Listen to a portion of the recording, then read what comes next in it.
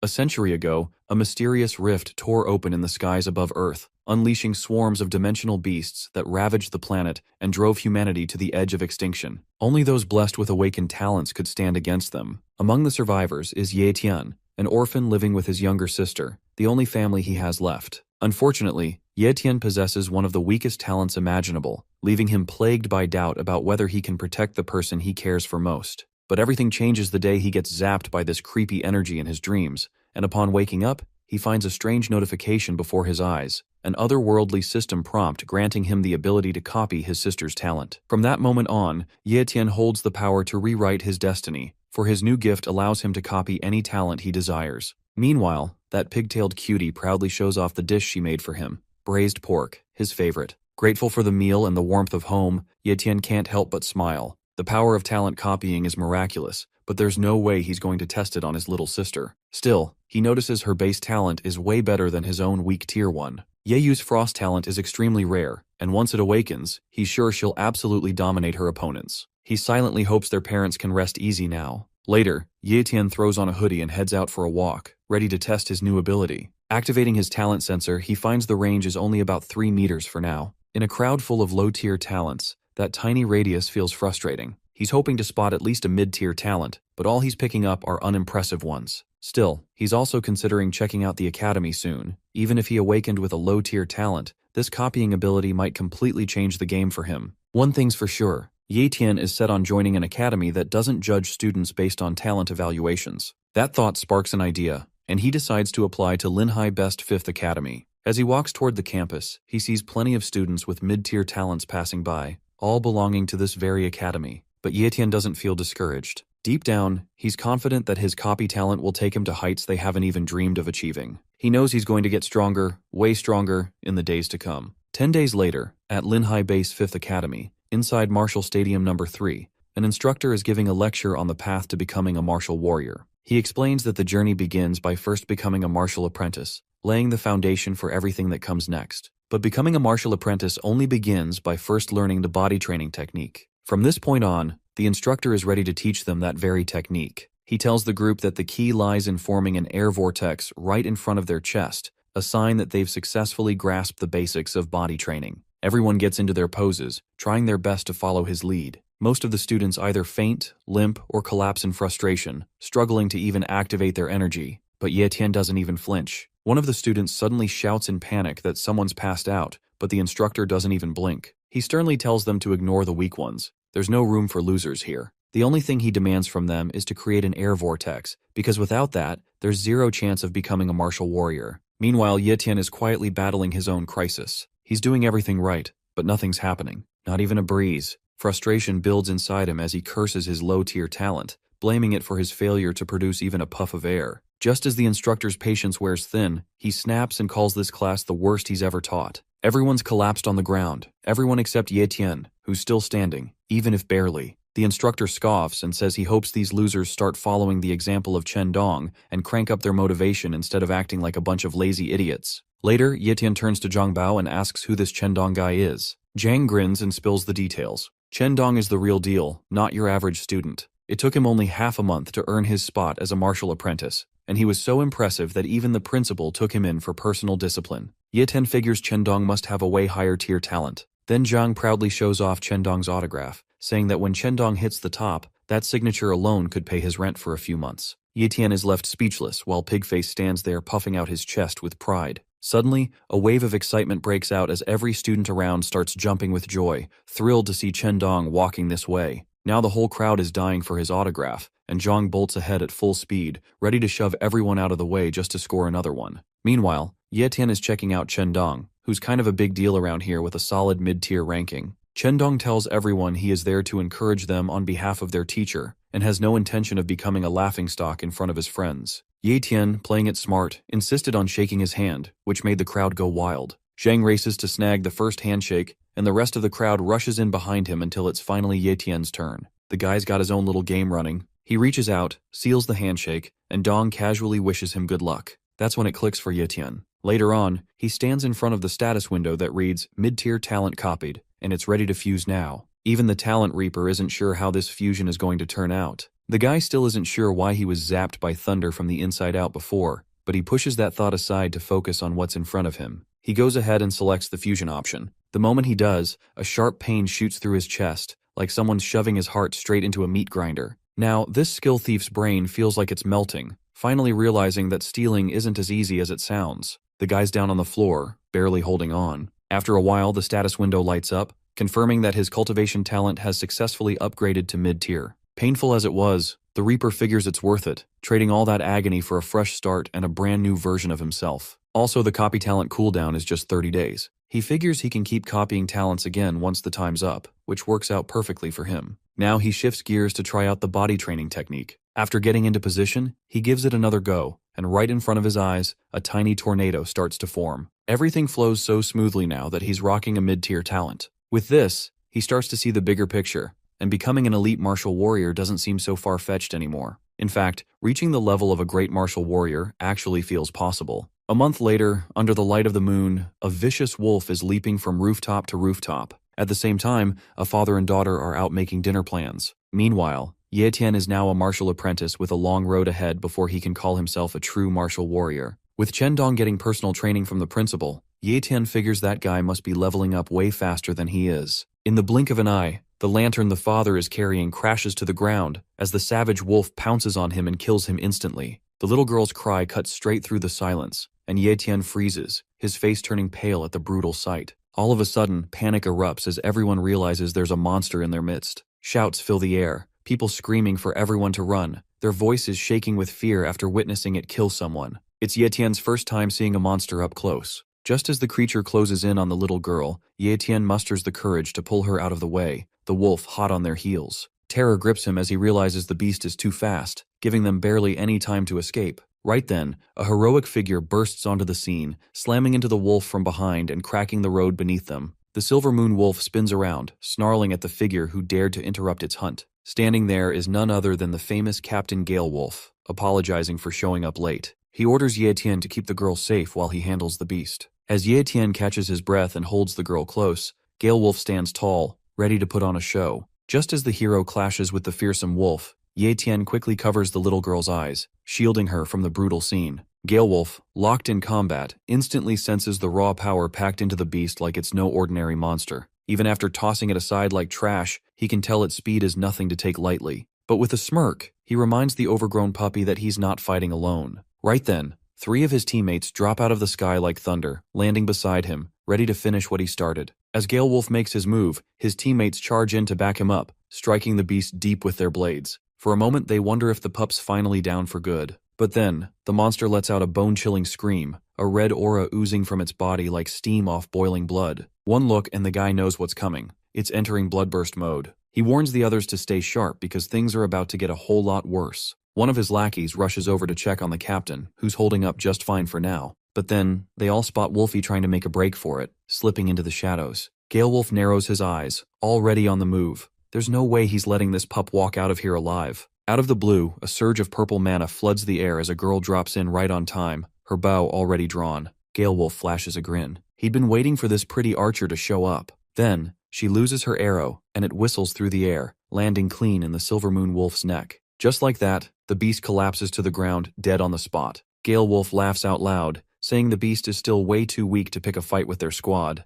Another teammate throws a nod of praise to the girl, calling her sniping skills top tier. Meanwhile, Ye Tian quietly checks the monster's status. The status window reveals the Silver Moon Wolf's traits, low-tier blood talent, and novice-tier speed talent. Nothing too impressive on paper, but in the hands of a creature like this, still dangerous enough to throw unprepared fighters into chaos. Even the little girl is left wide-eyed, her jaw dropping at the brutal sight of the wolf's supposed death. But just as things start to settle, Ye Tian catches a subtle movement. One of the wolf's paws is twitching. Something's not right. While the lackeys are cooling off, celebrating in their little victory bubble, and grumbling about how speed-type monsters are always a pain to deal with, they're already making drink plans like it's all over. That's when Gale Wolf's instincts kick in. He senses it. Something's off. Without wasting a second, he calls out to everyone that the monster's still alive. In a burst of rage, the Silver Moon Wolf rises to its feet, howling with fury. Its eyes burn with pure hatred, refusing to go down easily. Monsters like this don't understand defeat. They're terrifying in their tenacity, fighting until the last breath.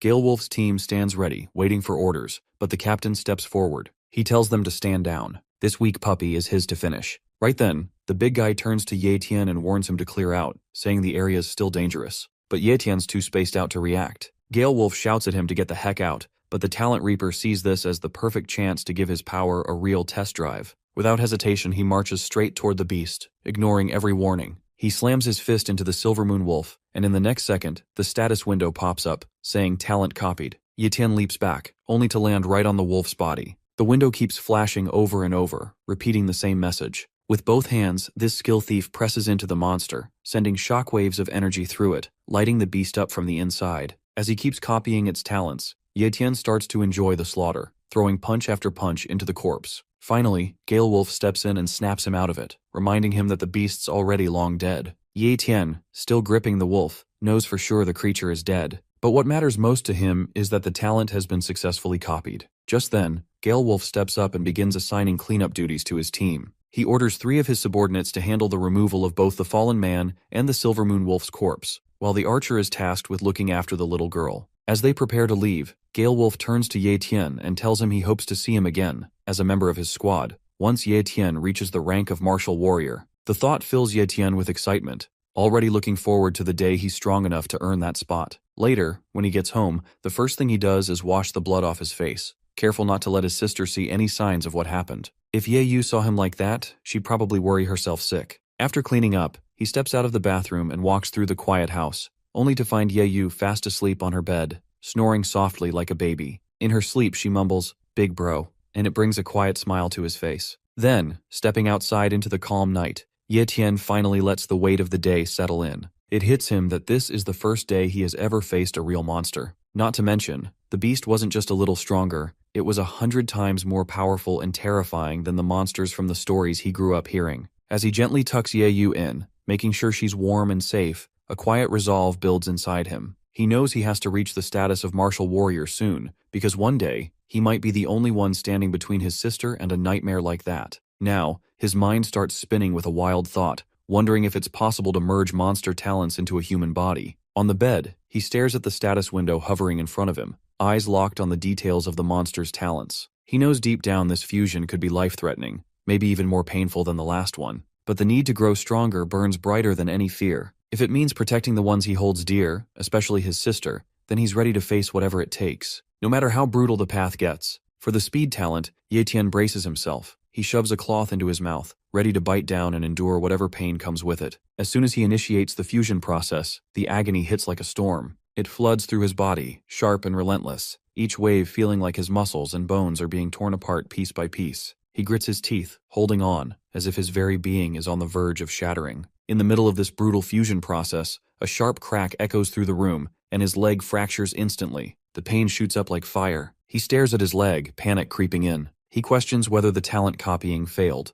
Doubt hits him hard, and for a second, he wonders if pushing his limits was a mistake after all. His head spins and his body feels like it's slipping away. This skill thief knows he's done for. The thought of calling out to Ye Yu crosses his mind, but before he can even speak, the darkness swallows him whole. The next morning he wakes with a jolt, heart pounding, still shaken to the core. The first thing he does is check his leg and sees no fractures or bruises. Everything looks perfectly fine. He has no idea what happened during the night, but whatever it was, it gave him a serious upgrade. His body feels lighter. He quickly pulls up the status window. It confirms everything. Ye Tian, holding a mid-tier cultivation talent, now also has a novice-tier speed talent. The talent copying was a success. Later, in a grove at the 5th Academy, Ye Tian is all smiles, bounding through the forest like Tarzan, jumping off trees and landing with ease. He's bursting with energy, feeling like a brand new version of himself. As he tests out his new talent, a single leaf drifts down through the air, and with perfect timing, Ye Tian catches it without even trying. No doubt the swiftness of a Silver Moon Wolf is just awesome. After that, Ye Tian gets into a position to practice the body training technique. He figures his speed now might be on par with that of a martial warrior,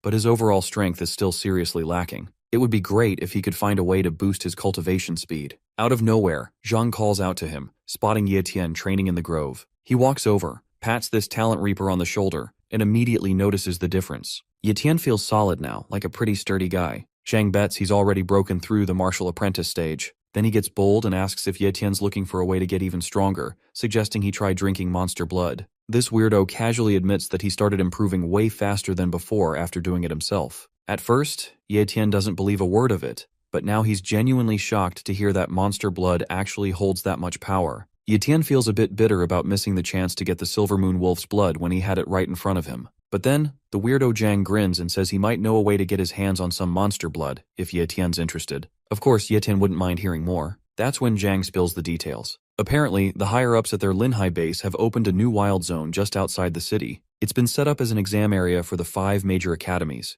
and the prize for passing the exam is none other than monster blood. Ye Tian asks about the danger level of this wild zone, and Zhang casually says it's pretty low. Most of the monsters have already been cleared out, except for a few leftover descendants, the weaker ones. Ye Tian figures it's worth a try. Zhang immediately tries to rope Ye Tian into joining his squad for the exam. Ye Tian's face goes blank, practically frozen, like he's been hit with a facial paralysis spell, clearly having a hard time accepting the offer. Zhang whines that he only shared this top-secret info because they're good friends. Ye Tian apologizes but says he'll join up next time. Zhang calls him cold-hearted for turning him down like that. But in truth, Ye Tian just finds teaming up too risky. His ability is still a secret, and revealing it could put everything at stake. He figures it's safer to handle things alone. This talent reaper is fired up and more determined than ever to break through, get his hands on that monster blood, and finally reach the rank of martial warrior. 1 month later, at the 5th Academy's main office, the professor demands to know if someone leaked the intel, since Tian signed up even without receiving the exam invitation. Hesitantly, Tian explains the situation. He's already a martial apprentice, so he's qualified enough to register. Frustrated, the professor tosses a life responsibility agreement at him.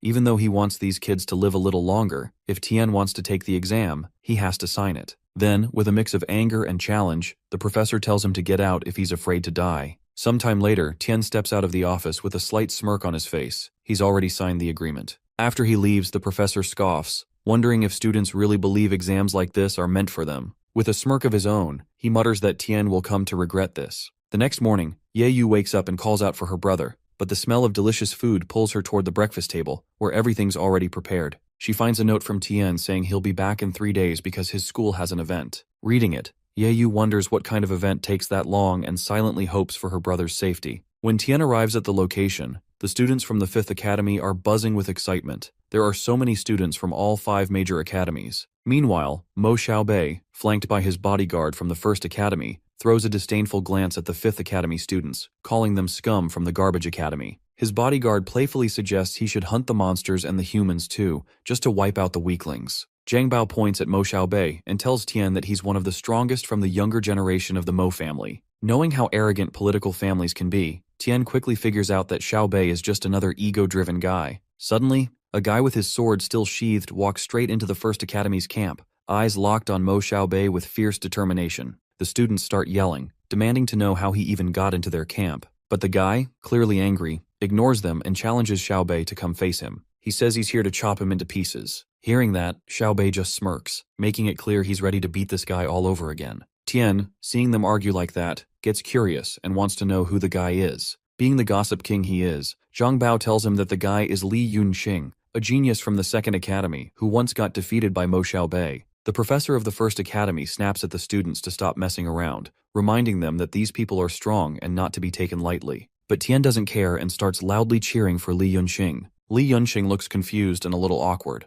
wondering who this random guy is and why he's cheering for him when they don't even know each other. Just then, the authorities find out that 2 rivals are about to fight, and an announcement goes out warning that anyone who starts a fight outside the wild zone will be disqualified from the exams. With no choice left, Li Yunxing walks away from the 1st Academy's camp, but not before vowing that he won't let his rival go once they're inside the wild zone. Xiaobei just laughs and says nothing, clearly amused. On the other hand, Li Yunxing walks up to Tian, praising him for having the guts to cheer him on and asking for his name. When Tian introduces himself, he also takes the chance to observe Li Yunxing's talents, noticing that he has a low-tier cultivation talent and a mid-tier sword talent, which Tian finds pretty decent. Tian, extending his hand, offers a friendly gesture of support, encouraging Li Yunxing to give it his all and aim to surpass Mo Xiaobei in the upcoming Wild Zone exam. Li Yunxing, surprised, shakes his hand and wishes him luck too. What Li Yunxing doesn't know is that it was actually a clever move by Tian, who used the handshake to secretly copy Li Yunxing's sword talent.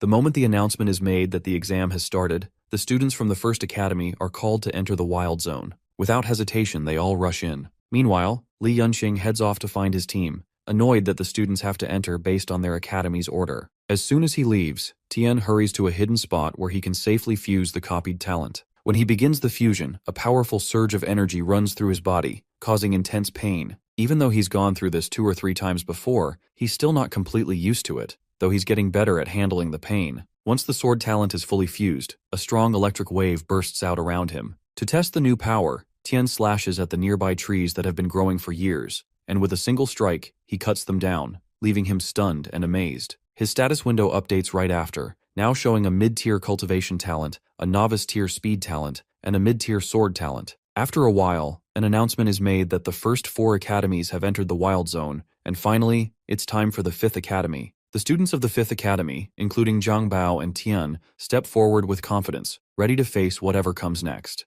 Upon entering the Wild Zone, all the students scatter in different directions. Tian moves alone along a path, staying alert and cautious. Suddenly, he senses something trailing behind him. Without wasting a second, he spins around and sees a giant snake rushing toward him. Tian leaps high into the air and in the blink of an eye, strikes the monster down with his sword. The snake crashes to the ground lifeless. As proof of his kill, Tian takes one of its eyeballs and earns his first point. After the fight, Tian realizes these beasts are relatively weak, but according to the exam rules, the more beasts a student kills, the higher their rank will be. Determined to reach the top, Tian makes up his mind to secure first place no matter what. The reward for the top scorer includes 3 mid-tier beast bloods and 100,000 yuan, which is no small prize. Tian knows he has a long road ahead, and to earn these rewards, he must keep hunting. Using his speed talent, he starts jumping from one building to another, pushing forward to find more beasts. That's when he spots his friend Zhang trapped and surrounded by a horde of monsters. Zhang is frozen with fear, trembling and calling for help, completely unable to defend himself. As one of the flanged wolves lunges at him, Tian reacts instantly. He grabs a bow, fires an arrow, and kills the beast with precision.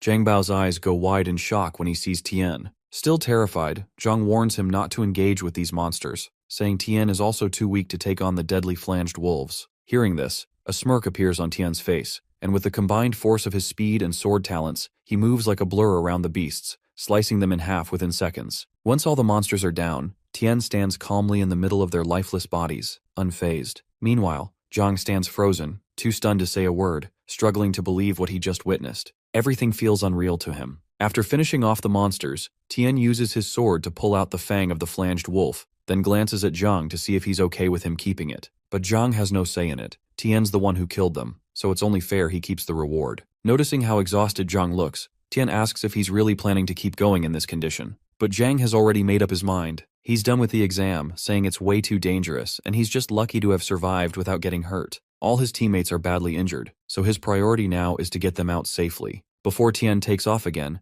Zhang warns him about a rumor going around, the presence of a pseudo-beast in the Wild Zone. Tian doesn't know anything about it, so Zhang explains that he heard a group from the First Academy is hunting a giant spotted snake over 10 meters long. It's not just any snake, it's a pseudo-beast, much stronger and rarer than the usual monsters. Taking it down is worth 500 points, which might be the highest score available. As soon as he hears that, Tian pressures Zhang into telling him the beast's location. Reluctantly, Zhang says it's in the southeast. Without wasting a moment, Tian darts off in that direction, knowing that if he manages to get those 500 points, first place will be his for sure. As Tian reaches the southeast, he spots students in First Academy uniforms lying injured or dead on the ground. He, scanning the area, notices a massive eruption taking place nearby. He follows the source and climbs onto a rooftop where he gets a clear view of a gigantic pseudo-beast wreaking havoc. Most of the First Academy students, including Mo Xiaobei, are engaged in battle with the monster, but it's obvious that the creature is completely out of control. Xiaobei is shouting orders, urging his team to bring the beast down and secure the 500 points. His bodyguard, closely observing the fight, notices that the beast is starting to tire and quickly informs Xiaobei that now would be the perfect time to strike. Just as they prepare to move in, the pseudo-beast, overwhelmed with fury, lets out a thunderous roar that sends shockwaves tearing through the ground. Mo Xiaobei, hearing the roar, swiftly kicks off the ground, deciding to take care of the rest. With a wicked smirk on his face, he lunges forward to deliver the blow to the monster with his sword. The next second, he stabs the blade into the pseudo-beast's head, blood immediately splattering out of it. Instantly, he gets a powerful blow from the monster's tail, causing him to be knocked off the monster's head. Xiaobei has fallen on the ground near a building, causing a huge dent in the wall. A few seconds later, he raises his head, rejoicing evident on his face, since the 500 points are his now. The pseudo-beast has finally collapsed on the ground. Seeing this from the roof of a nearby building, Ye Tian regrets being late. Meanwhile, Mo Xiaobei walks towards his bodyguard, who is bowing down in respect and congratulating his master on scoring 500 points. Xiaobei, being arrogant as usual, claims to have first place in exams now. However, instantly, the monster's skin color changes, and it opens its bloodshot eyes. Without wasting a second, it rises from the ground, roaring loudly. The students freak out, but the monster's anger is doubled now. It is causing the students harm. Xiaobei can't believe all his efforts ended up in vain. But before anyone can react further, the monster rises into the sky and escapes, leaving chaos and destruction behind. That's when Xiaobei realizes this wasn't just a pseudo-beast, it was a full-fledged monster. With that in mind, all the surviving students from the other academies, along with Xiaobei and his team, decide to go after it. Monsters are worth a massive 1,000 points, and none of them are willing to let that kind of opportunity slip away. Knowing their earlier attacks already weakened it, Xiaobei understands they need to catch it quickly before someone else finishes the job and claims the reward. If they don't, all their sacrifices and effort will mean nothing. Meanwhile, Ye Tian stands on the rooftop of a building, surrounded by a surge of powerful energy, a confident smile on his face. Thanks to the skills he copied, he knows he's faster than Xiaobei and the others, and he never expected a monster worth 1,000 points to show up so suddenly. Without wasting time, he decides to go all in, pushing his speed and power to the limit. His aura flares stronger than ever, and with unwavering determination in his eyes, he launches himself into the sky. In just a few seconds, he covers a huge distance, racing to catch up and track down the monster. Sometime later, the massive monster crawls toward a crumbling, rubbled building, leaving a trail of thick, purplish mucus behind as it tries to hide. At that exact moment, Ye Tian arrives at the scene, landing smoothly on the ground. He quickly notices that the first academy students haven't reached the area yet and spots the fresh mucus left by the monster. Without hesitation, he crouches down and touches it, trying to determine how recently the monster passed through. Following the trail, he moves toward the rubbled building and stops just outside, standing still as he senses the presence inside. A greedy smile spreads across his face at the thought of claiming 1,000 points all for himself. As Ye Tian carefully enters the building, he's immediately hit by the strong, pungent stench of the monster. Even though he knows it's close by, he walks forward without fear, his energy beginning to fill the space around him. As he scans the surroundings, his eyes suddenly widen in shock and a drop of cold sweat runs down his forehead. Right in front of him is the massive monster, its mouth wide open as it drinks some kind of liquid dripping from the ceiling. The source is a strange, shiny stone, and the liquid falling from it is clearly not ordinary water. Ye Tian wastes no time and pulls his sword from its sheath, smirking at the thought of earning those 1,000 points first and dealing with the strange liquid later. With burning determination in his eyes, he charges straight at the monster, but the beast senses him and instantly reacts. It leaps high into the air with unexpected speed, catching Ye Tian off guard. As Ye Tian tries to dodge, the monster slams its hand into the ground, sending out a powerful shockwave that throws him back hard. Still, he doesn't give up. He quickly grabs his bow and in the blink of an eye, draws 3 arrows and fires them at the monster. 2 of them hit the creature straight in the eyes, and blood immediately spurts out as the beast howls in pain and agony. He, grasping his sword tightly, rushes towards the monster again and strikes at the monster. The intensity of that stab is so powerful that Ye Tian's hands are shivering from its intensity. Running down the monster's body, he cuts the flesh of the monster with his sword alternately. The monster, writhing in pain, splashes his blood everywhere. Before the huge monster collapses on the ground, Ye Tian has already jumped off its body. As soon as the battle is over,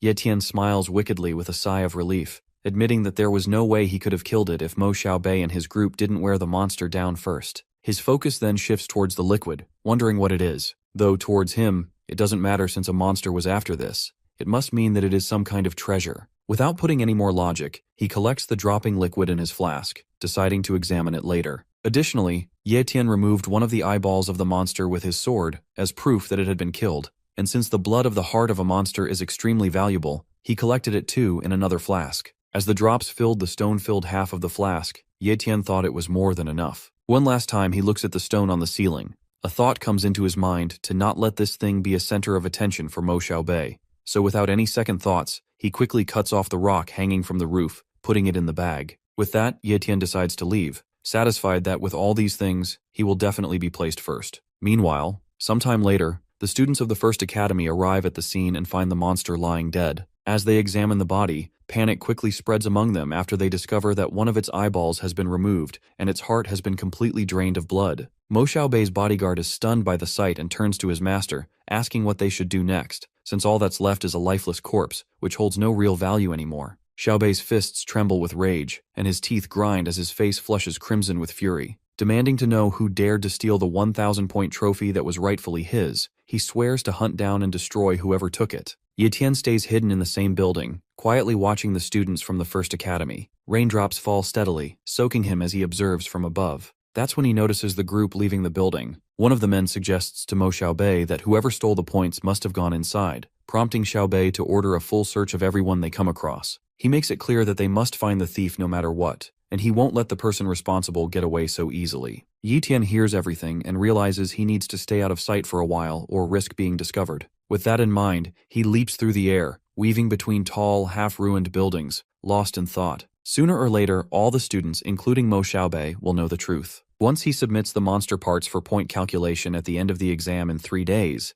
it will be clear that he was the one who defeated the monster worth 1,000 points. Until then, he decides to stay low and focus on getting even stronger. Just then, Ye Tian spots a place that looks safer for shelter and lands there. He opens his bag and studies the monster's blood, wondering how much stronger he might become by drinking it. Without a second thought, he gulps it down. The taste is absolutely disgusting, but for Ye Tian, gaining strength to protect his sister is worth any price. As he thinks about her, far away at her school, Ye Yu wonders how her brother is doing. Back with Ye Tian, a powerful surge of energy surrounds him, and his cultivation speed begins to rise almost 4 times faster than normal. That's when he realizes why Chendong and the others were growing stronger so quickly. With just 2.5 days left, he knows he must cultivate as hard as he can. 3 days later, the examiner from the academy starts recording everyone's points. Li Yunxing steps up confidently, a proud look on his face, and asks the examiner to announce his score. He has 195 points, which he considers a solid result. Many students are impressed, nodding in approval, until Mo Xiaobei and his bodyguard arrive. With a smug grin, Xiaobei mocks the others for celebrating such low scores.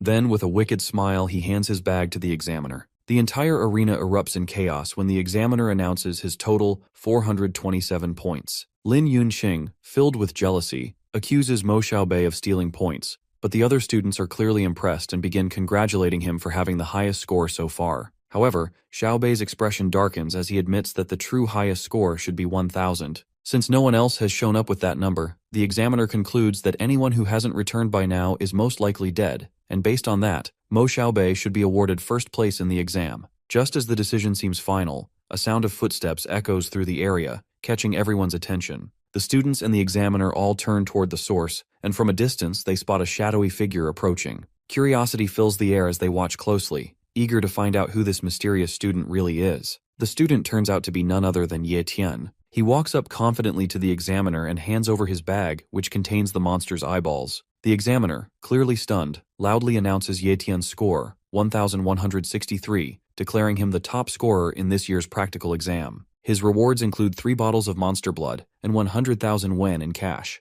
Ye Tian's friends cheer for him with excitement, while Li Yunxing stands there in disbelief, wondering how this kid managed to pull off such a victory. Meanwhile, Mo Xiaobei grits his teeth, realizing he has been publicly overshadowed. What stings even more is finding out the person who beat him is from the 5th Academy. With quiet fury in his eyes, he signals his bodyguard to dig up everything there is to know about Ye Tian. Despite the tension, Zhang Bao beams with pride, flexing in front of the 1st Academy students and bragging that his friend just did something legendary. On the other hand, the professor of the 5th Academy doesn't share the same joy. He looks concerned, knowing Ye Tian has now offended a family as powerful as the Mo clan, and fears that this victory might cost him his life. Later on, the top 3 participants, Ye Tian, Xiaobei, and Lin Yunxing, finish getting their photos taken, officially marking the end of the practical examination, followed by the prize distribution. As they stand together on the podium, Xiaobei throws a backhanded compliment at Ye Tian, praising him for having the guts to steal from him. But before the tension escalates, Lin Yunxing steps in and defends Ye Tian, pointing out that just like Xiaobei, Ye Tian earned his points through his own skill. Still clinging to his pride, Xiaobei claims he's the strongest,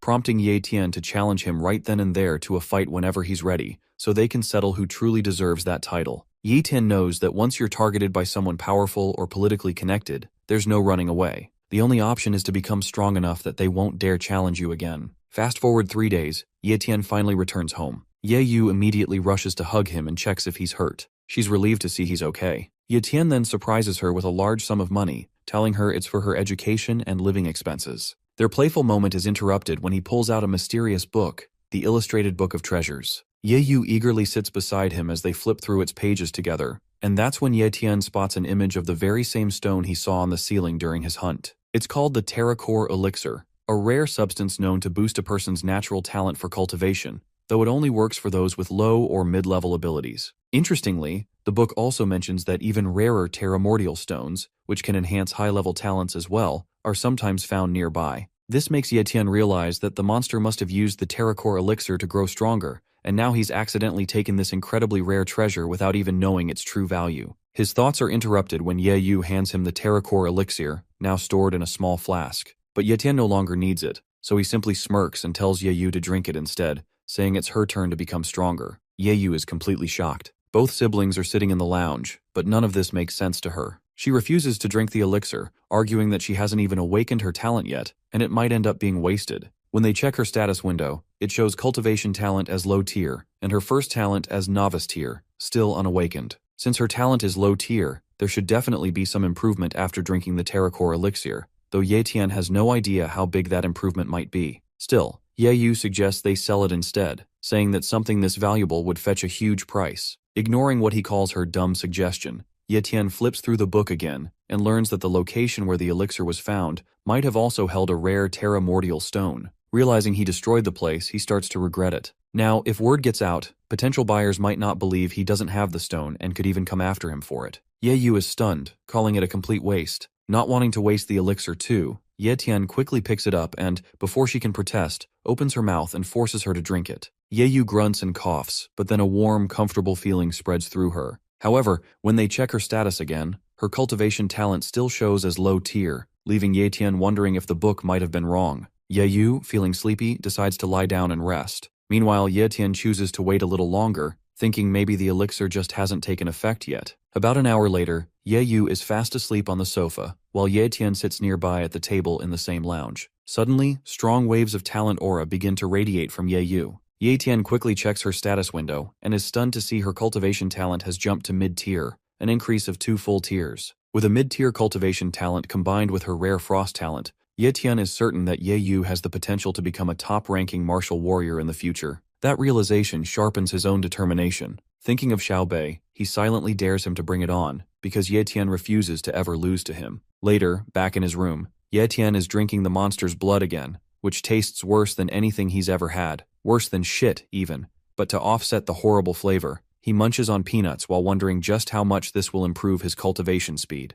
To his surprise, the speed is now increasing at 8 times the normal rate. He's amazed at how effective mid-rank monster blood really is. If he had enough of it, he's confident he could break through to the martial warrior realm within a month. Unfortunately, he only has 2 bottles left, which leaves him wondering what his next move should be. 10 days later, deep in the woods of the 5th Academy, Ye Tian is calmly meditating, his powers quietly circulating, when Zhang Bao comes rushing toward him in a panic. Out of breath and full of fear, Zhang tells him that Mo Xiaobei has gone into seclusion and is trying to break through to the martial warrior realm. Zhang is shocked to see that Ye Tian doesn't even flinch. Instead of being worried, Ye Tian actually feels disappointed that Xiaobei hasn't challenged him yet. He already looked into Xiaobei's talent and knows that his cultivation is mid-tier as well, so it'll likely take him about a month to make the breakthrough. Zhang tries to make him see how serious this is, reminding him that Xiaobei comes from a wealthy and powerful family, and that just 3 bottles of monster blood won't be enough to beat someone like that. Getting dramatic, Zhang promises to collect Ye Tian's corpse as a loyal friend, and even vows to take good care of Ye Yu.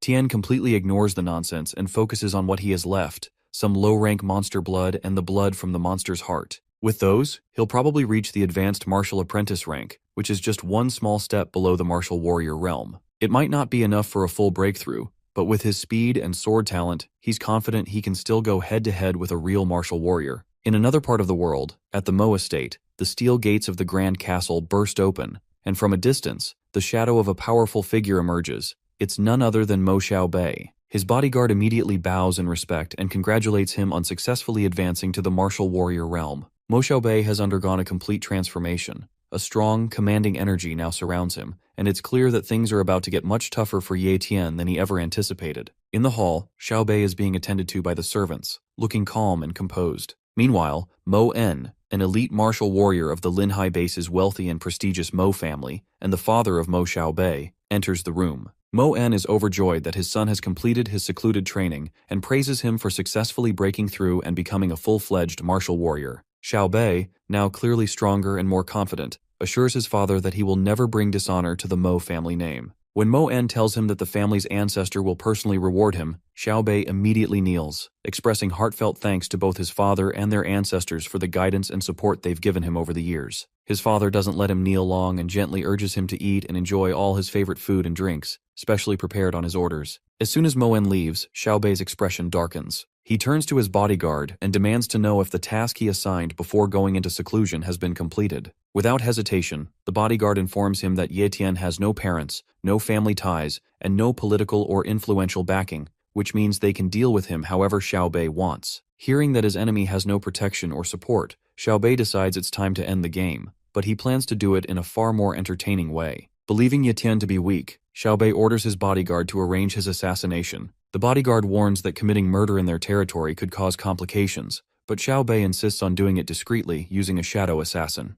Although the bodyguard hesitates, noting that hiring a shadow assassin would cost at least 1,000,000 yuan and might not be worth it, Xiao Bei explains his reasoning. In Linhai Base, only a few powerful families hold control, while everyone else lives like slaves. When poor commoners show signs of talent, the elite act quickly to eliminate them and maintain their grip on power. Meanwhile, deep in the forest of the 5th Academy, Ye Tian has been training for hours, his body surrounded by a strong aura. When he senses the rain approaching, he decides to head home. As he walks through the pouring rain, he suddenly feels a presence nearby and checks the status window. It's someone named Li Kun, possessing a shadow talent. Before Tian can fully process what's happening, Li Kun leaps from a nearby rooftop and attacks him with a sword. Tian narrowly dodges the strike and demands to know who he is. Li Kun grins with a sinister edge and makes it clear that he's there to kill him. Li Kun's eyes are bloodshot, and a red dagger is clenched between his teeth. His terrifying appearance sends Ye Tian's thoughts racing as he tries to make sense of the situation. At first, he suspects this could be an assassin sent by Mo Xiao Bei, but that doesn't quite add up. Xiao Bei is already strong enough to face him openly, so why would someone with that kind of power resort to a sneak attack? The confusion lingers in his mind, but he doesn't have time to dwell on it. Li Kun suddenly leaps high into the air, dagger pointed forward, ready to strike. Ye Tian quickly raises his sword to block the attack and then jumps back, only to realize that Li Kun has vanished. That's when he understands the nature of the shadow talent. It grants the ability to turn invisible. As Ye Tian turns around, Li Kun reappears right behind him, blade aimed at the back of his head, but thanks to his speed skill, Tian narrowly dodges the strike. The failed sneak attack frustrates Li Kun, who clearly didn't expect someone at Ye Tian's level to be this fast. Tian decides it's time to stop playing defense and flips the situation. With a wicked grin, he lunges forward and swings his weapon at Li Kun, but once again, the assassin disappears. This kind of talent would be difficult for an ordinary martial artist to handle, but against Ye Tian, tricks like these are completely useless. In the middle of a narrow alley, Ye Tian stands still, focused entirely on sensing his opponent. The moment he feels a shift in energy, he swiftly swings his sword, sending Li Kun's body flying through the air. Blood gushes from Li Kun's mouth as he crashes to the ground, stunned and disbelieving. He can't comprehend how Ye Tian, who isn't even an elite martial warrior, could see through his shadow talent. Driven by curiosity and desperation, he demands an explanation. But Ye Tian remains calm, slowly walking toward him, and instead of answering, turns the question back on him, saying that if Li Kun really wants to know, he must first reveal his own identity. Smirking, Li Kun tries to reach for his weapon and taunts that he'll only reveal the answer when Tian is taking his last breath. In a flash, he attacks again. Ye Tian leaps into the air to dodge the strike, and the moment his feet touch the ground, he launches forward with incredible speed, piercing his sword straight through Li Kun's body. Standing behind him, Ye Tian demands once more to know who hired him. With a dying laugh, Li Kun praises Tian as the strongest martial artist he's ever fought, and with his final breath, he confesses that it was Mo Xiao Bei. Tian crouches beside the fallen body, reaching toward the streams of dark energy leaking out, and copies Li Kun's shadow talent. As the power transfers, a surge of energy rushes through Ye Tian's body, and his status window confirms the successful copy. Now, it shows a mid-tier cultivation talent and blade talent, with both his speed and shadow talents ranked at the novice tier. Rain continues to pour from the sky,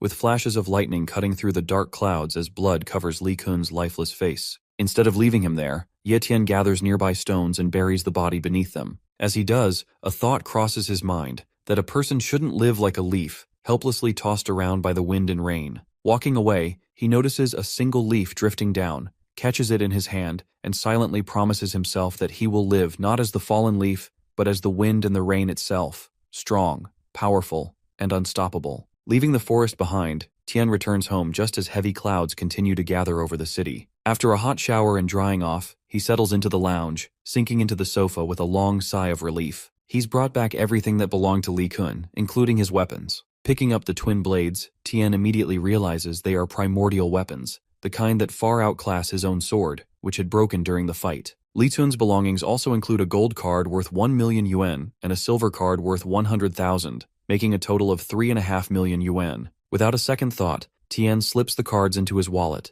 grinning at the idea of using the money Xiao Bei spent to kill him for his own benefit. Among the items, he also finds a book titled Shadow Blade, a bronze-rank blade skill, and with a gleam in his eye, he adds it to his growing arsenal. Upon opening the book, Tian is thrilled to find exactly what he needs, knowing that blade skills can help him fully unleash the potential of his blade talent. Without wasting time, he heads to his bedroom, grinning as he slams the door shut and sits on the bed to begin learning. He opens the first chapter of the skill book, ready to dive into training, but reality suddenly strikes him. A wave of panic hits as he realizes Ye Yu isn't home yet. Fear creeps in, and Tian bolts back to the living room, his mind racing. If Mo Xiaobei had enough information to send an assassin after him, then it's possible Ye Yu is in danger too. Without a second thought, Tian leaps from the balcony, dashing from rooftop to rooftop, his heart pounding with worry as he prays for his sister's safety. When he arrives at a regular middle school in the downtown area, he lands in the schoolyard and starts searching frantically. Even though he knows this is an ordinary school where martial warriors aren't allowed to cause trouble or harm students,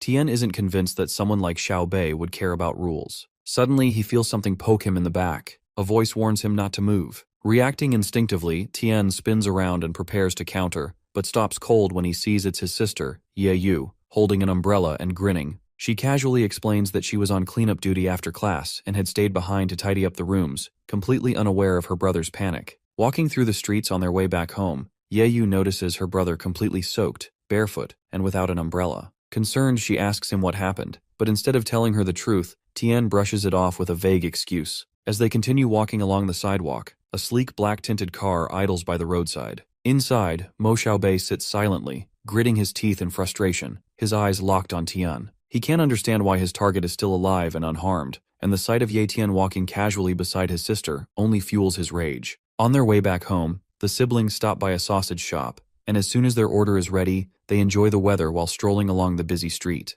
Tian casually asks Ye Yu what she'd like for dinner, mentioning that he'll be cooking tonight. After thinking for a moment, she requests his signature dish, boiled meat slices. Meanwhile, the same black-tinted car from earlier is still following them, but this time Tian notices it and realizes they're being stalked. Without letting Ye Yu suspect anything, they safely return to their apartment, though Tian keeps an eye on the car still parked outside. Inside, Ye Yu calls him to help set the table for dinner. 3 days pass, the sky's clear, but the stalking continues. Ye Yu is back in class, fully focused on her studies, while Tian watches over her from a nearby rooftop, determined to protect her. That same black-tinted car is parked outside her school, and the thought of his enemy targeting his sister fills him with anger. When the car finally drives away, Tian immediately decides to follow it, hoping it will lead him to some answers. Summoning magic around himself, Tian leaps swiftly from one building to another and arrives at the location where the black car has stopped near a construction site. Landing quietly on top of a construction crane for a better view, he watches as someone steps out of the car and walks into the building. When Tian gets a proper look, he immediately recognizes the man as his enemy. Inside the building, blood stains the floor as a bouncer mercilessly beats a man who lies there begging for mercy, saying he has no money to repay Xiao Bei, but promises to return it once he collects enough. He pleads desperately, asking Xiao Bei to let him go. Sitting casually against the wall, Xiao Bei coldly threatens to double the debt if it's not paid today, reminding the man that borrowing his money comes at a heavy cost. The man kneels, explaining that the interest is unbearable, and he has elderly parents and children to care for, so he truly can't pay today. Before Xiao Bei can respond, his main bodyguard walks in, and Xiao Bei immediately demands news about the shadow assassin. The bodyguard reports that the assassin has disappeared, though he will try to reach him through another contact. Hearing this, Tian now has full confirmation that Xiao Bei was behind the assassination attempt. Meanwhile, Xiao Bei's frustration boils over, and he kicks the poor man until he dies. Showing no remorse, he orders one of his men to dispose of the body. He then asks his bodyguard if he has figured out how to deal with Tian's sister. Bowing his head slightly, the bodyguard informs him that he plans to hand the task to a friend who has just been released from prison. As Xiao Bei walks toward the bodyguard, his frustration boils over. He admits that trusting others was his mistake, and now he'll handle everything himself. Without another word, he throws a punch that knocks the bodyguard to the ground instantly, coldly calling it punishment for failing his duty. Seizing the moment, Tian summons his primordial weapon and launches himself forward to strike Xiao Bei from behind. Just in time, Xiao Bei turns around, and for a split second, fear flashes across his face. A streak of the blade slices through the air. Although Xiaobei dodges slightly to the side, blood bursts from the cut as Tian's blade finds its mark. Tian stands firm, a wicked grin stretching across his face. The body hits the ground, and the remaining guards gather around in shock, realizing their master has been killed. Frowning, Xiaobei's closest bodyguard assumes the killer used the shadow assassin's skill to hide the body and suspects it might be Li Kun. But after a brief moment of eerie silence, Ye Tian steps out from the shadows, his blades spread wide. As soon as they see him, most of the bodyguards flee in fear, leaving only the main one behind. He stands his ground and confronts Tian, demanding to know how he got the shadow talent. Tian doesn't answer and keeps walking toward him. The man yells louder, insisting he's looked into Tian's background and knows he's just low-tier trash. He demands again to know how someone like him could take down the young master with a single strike, and where Li Kun is. Ignoring every word, Tian leaps into the air and slashes down with precision, slicing the man's throat with ease. Calmly, he wipes the blood from his blades using a handkerchief marked with the shadow assassin's symbol and tosses it onto the bodies. Before walking away, he glances back and says coldly that he's not some clueless sheep they can slaughter,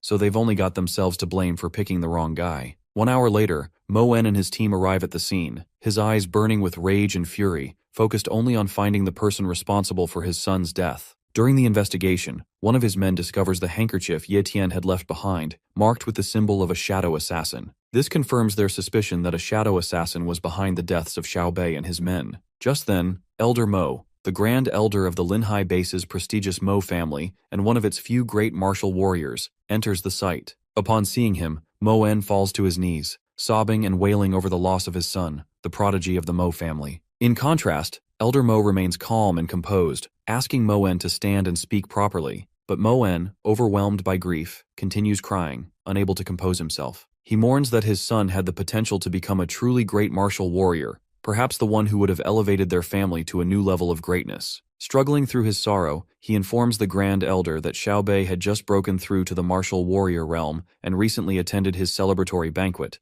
only to meet such a brutal end. The Grand Elder agrees that Xiaobei had immense potential and could have become the second great martial warrior in the family after him, acknowledging that this tragedy has completely shifted the course of their family's future. That being said, Mo En hands the Grand Elder the handkerchief found at the crime scene, begging him not to let his son's murder go in vain and to avenge Xiaobei. As the Grand Elder examines the handkerchief, he immediately recognizes that it belongs to a shadow assassin and assumes that one of the families who hold grudges against them must be behind it, as only they would have the means and motive to discreetly hire such a dangerous killer to eliminate someone so influential. However, as he lifts the handkerchief for a closer look, his eyes narrow in surprise, he spots faint traces of iron fang, a detail that instantly startles him. Back at school, Zhang Bao is ranting to Tian about the strength of the Iron Fang base, which is evidently stronger than their Linhai base. He briefly explains that the Mo family's Grand Elder suspects there are families in the Linhai base secretly colluding with the Iron Fang base, possibly aiming to eliminate the younger generation's elites, and then take over the entire Linhai base. Lowering his voice, Zhang Bao adds that he even heard Mo Xiaobei was killed right after breaking through to the martial warrior realm. Hearing this, Tian keeps a calm expression, hiding the grin that threatens to appear, relieved that no one is suspecting him of the crime. At the same time, Zhang calls Tian lucky for not getting killed, since Xiaobei had planned to take care of him once he became a martial warrior. Silently listening, Tian falls into thought, remembering that he was the one who planted Li Kun's handkerchief at the crime scene, the one marked with the word shadow, to steer suspicion away from himself. But he never expected the Grand Elder to find the Iron Fang base's symbol on that same piece of cloth. Now Tian isn't sure if he accidentally exposed a hidden plot from Iron Fang or if the old man is twisting things for his own political gain. The next morning at 4, Tian wakes up and gets ready for training. Just as he's about to leave, his sister Ye Yu stops him, worried and asking where he's going so early. Tian tells her he's heading to the Wild Zone to train. He needs to grow stronger as quickly as possible. Ye Yu frowns, upset that he just returned a few days ago and is already leaving again. Before he can step out, she runs up and hugs him from behind, and Tian gently promises that he'll be back soon. Upon arriving at the Wild Zone, Tian scans the area carefully. Rumors say that high-level monsters roam here, but with his current strength, he knows better than to venture too deep. For now, he sticks to the outer edge, where the lower-level monsters lurk, playing it safe while still pushing himself to grow stronger. With a determined grin, Tian tells himself that this time, he'll become a martial warrior no matter what. Just as he begins his hunt, the ground suddenly starts to shake, and panic flashes across his face as he wonders if it's an earthquake. But when he turns around, he spots the source, an armored ox with a weak-tier bloodline talent and a low-tier defense talent. Tian studies its status window and hums to himself, calmly analyzing the situation and wondering whether the monster has seen him. The answer comes quickly as the ox charges straight at him. Instead of dodging or retreating, Tian tosses his bag to the ground and lunges forward to meet it head-on. Leaping into the air, he summons his primordial dagger and strikes, but the monster activates its defense talent, creating a shield around itself that blocks the attack from all sides. The ox roars, sending out a powerful shockwave that blasts Tian backward and slams him into a nearby rock. Despite the hit, Tian stands up with a wicked smile, praising the monster's talent and declaring that it will soon be his. Holding both primordial daggers, he moves forward again with confidence while the monster waits in place, roaring with intensity as it prepares for the next strike. The monster struck the ground with its hoof, its eyes burning with red fire as it opened its mouth and charged forward. Raising his dagger, Tian smirked and vowed to himself that he would make the low-tier defense talent his. Without hesitation, he lunged forward and leapt onto the ox's massive body. Once above its head, Tian recalled that most monsters tend to have the same weak spot. Gripping his weapons tightly, he drove the daggers into the protective field around the ox. He poured all his strength into breaking through, but the barrier held firm. Then, his dagger struck the same point again, and a crack appeared in the shield, but the dagger shattered in the process. Tian hadn't expected a monster with a low-tier defense talent to be this tough. Just as he refocused on the ox, it swung its fist and sent him flying. Gritting his teeth, Tian tried to regain control, but he was hurled into a cluster of rocks, raising a cloud of dust around him. Still, he refused to give up. Clutching his other dagger, he stood up with even more determination to claim the talent. The more pain he felt, the more he desired the ability. Suddenly, a notification popped up in front of him, revealing that the talent copying cooldown was 16 days. Ignoring the detail for now, Tian picked up one of the broken daggers and reflected. Judging by its abilities, the armored ox should fall somewhere between the silver moon wolf and the viper. Since the ox had a large body, if he could pinpoint its weak spot and launch precise surprise attacks, he knew he still had a real shot at victory. Using the shadow talent, Tian darts forward, circling the monster several times. The tip of his dagger strikes the protective barrier repeatedly, but it still can't pierce through. While the shadow talent is working in his favor, keeping the monster unaware of his attacks, his blade talent is proving useless against the solid defense shield. Frustration boils inside him as he struggles to find any weak spot. He starts to wonder if this defense talent has any gaps at all, but after a closer look he notices something. The barrier appears noticeably thinner around the monster's butt. Scratching his cheek and a little unsure, Tian mutters to himself that maybe this is the weak point.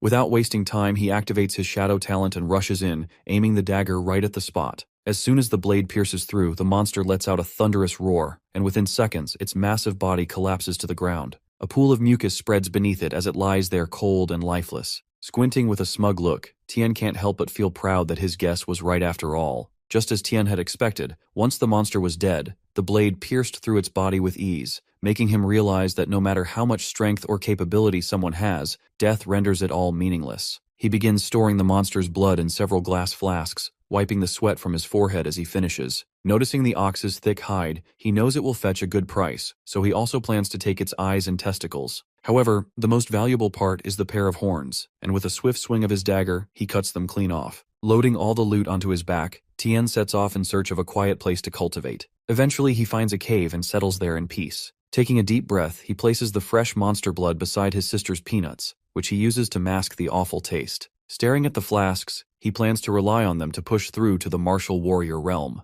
Picking up one of the bottles, he gulps down the blood and quickly chews peanuts afterward. Instantly, a powerful wave of energy surrounds him, and his cultivation begins. 20 days later, inside the cave, Tian lets out a long breath, but then his eyes suddenly ignite with blue flames, and a piercing scream bursts from his mouth as lightning surges through the entire cave. The ground outside shakes from the aftershocks of his transformation. Two girls stand near the cave. One of them, wearing a red cloak, finds it amusing that someone would choose to break through to the martial warrior realm in such a barren and isolated place. Meanwhile, the other girl, dressed in a black cloak with the martial pavilion symbol on it, remains quiet but offers a faint smile, clearly intrigued by what she's sensing. Back inside the cave, Tian feels a powerful surge of energy and instantly recognizes it as the martial warrior realm. His mind quickly shifts to the armored ox he defeated, remembering that the talent copying cooldown was 16 days and realizing it has now been 20. He rushes back to the spot where he left the ox, hoping to copy its defense talent. However, upon arrival, he finds only the skeleton remains, making it impossible to copy the talent. Frustrated, he regrets cutting the monster into so many pieces. On the other side, the red-cloaked girl wonders if Tian might have been the one who killed the monster. The girl in black shakes her head and disagrees, pointing out that the creature had been dead for days, while Tian only just broke through to the martial warrior realm. She adds that it would have been impossible for a martial apprentice to defeat such a monster,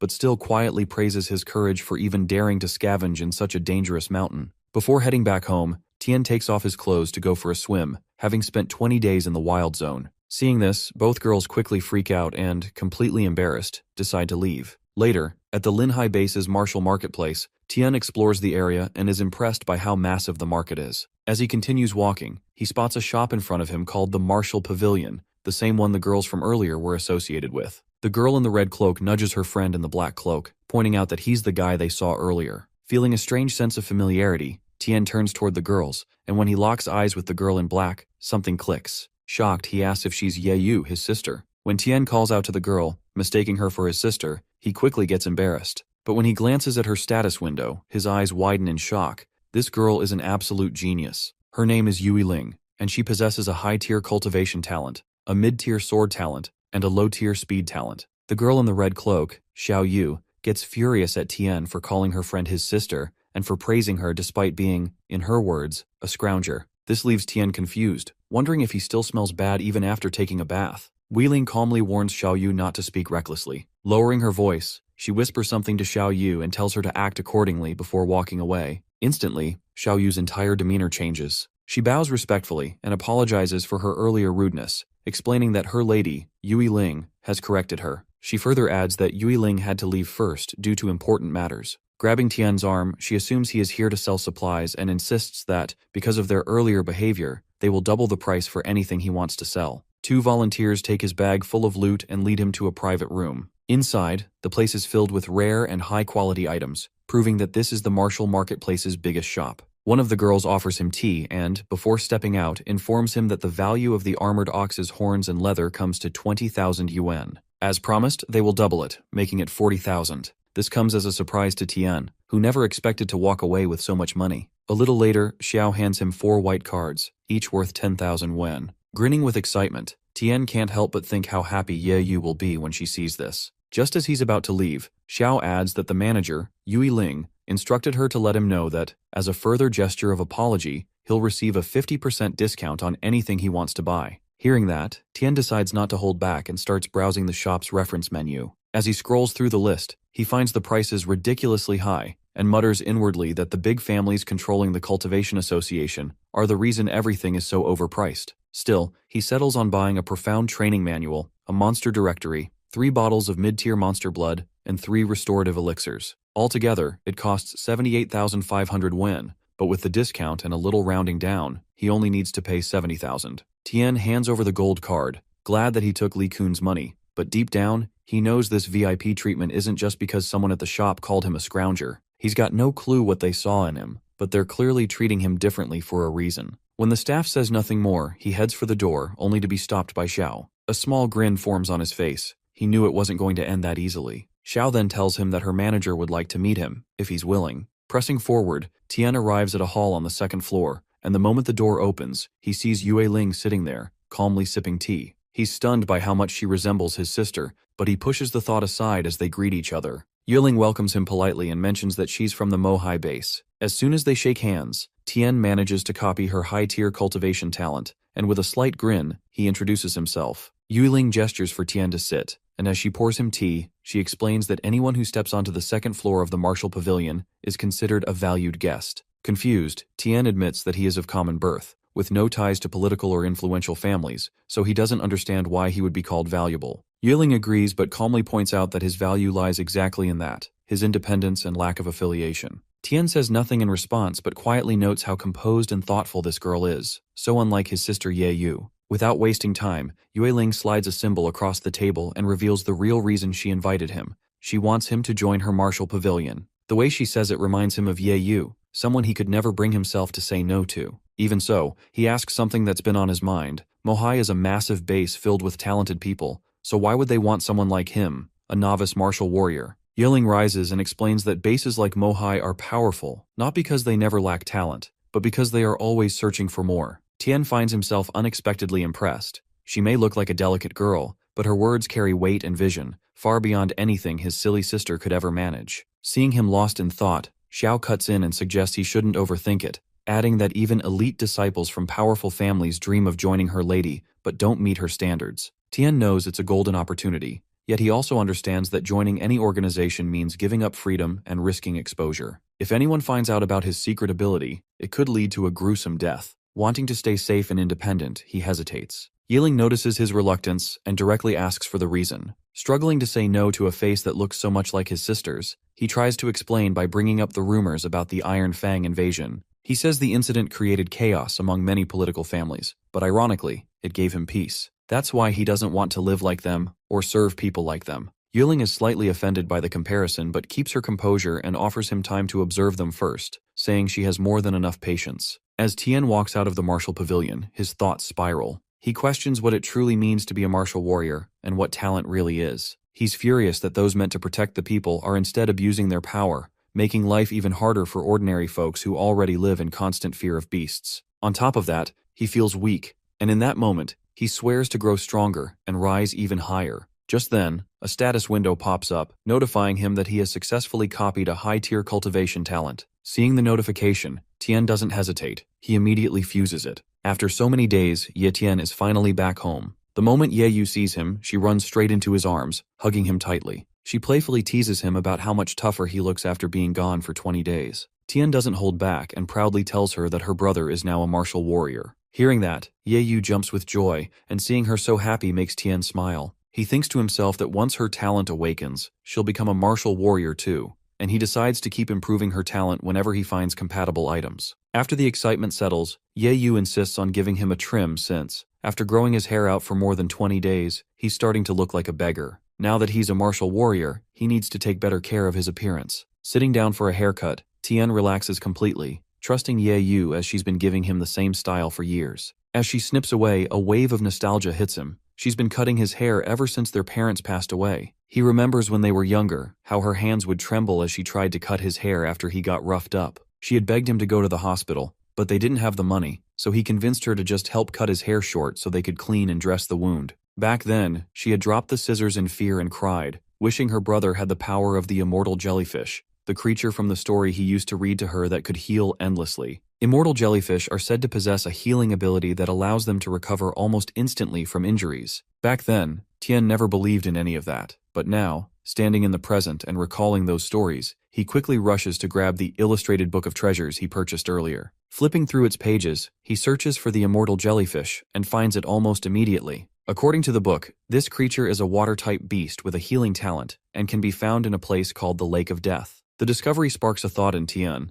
If he can copy this healing talent, he would no longer need to worry about getting injured, and Ye Yu would finally be able to stop worrying about him. Curious, Ye Yu peeks into the book and is stunned to see the same creature from the stories of their childhood, shocked that those tales weren't just made up. Still, she pulls Tien back in front of the mirror to finish his haircut. Later that evening, Tien is in his room reading, testing a new body training technique designed specifically for martial warriors. The method progresses in stages. At the novice level, it strengthens the skin, mid-level targets the muscles, and late stage reinforces the bones. Trying it out, Tien quickly realizes that this new technique absorbs energy much faster than his old methods. Eager to amplify his progress, he decides to drink a bottle of mid-tier beast blood. The moment he does, the absorption rate triples. Seeing this improvement, he decides to continue cultivating at home and plans to head to the Lake of Death as soon as the cooldown period ends. Since his talent copying cooldown time is 30 days, Tien smirks maliciously, already planning his next move, to find the immortal jellyfish and copy its healing talent.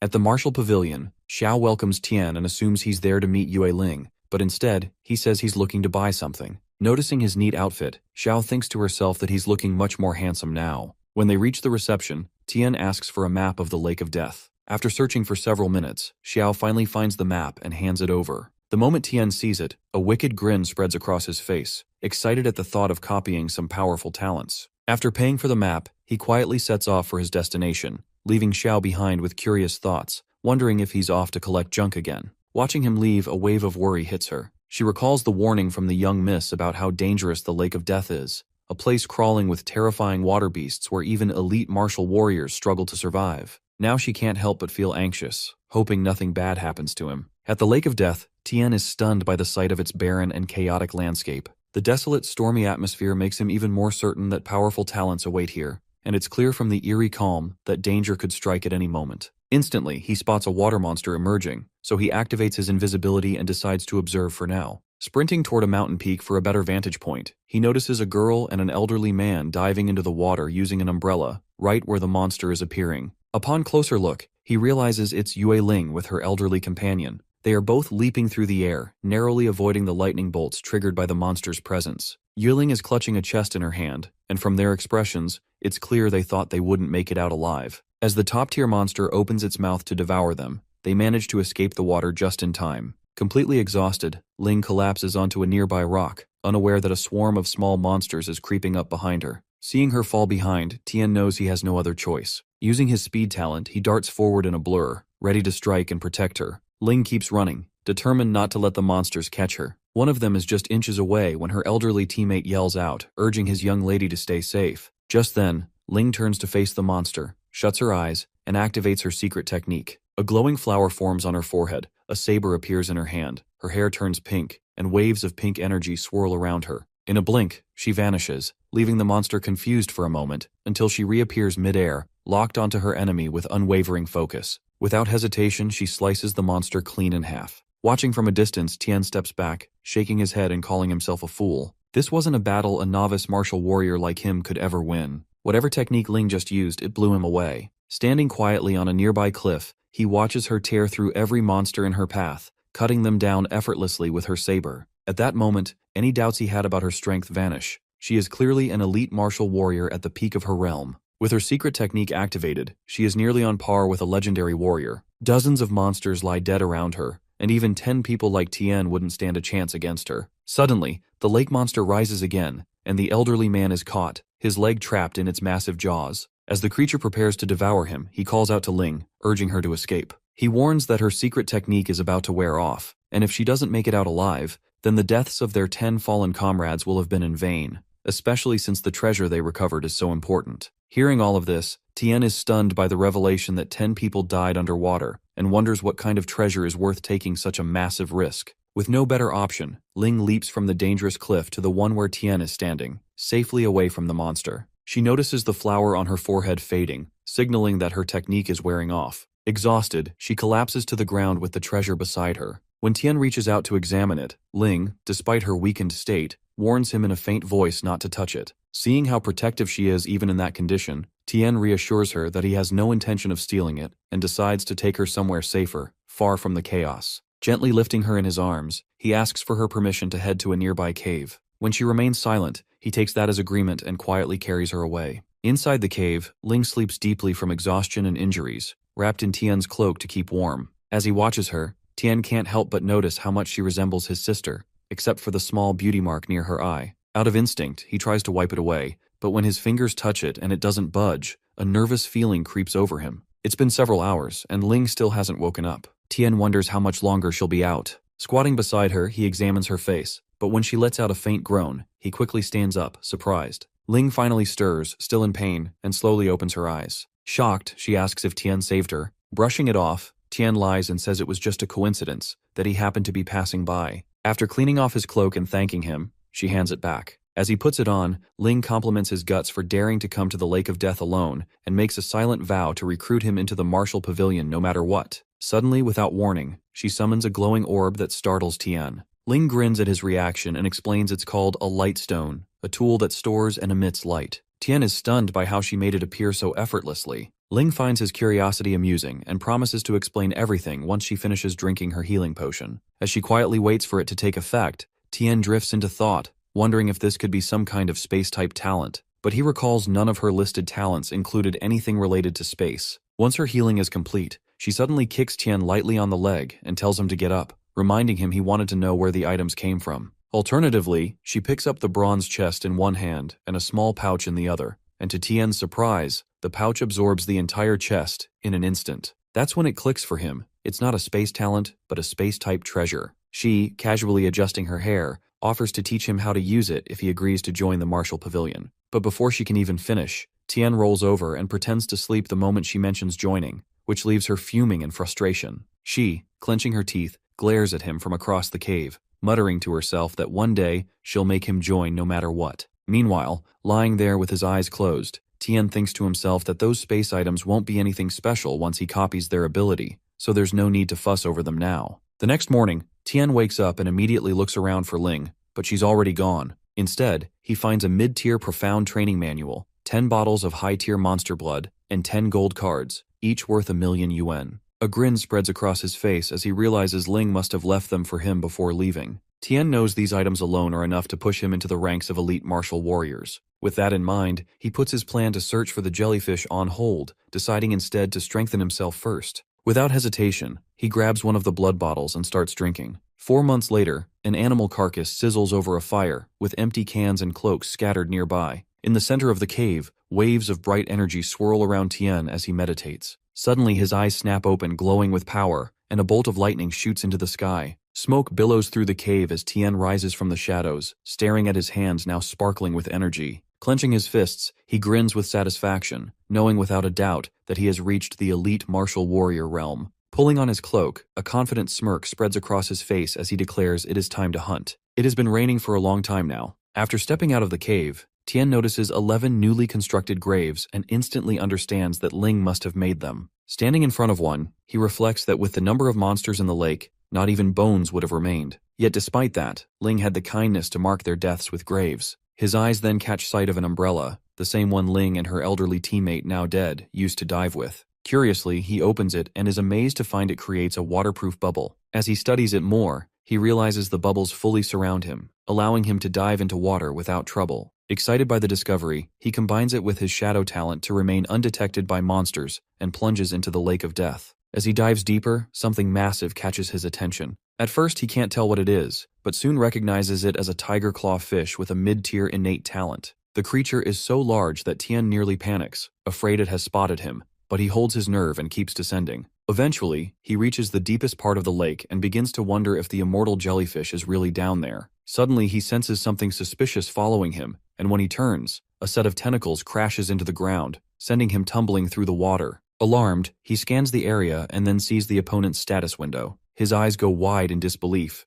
It's the immortal jellyfish he has been searching for all this time, possessing a novice-tier innate talent and an apex-tier healing talent. Just as the jellyfish's tentacle is about to strike the bubble, Tien summons his dagger and swings it with force, managing to slice the tentacle clean off. The monster howls in pain, but it quickly regenerates, thanks to its apex healing talent. As the restored tentacle lashes toward him again, Tien pulls an unexpected move. He reaches out, touches it, and instantly copies the apex healing talent. Before he can react further, the tentacle hurls him deeper into the lake with such force that it shatters the bulletproof umbrella, making it difficult for him to breathe. Gasping for air, he spots swarms of jellyfish closing in on him. Knowing he now has the healing talent but still outnumbered, Tien decides it's smarter to retreat than face a deadly swarm in such dangerous conditions. Yi Tian races through the forest, pushing his speed and strength talents to the limit. Danger still lingers behind him, but he finally breaks free from whatever was chasing him. Breathing heavily, he slows down and glances back to make sure he's truly safe. With the threat behind him, it's time to focus on why he came here. Clearing his mind, he prepares to copy a new talent. A familiar screen appears, confirming that the apex tier healing talent has been successfully copied. Without hesitation, Yi Tian agrees to fuse it, and his body jolts as the new power merges with his own. Pain flickers through him, but it's nothing he hasn't faced before. After copying so many talents, his body has adapted to the strain, and the process now feels almost routine. With another powerful skill added to his collection, he's steadily growing stronger, and his journey is far from over. The fusion completes successfully, and his status window updates. His cultivation talent remains high tier. His sword and shadow talents are unchanged, and now his healing talent is upgraded to apex tier. This time, the fusion is smooth, and unlike before, there are no painful side effects. His body has clearly grown used to it. To test his new healing ability, Yi Tian takes out a drop of venom from the immortal jellyfish. The poison is so deadly that even a tiny amount could kill a normal person, but he lets a drop touch his skin anyway. The venom begins working immediately, but Yi Tian quickly activates his healing talent, and the wound vanishes as if it never existed. He's impressed by how powerful the healing is, yet it also makes him realize something important. Most of the talents he currently has are support-based, like healing and defense. While they help him survive, they aren't enough to win against powerful enemies. If he wants to grow stronger and take on tougher opponents, he needs to copy an attack-type talent next. Later, back at home, Yi Tian sits quietly as Ye Yu trims his hair. He's flipping through a beast encyclopedia, scanning the pages for something worthwhile. He reads about the aggressive bear and the flame bird, but neither impresses him. They're just average. Suddenly, Ye Yu gets annoyed and scolds him for disappearing without telling her anything, calling him horrible for making her worry. Ye Tian offers a small smile and apologizes, knowing she's right. As she continues cutting his hair, Ye Tian suddenly freezes. Something in the book grabs his full attention, the mighty ant. He reads the entry carefully. Even though this beast is low tier, it's always found in groups, and when they attack together, even top martial warriors struggle to survive. Ye Tian's eyes light up. This is exactly what he's been looking for. It's not about raw power alone, it's about teamwork, coordination, and overwhelming force. Now he knows what to hunt next. Ye Tian enters the martial pavilion and is greeted by a polite voice welcoming him inside. Behind the counter, a familiar girl recognizes him and smiles, surprised to see Ye Tian again after some time. She casually asks what he's looking for today, and without wasting a moment, Ye Tian replies that he needs a complete mighty ant body. At first, Xiao seems a little confused, thinking maybe he wants it to soak in wine like others do to boost physical recovery. She even jokes that maybe he's feeling weak, but Ye Tian quickly clears up the misunderstanding. Xiao apologizes and tells him they don't have any mighty ants in stock, but instead of turning him away, she shares some recent news that might interest him. She explains that Linhai Base is currently working with a mid-sized base to build a commercial trade route, and the area between the two locations is wild and filled with dangerous beasts. Among them is a nest of mighty ants. Hearing this, Ye Tian immediately connects the dots and asks if the base she's referring to is the Iron Fang Base, the only mid-sized base close to Linhai. Xiao confirms his guess and says the Iron Fang Base is located about 100 kilometers away. The mighty ants are somewhere along that route, and it might be the opportunity Ye Tian has been waiting for. While chatting with Xiao, Ye Tian listens closely as she shares more about the situation with the Iron Fang Base. She brings up something interesting. Apparently, some time ago, a person from the Mo family died under mysterious circumstances. Because of that, the Mo family suspected the Iron Fang Base was secretly planning an invasion.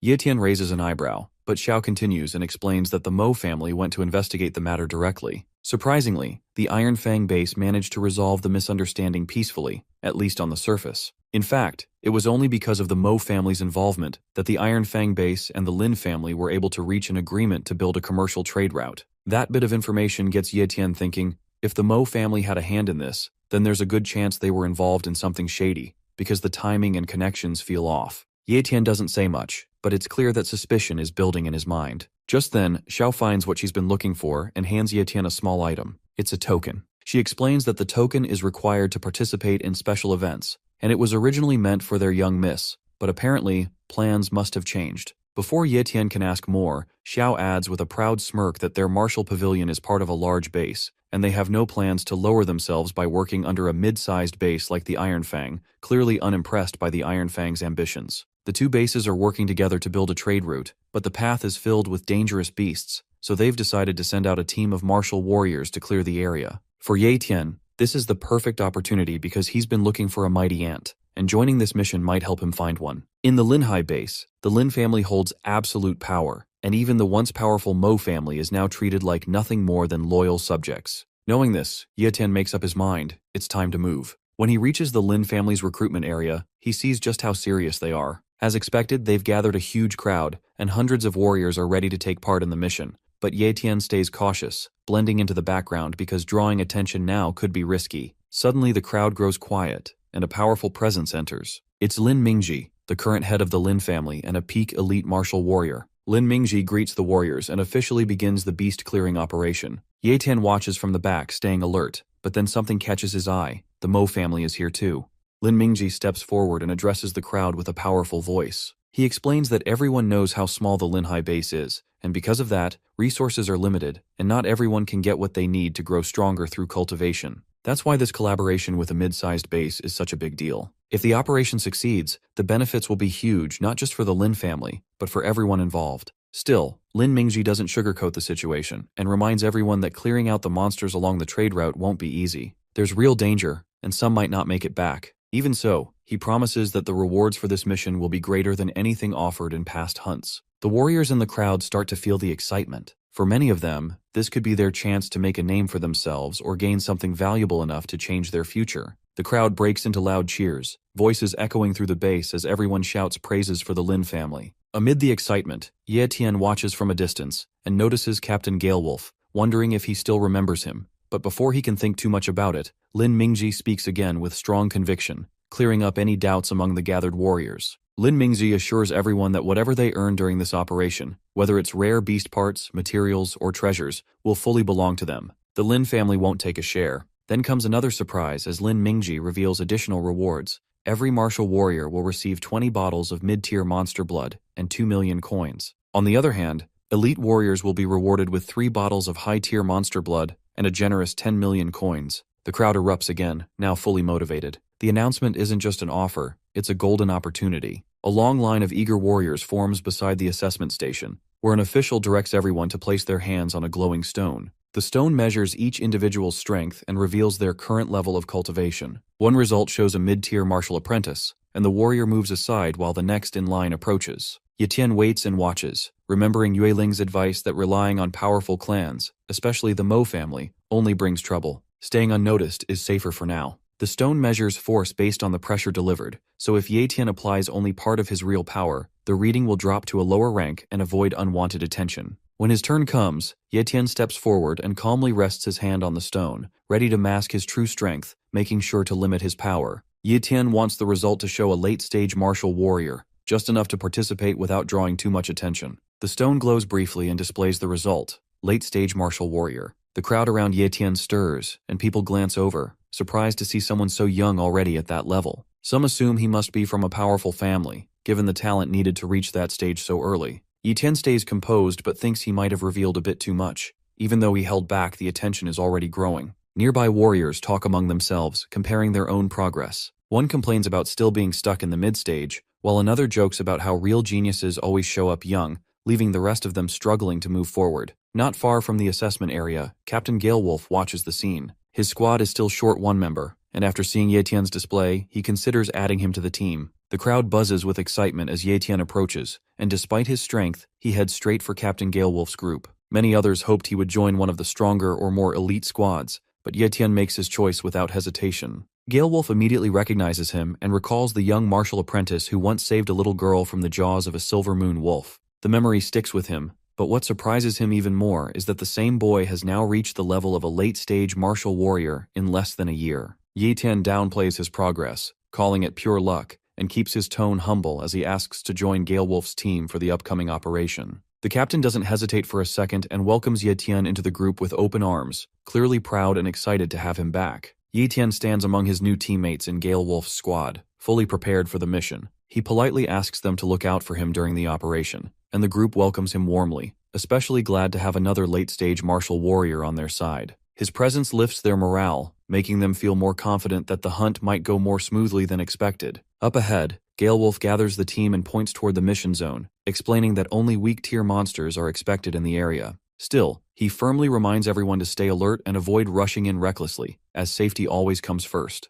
Just as they begin to move out, Ye Tian suddenly senses something rushing toward them at high speed. The team stiffens, ready for battle, but Galewolf quickly reassures them, suggesting it's probably the first wave of monsters and nothing they can't handle. He quickly assigns positions, he'll lead at the front, Ye Tian will cover the rear, and the rest will hold the middle and flanks. With everything set, Ye Tian sharpens his focus, and calmly tells the group that whatever's coming, they can leave it to him. Ye Tian and his group stand close to the building, facing the 2 red animals that growl and prepare to attack. Indeed, tension builds as both sides get ready for the fight. One of Ye Tian's teammates shouts for the battle to begin, and Ye Tian agrees, his eyes fixed on the enemies ahead. In an instant, the red animals rush forward. Also, their movements are wild and fast, but Ye Tian quickly pulls out his sword and meets their attack head-on. Ye Tian blocks the first strike and kills one red animal. Without wasting time, Ye Tian rushes toward the other red beast, and then, with strong force, Ye Tian lifts his leg high and kicks one of the other animals, sending it flying backward. Ye Tian holds his sword tight, jumps forward, and drives the blade deep into the creature's body. The sword goes all the way in, and the red animal lets out a loud cry before falling to the ground, lifeless. After the battle, Ye Tian and Captain Galewolf stand among the fallen beasts. The fight ends quickly, but clearly shows everyone's skill. Galewolf proudly mentions that he managed to take down 3 enemies, while Ye Tian just smiles, keeping to himself that he purposely held back so his full strength wouldn't attract attention. Another team member laughs and jokes that Ye Tian is already impressive for his age, teasing Galewolf by saying, maybe it's time for the captain to stop showing off.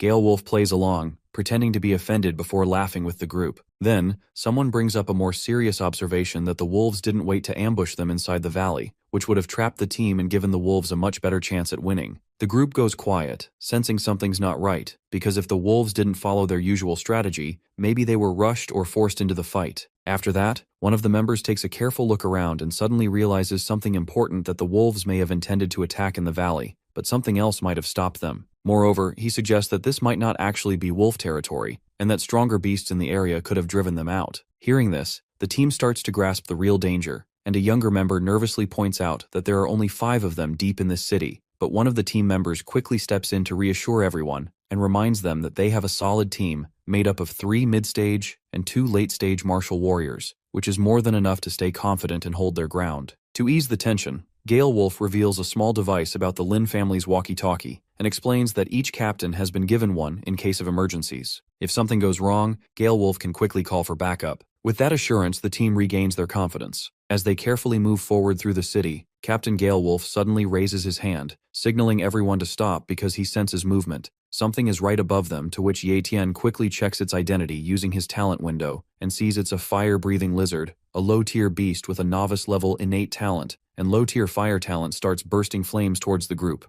The other crew members step in confidently, since Ye Tian and Gale Wolf handled the earlier monsters. Gale Wolf reminds everyone that while the lizard is low-tier, its flames can still be dangerous, so they need to be cautious. The small squad charges into action and Ye Tian watches from the side, a little concerned at first, but Gale Wolf reassures him that the team will be fine. A short while later, the group returns victorious with the beast taken down. They celebrate the smooth win and give credit all around. One of them tries to downplay their role, but another points out that the distraction arrow made the kill possible, proving that teamwork won the battle. One of the team members says that it was an easy fight, and he doesn't feel tired at all because that low-tier creature didn't put up much of a challenge. Moreover, he feels confident, even ready to face a few more if they come. Just as the team begins to relax, a sneak fireball comes their way. Luckily, Ye Tian steps on time and saves that guy. Looks like more creatures are approaching. Since the first was a fire-breathing lizard, Ye Tian quickly realizes the incoming beasts are likely more of the same, and the fight is far from over. Captain Gale Wolf's voice breaks through the radio, urgently reporting trouble in Zone B and calling for backup, but only silence answers. As time passes, Gale Wolf realizes the harsh truth. He misjudged the Lin family's priorities, and they clearly don't care about his squad's safety. Feeling betrayed and responsible, he makes a bold decision. He plans to hold off the incoming threat alone so his team has a chance to escape and urges them to run,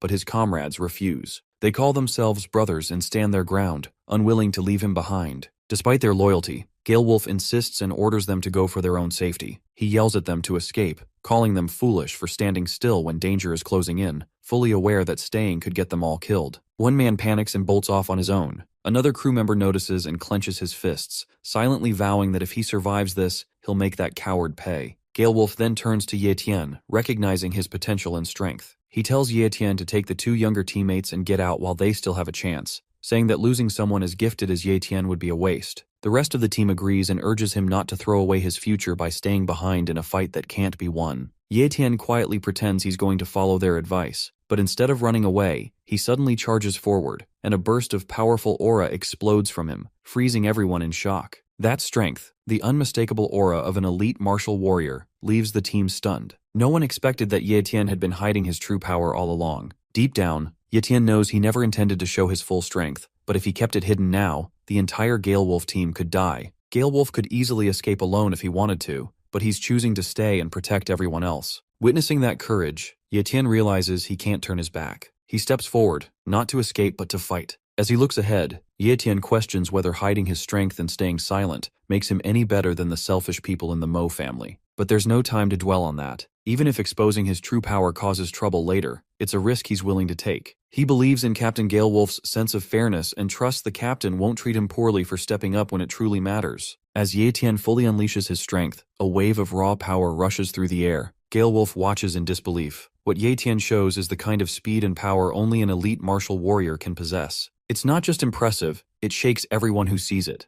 Without hesitation, Ye Tian activates his Shadow Blade skill, and enemies fall one after another. It becomes crystal clear to everyone there that Ye Tian isn't just strong, he's one of the top fighters in the entire Linhai base. While the team is still recovering from the shock of Ye Tian's strength, a sudden scream comes from behind. It's the same guy who ran off earlier, now trapped and begging for help. One of the teammates notices and hesitates, unsure whether to intervene, but Captain Gale Wolf doesn't even glance back. He reminds them all that the man made his choice when he abandoned the team in a moment of crisis, thinking he could survive alone, and now he's dealing with the consequences. Meanwhile, Ye Tian clears the path ahead and calmly turns to face the others, asking if they want to move forward with him or stay behind. Without a moment of doubt, Gale Wolf answers for the entire squad, declaring that they're the Gale Wolf team and they stick together no matter what. With that, they regroup and follow Ye Tian into the next battle, ready to face whatever comes. The team takes a break after a tough battle, and one of the younger members groans in pain while another jokes about how ridiculous he looks compared to Ye Tian, who's calm and barely scratched. Everyone turns to Ye Tian with admiration. Captain Galewolf thanks him sincerely for leading them to safety, but Ye Tian brushes it off casually, saying it was nothing. Then he surprises them by announcing he won't be heading back with the group because there's something deeper in the danger zone that he wants to try. Galewolf is taken aback and asks if Ye Tian really plans to go further alone. Given the risks, it doesn't seem like the smartest move, but Ye Tian gives a confident smile and insists he'll be fine. One teammate tries to convince him to stay, but Galewolf steps in and tells the others there's no use following him because they'll just slow him down. With the strength Ye Tian has shown, he's more than capable of going solo. Ye Tian knows that before he faces stronger families or greater threats, he needs to fully understand his healing talent. Deep down, he feels the urge to test its true limits, not in theory, but in real battle. As he moves deeper into the wild zone, the air grows thick with a sharp, unpleasant. He frowns, realizing he's probably reached a beast's nest. Stepping forward, Ye Tian feels like something is off. That's where the ground starts to shiver, and suddenly a hand pops out of a monster that punches Ye Tian, but he immediately gets a hold of himself. It appears Ye Tian has spotted the King of Lizards, exactly what he was hoping for. A perfect challenge to push his healing powers to the edge and see how they hold up in a real fight. The lizard immediately breathes fire, and it burns Ye Tian or his shirt, at least as he seems rather excited for this opportunity. Meanwhile, not far behind, the Galewolf team catches sight of the battle. Captain Galewolf spots the familiar figure going head-to-head with a massive creature. It's Ye Tian. Facing the fire-breathing King of Lizards without hesitation, Ye Tian charges forward with calm determination. He knows this isn't just a fight, it's a chance to truly test the limits of his body and healing talent. Instead of ending it quickly, Ye Tian deliberately stretches the battle, choosing to withstand constant damage to see if the beast's flames can break him or if his healing will outlast the assault. Explosions of fire rage across the battlefield, lighting up the area in relentless bursts for nearly an hour. From a distance, the Galewolf team watches anxiously. One of the members quietly wonders if Ye Tian is even alive. Captain Galewolf, though clearly worried, admits there's nothing they can do. The intensity of the fight is far beyond their level. Finally, as the flames begin to fade, Ye Tian walks out from the scorched ground, calm and steady, standing over the fallen beast. He looks down at the creature and quietly mutters to himself that he's won this gamble, and more importantly, his healing talent has passed the test.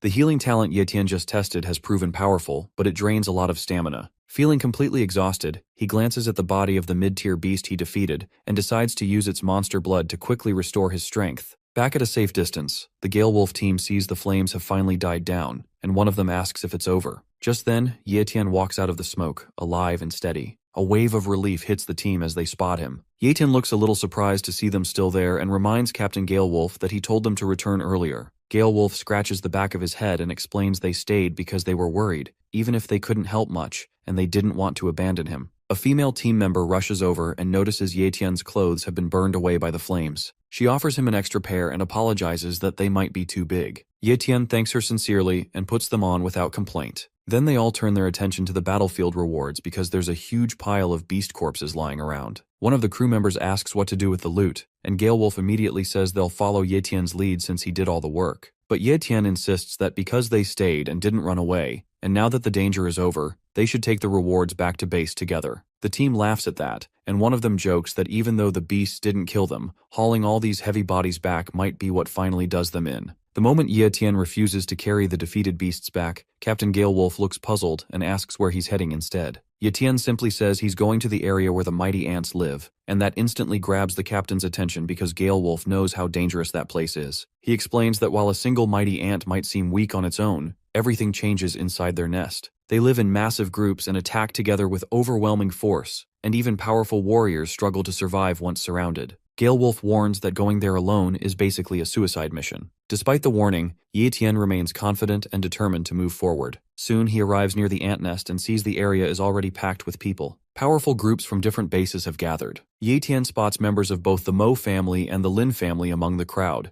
and then his eyes land on an old man standing with a strong presence. Ye Tian wonders which family the man belongs to, and it turns out he's Elder Qing, a respected warrior from the Iron Fang base. Seeing so many powerful figures gathered in one place, Ye Tian realizes that this mighty ant mission isn't just dangerous, it's become a major event, drawing serious attention. Now, it's his turn to step into the mix and make his move. Elder Qing's sharp senses quickly pick up that someone is watching from nearby, and his tone shifts as he commands his men to capture the spy. Ye Tian, hiding in the shadows, doesn't flinch. He already knows that sooner or later, he'll have to get involved with these powerful groups, and getting caught might even help him gather more information. The guards rush forward and surround him. Elder Qing steps forward, demanding to know who Ye Tian is and why he was watching from a distance. Without showing any fear, Ye Tian calmly explains that he's from Linhai Base, and came because he heard there was an important mission and wanted to help. Impressed but still cautious, Elder Qing tells his men to stand down. Confusion spreads among the gathered warriors as none of the powerful families recognize him. One after another, they all deny knowing Ye Tian or claiming him as their own, which only deepens the mystery. Elder Qing studies him more carefully, realizing that it's rare to find a young elite warrior with such talent and no powerful family name backing him. His abilities are clear, but his unknown background raises even more questions. As Elder Qing begins questioning Ye Tian's identity, the Lin family's leader quickly steps in and confidently claims that Ye Tian is one of their own, brushing off all doubts. It's a clever move, seeing the strength Ye Tian displayed, and he clearly doesn't want to risk letting such talent slip away. Ye Tian watches the scene unfold without surprise, having already expected that once they realized he was an elite martial warrior, someone would try to recruit him on the spot. The Lin family just happened to be the fastest to act. Without making a scene, Ye Tian plays along and blends into the group, keeping things simple. The Lin family head looks pleased with himself, thinking he got lucky by gaining a powerful new ally without having to lift a finger. To him, this is a win. Meanwhile, high above the scene, two girls are watching from a hidden spot. Xiao is clearly annoyed and finds it amusing that the Lin family is trying to claim Ye Tian as some prize. Beside her, Yue Ling agrees, feeling that Ye Tian doesn't belong in a second-rate clan like the Lin family. In her eyes, someone with Ye Tian's potential should be standing at the top, somewhere like the martial pavilion.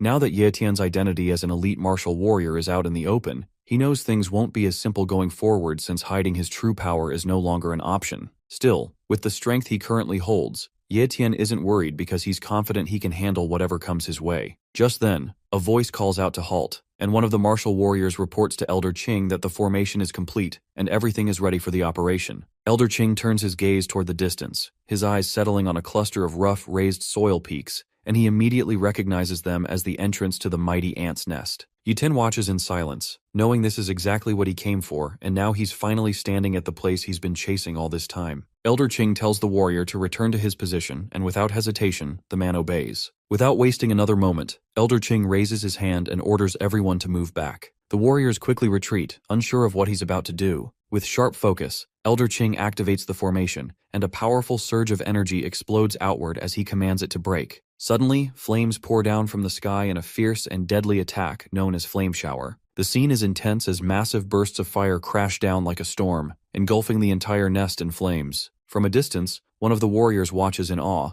quickly realizing that Elder Qing isn't just powerful, he's a formation master, and that explains the strength behind the Iron Fang base. High on a cliff, the two girls observing the battle are stunned. One of them comments on how costly that kind of formation must be, and wonders if Elder Qing has gone too far, but deep down, they both know the truth. The Iron Fang base has its own ambitions, and if using one powerful formation helps them gain control over Linhai base, then it's a price they're clearly willing to pay. On the battlefield, all eyes turn as the flames finally begin to fade, revealing a flattened mound. The destructive force of the attack leaves the warriors speechless, but something isn't right. There are no mighty ant bodies in sight. No corpses, no remains, nothing but dust and ash. Warriors quickly scatter, searching for proof that the creatures were destroyed, but their efforts come up empty. The nest seems empty, and tension builds as doubt creeps in. Did the flame shower really wipe them all out? Or is the real threat still hidden underground? Ye Tian clenches his fists, clearly frustrated, because without a full body, he can't copy the mighty ant's talent, and the intense attack has turned everything to ash. Watching from a nearby cliff, Yue Ling narrows her eyes and thinks to herself that while Elder Qing's formation worked, it may have gone too far. Stirring up a mighty ant nest with such an overwhelming attack is like kicking a beehive and hoping nothing stings back. Suddenly, one of the warriors notices something strange, a dark hole where the anthill used to be. It's so deep and shadowy that no one can see the bottom. As they step closer, curious but cautious, the ground trembles slightly, followed by a strange sound rising from the pit. In the next moment, massive ants burst out in waves, flooding the area with movement. Panic spreads as more and more ants crawl out, their numbers far beyond what anyone expected. Elder Qing wastes no time and shouts for everyone to prepare for battle. Warriors snap into formation, and the fight begins. Chaos erupts as the Lin family's leader charges forward, rallying the Linhai base's martial warriors to follow him. They rush in with full force, Ye Tian's blades flashing as they meet the swarm head-on. The warriors strike fast and hard, cutting down ants and pushing forward with growing confidence. One warrior cheers after slaying an ant, boosting the morale of those around him. Amid the chaos, Ye Tian stays composed, eyes sharp and focused. While moving past a fallen mighty ant, he casually touches it, and in that instant, something triggers. A rush of power surges through him and his status window updates. Ye Tian has successfully copied a high-tier strength talent. Feeling the difference in his body, stronger and sharper, amid the chaos of battle, Ye Tian copies the high-tier strength talent. A message appears in his mind, asking if he wants to fuse it. But with enemies all around and danger closing in, Ye Tian knows this isn't the right moment. Fusing a talent requires full concentration, and the battlefield is anything but safe. Without hesitation, he activates his speed talent, and his body becomes a blur. His sword darkens with energy as he channels Shadow Blade, then unleashes his next move, Shadow Assassin. He vanishes into near invisibility, cutting through enemies with silent precision. One by one, the mighty ants drop before they can even react. Suddenly, the air shifts as a heavy pressure settles over the battlefield. It's thick and suffocating, shaking the ground beneath everyone's feet. All eyes turn to the center, where a massive high-tier mighty ant appears. Its terrifying aura spreads in every direction, freezing even the bravest warriors in place. Fear begins to ripple through the crowd, and commands to retreat echo across the battlefield. Some warriors don't hesitate. They turn and run, shouting for others to follow. The scene quickly descends into chaos as footsteps thunder and weapons are abandoned, while others in the distance struggle to catch up, yelling desperately not to be left behind. Above them, Yue Ling watches from a higher point and scoffs at how quickly everyone is fleeing, calling them a bunch of losers. She stays calm and composed, clearly unimpressed. While her companion Xiao worries about Ye Tian still being inside, Yue Ling remains confident and reminds her that Ye Tian will be fine because she believes in him. The battlefield sinks into panic as warriors start blaming each other, their frustration growing louder with every second. They expected someone strong to step up against the high-tier monster, but no one did.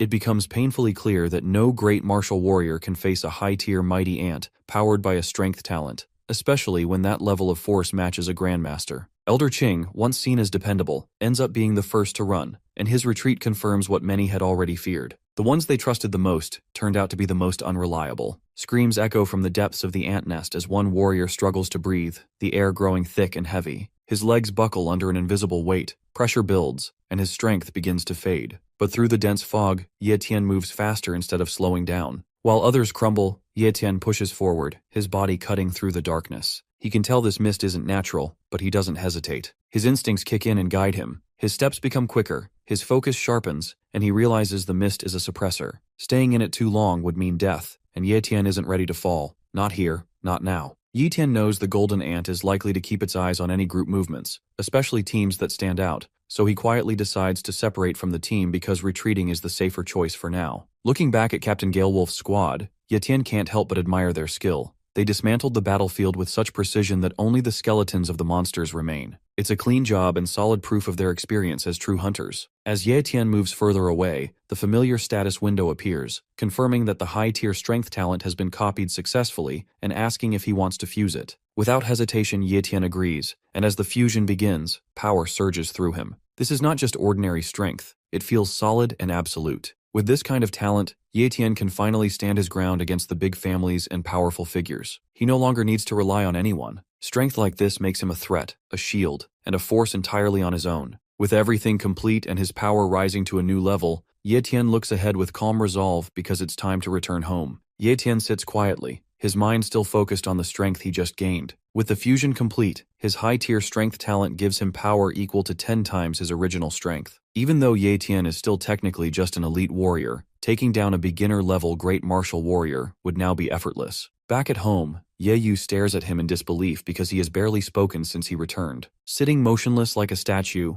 Ye Tian looks more like some wise ancient master than her own brother. Ye Yu starts talking to him, trying to get a reaction. First, she accuses him of acting distant, then teases him for pretending to be deaf and mute. When none of that works, she decides to get even. With a mischievous smirk, Ye Yu adds an unreasonable amount of salt to the food she prepares for Ye Tian, declaring that he asked for it. Moments later, she calls out that dinner is ready, and Ye Tian finally snaps out of his thoughts and walks over. He sees the table covered with a surprising variety of dishes, and Ye Yu proudly tells him she made it all just for her brother because he's been working hard and deserves a feast. Ye Tian smiles and promises to eat everything she made. He's just about to enjoy his meal when there's a knock at the door. Before he can react, Ye Yu grumbles from behind, telling him to at least try the food before rushing off. But Ye Tian heads to the door and opens it, surprised to see Captain Galewolf standing outside. Galewolf greets him casually and steps inside, explaining that he's come to deliver Ye Tian's share of the mission rewards. He pulls out a thick bundle, showing just how much Ye Tian earned, but when Ye Tian tries to politely refuse, saying it wasn't necessary, Gale Wolf shakes his head and insists, because everyone's getting their share, and Ye Tian deserves just as much. Accepting it, Ye Tian steps aside and invites the captain to stay for a meal. Gale Wolf's eyes light up at the sight of the dishes, and without hesitation, he agrees. He sits down, and his expression turns to pure joy as he admits between bites that it's been ages since he had such tasty homemade food. Meanwhile,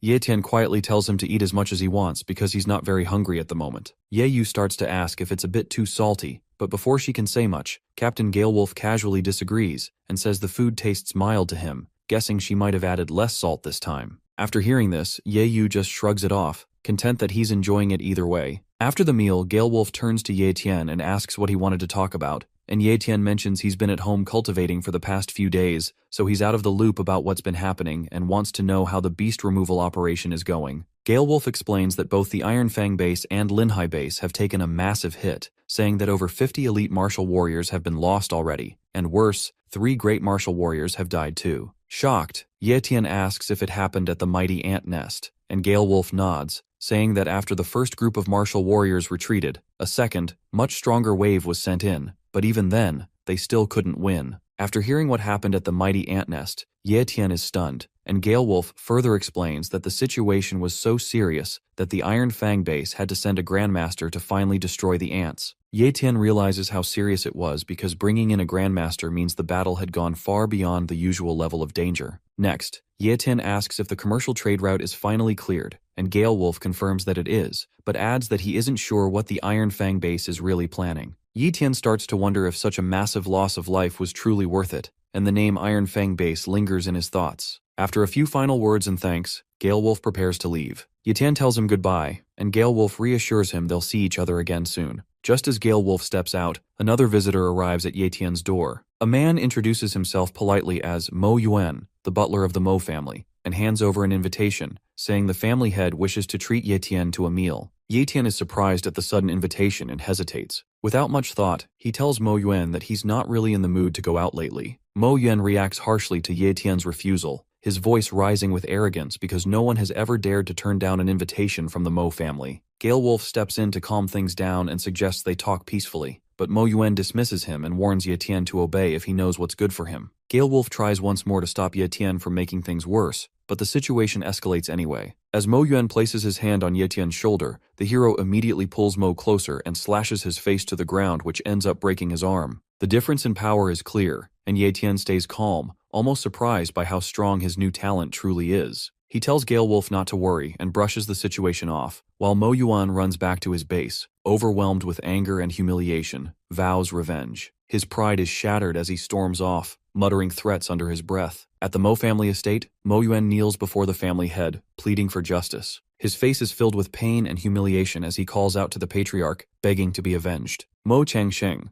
the elite warrior and current head of the Mo family, looks down at him coldly and reminds him that he was sent to deliver an invitation, not to cause trouble. Mo Yuan quickly defends himself, insisting he was polite, respectful, and only did what he was told. He claims that Ye Tian turned hostile the moment he heard the name Mo family, and not only injured him without reason but also ripped apart the invitation that had been personally handwritten by Mo Kangsheng. Hearing this, Changsheng's expression shifts. His pride clearly wounded, he becomes furious that Ye Tian would reject the invitation and dare to destroy a letter bearing his name. He shouts in anger, unable to believe anyone would ignore the Mo family's authority. Just then, a weak cough breaks through the tension. Chang Qing, the former patriarch and Kangsheng's father, sits nearby, pale and frail. Changsheng rushes to his side and urges him to take his medicine. Changqing admits that during the battle with the mighty ants, he used a forbidden technique just to survive. Though it saved his life, it left his body severely damaged. He coughs again, more violently, and finally confesses the truth, that his core is injured beyond recovery. Changsheng tries to comfort him and tells him to stay hopeful, but Changqing simply shakes his head and reminds his son that he knows his own body better than anyone else,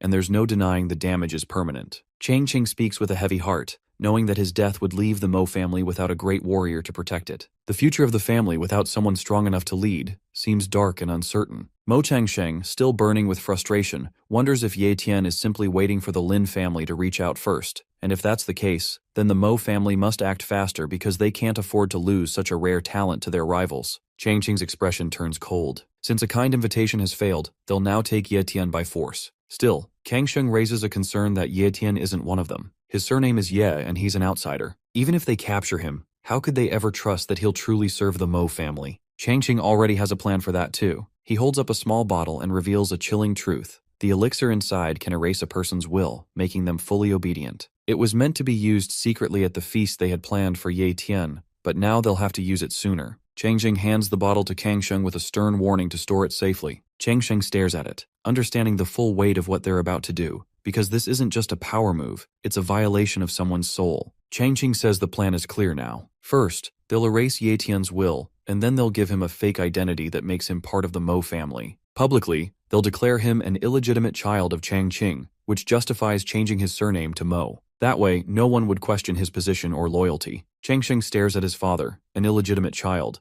but before the thought grows into doubt, Changqing quickly reassures him and tells his son not to overthink it, because it doesn't matter if Ye Tian is his child or Kang Sheng's. The important part is that his name carries the Mo legacy. Changqing tries to hide his discomfort, worried more about his father's honor than his own, but Changqing brushes it off, insisting that time is short, and the more they delay, the greater the risk of Ye Tian's siding with someone else. Without further hesitation, Kang Sheng accepts the order and says he'll take 10 great elders with him and carry out the mission personally. With their combined strength, he's confident that capturing Ye Tian, who he still sees as just a young warrior, will be easy. The Mo family's plan goes into action. One of their operatives sneaks into Ye Tian's house, moving quietly and sending back a message that he's in. Their goal is simple but ruthless, to capture Ye Tian's younger sister to force him into submission. Outside, a team is stationed and ready to strike at a moment's notice. Everything seems to be going according to plan, and the target is located. The signal is given to move now, but the moment they close in, a voice echoes through the room, and Ye Tian appears. Ye Tian's been expecting them all along.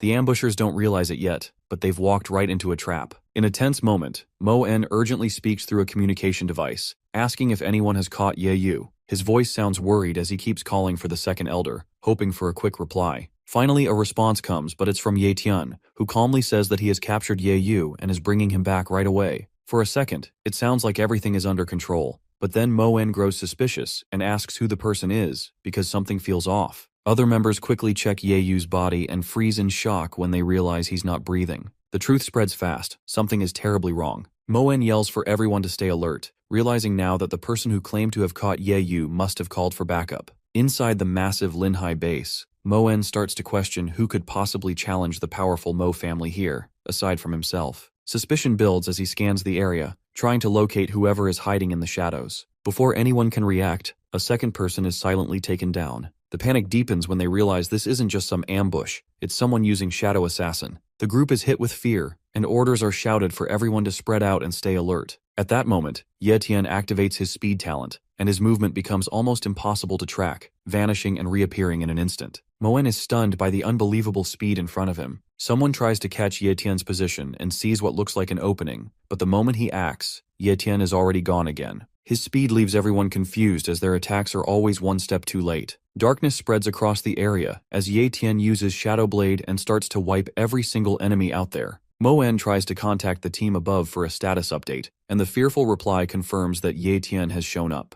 Hearing this, Mo En becomes furious and orders everyone to capture him. As the guards rush in, Ye Tian doesn't step back. Instead, he activates his strength talent. Two enemies attack at once, but Ye Tian blocks both without effort. Everyone around him freezes in shock, and Mo En can't believe Ye Tian took both attacks so easily. To him, Ye Tian was supposed to be just an elite-level martial warrior, but what he's seeing now proves otherwise. Ye Tian is clearly hiding his true power, and this isn't someone Mo En can handle easily. Ye Tian then stands calmly in front of Mo En and confirms his identity, fully aware that he's facing Mo Xiaobei's father. Mo En tries to stay composed, forcing a smile and offering peace, saying they can settle things without bloodshed if Ye Tian lets him live. But Ye Tian isn't interested in negotiations. Instead, he coldly reveals that he's the one who killed Mo Xiaobei. Mo En doesn't explode with anger. Instead, he bows his head and agrees, calling his own son unfilial and saying Xiaobei must have offended Ye Tian, so his death was deserved. Desperation creeps into Mo En's voice as he begins begging, promising money, power, anything Ye Tian wants, just to be spared. But Ye Tian isn't moved. He calmly steps forward, eyes locked on his target, and says he prefers to end problems before they grow, then finishes him right there. Ye Tian never waits to take revenge. If someone hurts his sister, he doesn't forgive and always makes sure they pay. This time, Ye Tian promises to wipe out the entire family. Far away, inside a grand castle-like house,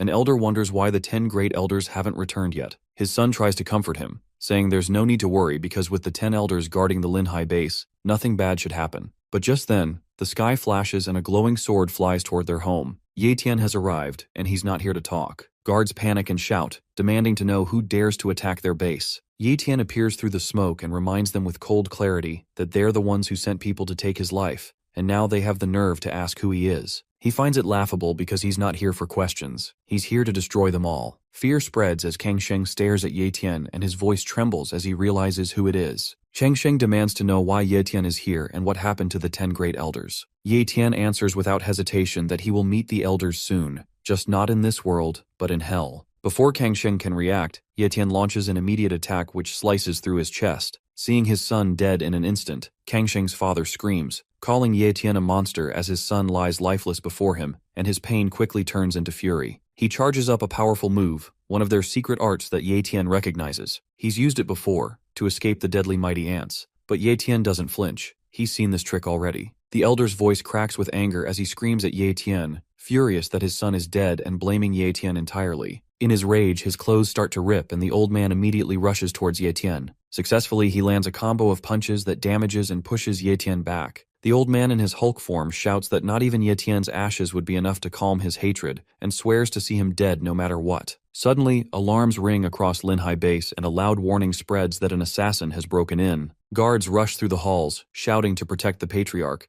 but Ye Tian remains calm, finding it amusing that they're only reacting now, after he's already killed the family head. He mocks the Mo family, calling them clueless and slow, then watches as the command is given to kill him immediately. A wave of guards charges in, but before they can attack, a dark figure cuts through the crowd, a shadow assassin appears, and panic spreads fast as the guards get knocked within seconds. The elder stares in disbelief, shocked that Ye Tian is fighting like a top-level warrior and struggling to understand how someone so young could hold this much power. Meanwhile, Ye Tian keeps his focus locked on the elder, studying the hidden technique he's using and wondering how long it can keep him alive. The elder's fury grows with each passing second, and a battle continues with swords. But far from the battlefield, another young leader watches the fight quietly. Seeing Ye Tian's strength, he wonders if the Mo family brought in outside help. His guard Elder Z offers to step in, but the young master shakes his head. He prefers to wait and watch how this plays out on its own. Chang Qing shouts in frustration, shocked by Ye Tian's incredible speed, because every strike he throws is blocked with ease. Ye Tian dodges again, and Chang Qing starts to realize this fight isn't going his way. The old man begins to panic as maintaining the secret art is draining his energy fast, while Ye Tian doesn't even look tired. As the pressure builds, Chang Qing considers calling for help from the Lin family while his technique still holds. Ye Tian stays calm, mocking him and urging him to keep going. In desperation, Chang Qing throws a smoke bomb and disappears into the haze, hoping to buy time or escape,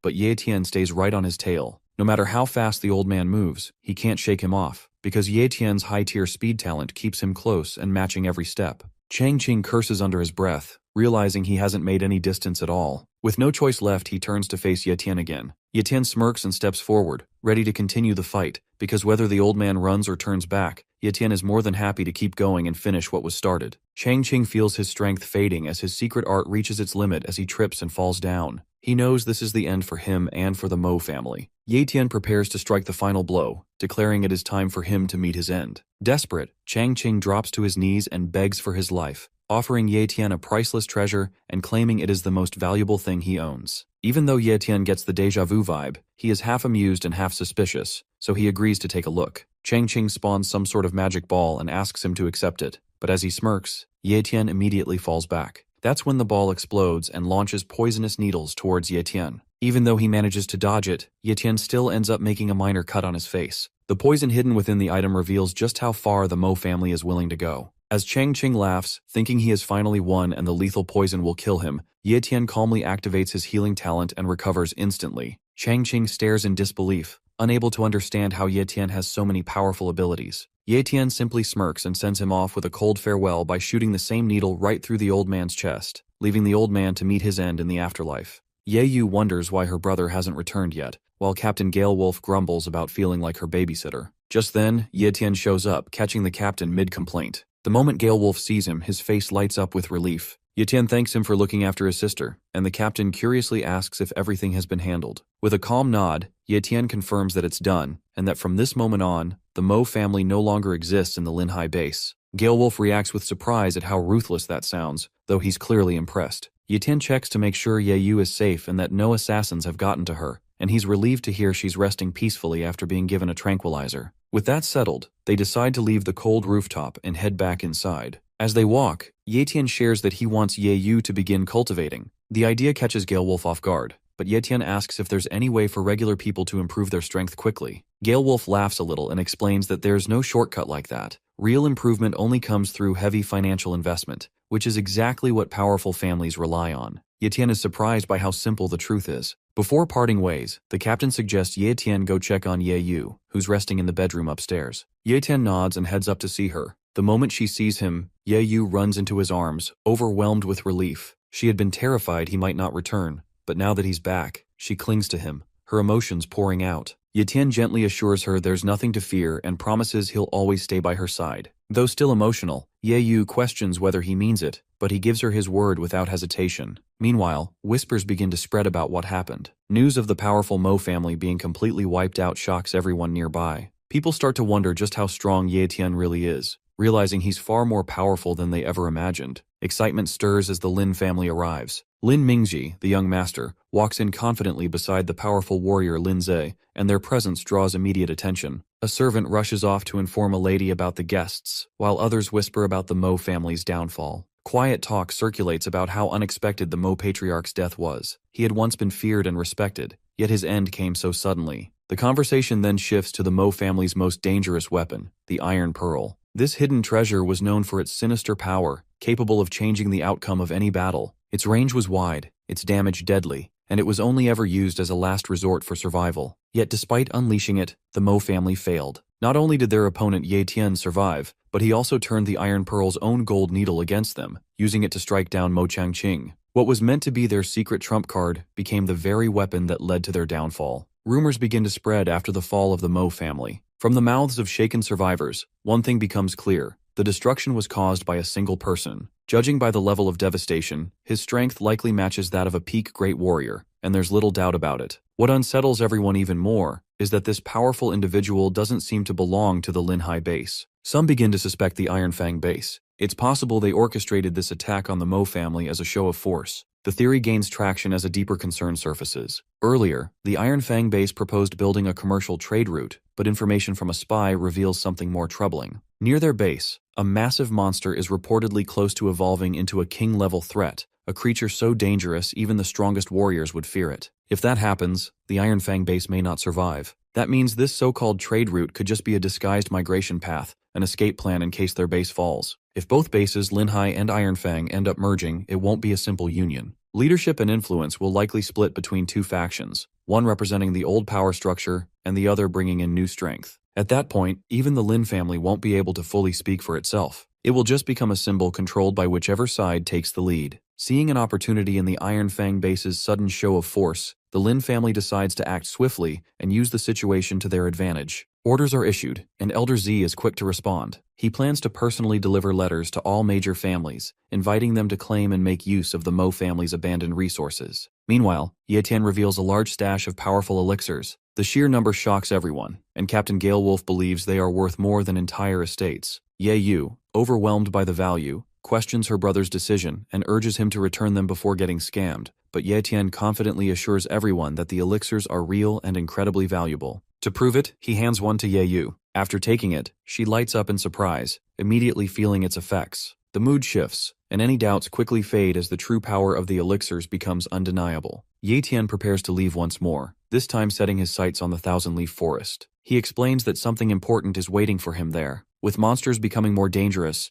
the Iron Fang base has started moving more people into Linhai base for safety, and the situation is growing more serious. Even the two Grandmasters are struggling to keep the monsters at bay. Ye Tian knows that if their defenses collapse, it could spell disaster. So for him, getting stronger isn't a choice, it's a necessity. Ye Yu, still emotional from his recent return, finds it hard to accept that Ye Tian is leaving again so soon, but he stands firm, knowing what must be done, and there's no time to waste. Ye Tian gently reassures her, telling her to stay focused on her training. He reminds her to take the elixirs on time and continue practicing the body training technique under the captain's guidance. Ye Yu no DS promises to do her best and tells Ye Tian to be careful, saying she'll be waiting for him at home. Ye Tian smiles, promises to return safely, and turns to Captain Galewolf, entrusting Ye Yu to him. The captain confidently agrees, saying that a brother's sister is like his own sister. Just then, he announces that people from the Iron Fang base are arriving, and in surprisingly large numbers. Soon after, the convoy from Iron Fang base makes a loud entrance into Linhai base, and among them is Sun Feng, known as one of the 4 great geniuses of their younger generation. He's a mid-tier elite warrior, confidently leading the way on a motorbike, and his presence draws attention immediately. People start whispering about his talent. Sun Feng's status window shows high-tier cultivation talent and mid-tier sword skills,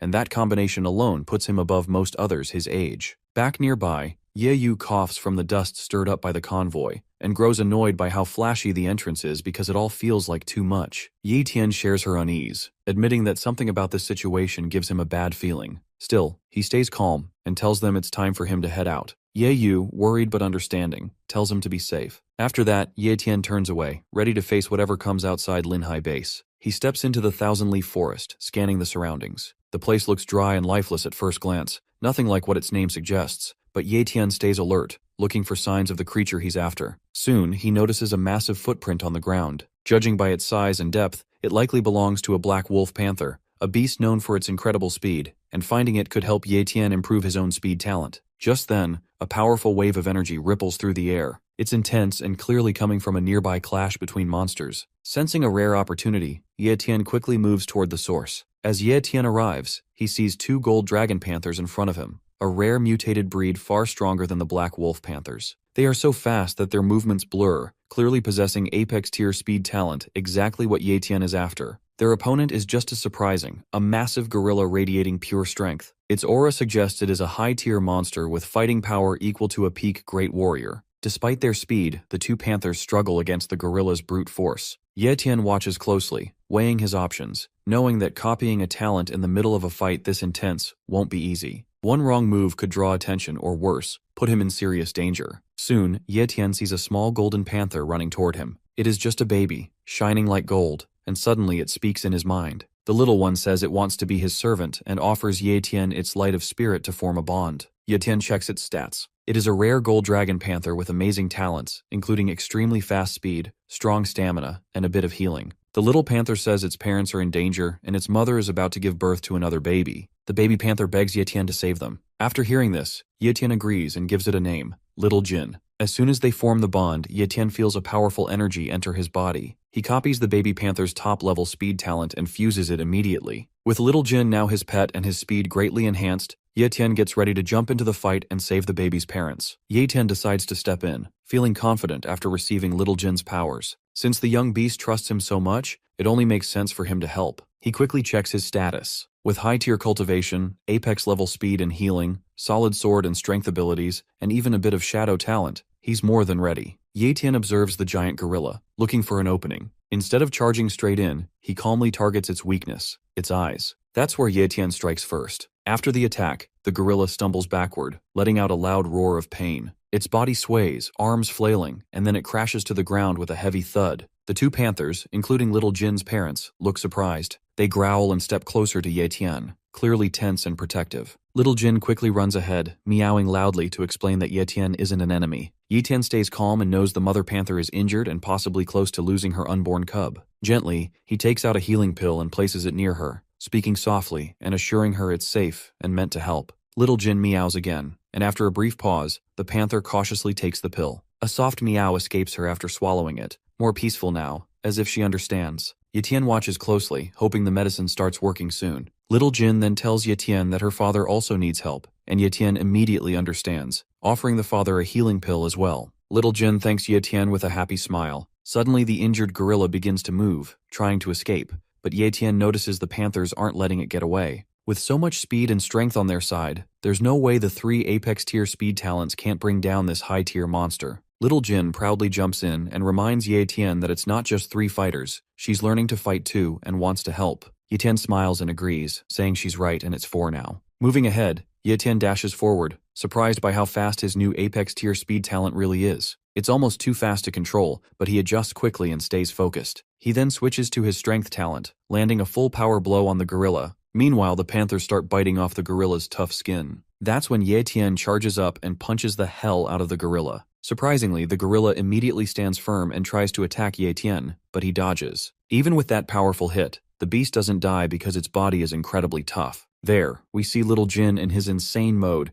The kid immediately charges up and launches himself towards the gorilla, aiming at his head. Impressively, that attack beheads the giant gorilla. Little Jin then runs up beside Ye Tian and looks around with wide eyes, asking if they've won. Ye Tian nods and says they did because the gorilla is finally down. He then glances at the two panthers, a bit amazed, because he never thought he'd be fighting side by side with magical beasts. But before he can relax, he notices something worrying. The female dragon panther is hurt. Little Jin rushes to his mother in a panic. The intense battle must have hurt her internally, and she's clearly in pain. Jin calls out to her again and again, worried and unsure of what to do. Ye Tian quickly kneels beside them. Thankfully, he always carries healing medicine for emergencies like this, and without wasting any time, he takes out a special pill meant to heal internal injuries and gently offers it to the dragon panther mother. She hesitates for a moment but then swallows it. A few seconds later, her breathing eases, and her eyes soften. Little Jin turns to Ye Tian with relief, saying that her mom is already feeling much better, and Ye Tian smiles, glad she's safe for now. Just as the tension fades, Little Jin warns Ye Tian that danger is coming.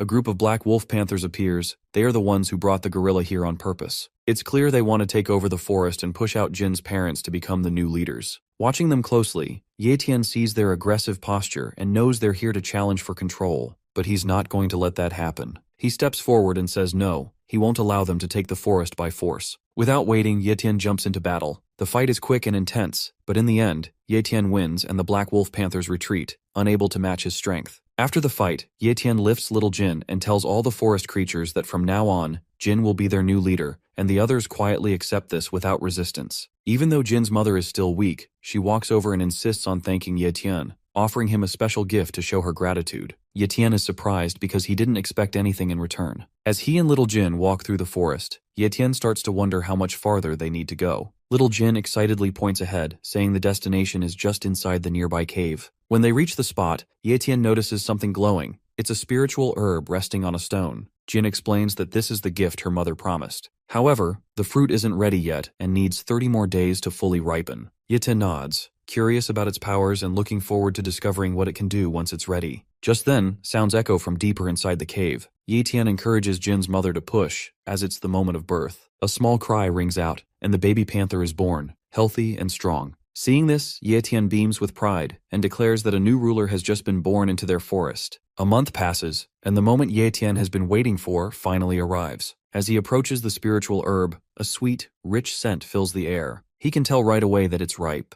Excited, Little Jin urges him to eat it quickly, jumping around with anticipation. Ye Tian laughs, amused by Jin's energy, and takes a bite of the glowing fruit. Suddenly, something strange happens. Ye Tian starts to feel weird and he immediately passes out. Later as he wakes up, Ye Tian's head hurts, and a surge of power rushes in. He grabs his head, feeling a strange new awareness growing inside him. It's not just any power. Ye Tian realizes he's gained a mental ability, a skill usually only accessible to powerful martial warriors. Yet here he is, still at elite warrior level, and already able to control it with ease. Ye Tian closes his eyes for a moment, focusing as his talent detection range expands instantly, allowing him to sense talents from up to 50 meters away. Even more shocking, he discovers that he can now copy talents without even touching anyone. Just sensing them through the air is enough. Later, Ye Tian sees a message asking if he wants to fuse the mid-tier endurance talent. He thinks about it for a moment but decides against it because endurance isn't that helpful right now, and his main focus is improving his cultivation talent. With everything settled, Ye Tian gets ready to head home. This trip gave him a lot of power, growth, and even something unexpected. He smiles, feeling satisfied. As he prepares to leave, Ye Tian turns to the panther family and thanks them for the spiritual fruit because it helped him greatly.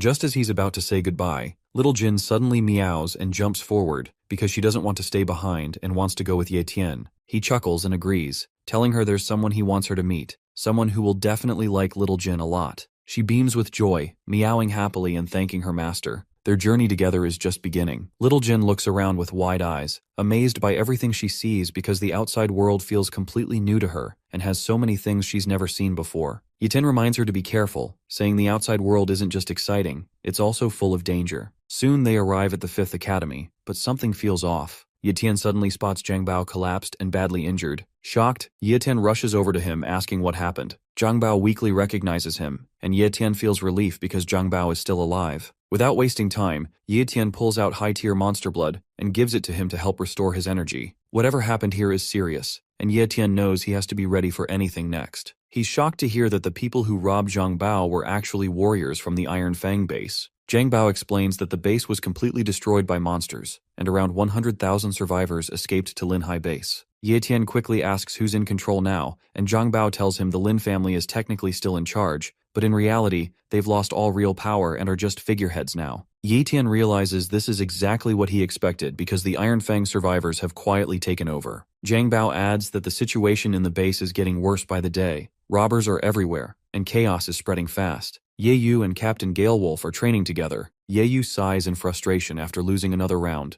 but Galewolf encourages her, saying she's improving fast and has real talent. Ye Yu humbly replies that it's only because of his good teaching. Suddenly, she spots someone approaching, and it's her brother, Ye Tian. She runs to him, shouting with excitement, and Ye Tian laughs, telling her she's way too excited. Just then, Little Jin pops out, and Ye Yu's eyes light up when she sees the small golden panther. She immediately rushes over to greet it, calling it cute. Ye Tian introduces the pet as Little Jin, and she happily repeats the name, playing with the creature, surprising Ye Tian when she gives more attention to the pet than to him. Galewolf laughs and teases Ye Tian that he's been replaced by a kitten. After seeing the captain, Ye Tian thanks him for looking after his sister, and Galewolf proudly says that Ye Yu has already become a martial apprentice thanks to her hard work. As their talk shifts, Galewolf brings up something serious and asks if Ye Tian has heard about the Iron Fang base starting to invade Linhai base. Ye Tian already knows about the invasion but asks anyway if anything happened while he was gone. Galewolf reassures him that everything at home has remained safe. After Ye Tian left, a girl named Xiao Yu visited and left behind a martial pavilion token. She said that anyone from the Iron Fang base would think twice before causing trouble once they saw it. Hearing this, Ye Tian is quietly impressed by her gesture. Galewolf then brings up something more serious. A man named Sun Feng has been coming around repeatedly, challenging Ye Tian to a death match. That name instantly sparks Ye Tian's memory. He had checked Sun Feng's talents before, and remembers that he is one of the top 4 geniuses of the Iron Fang base. Since entering the city, Sun Feng has been defeating elite martial warriors one after another without a single loss. Galewolf warns Ye Tian not to take him lightly because Sun Feng isn't someone ordinary,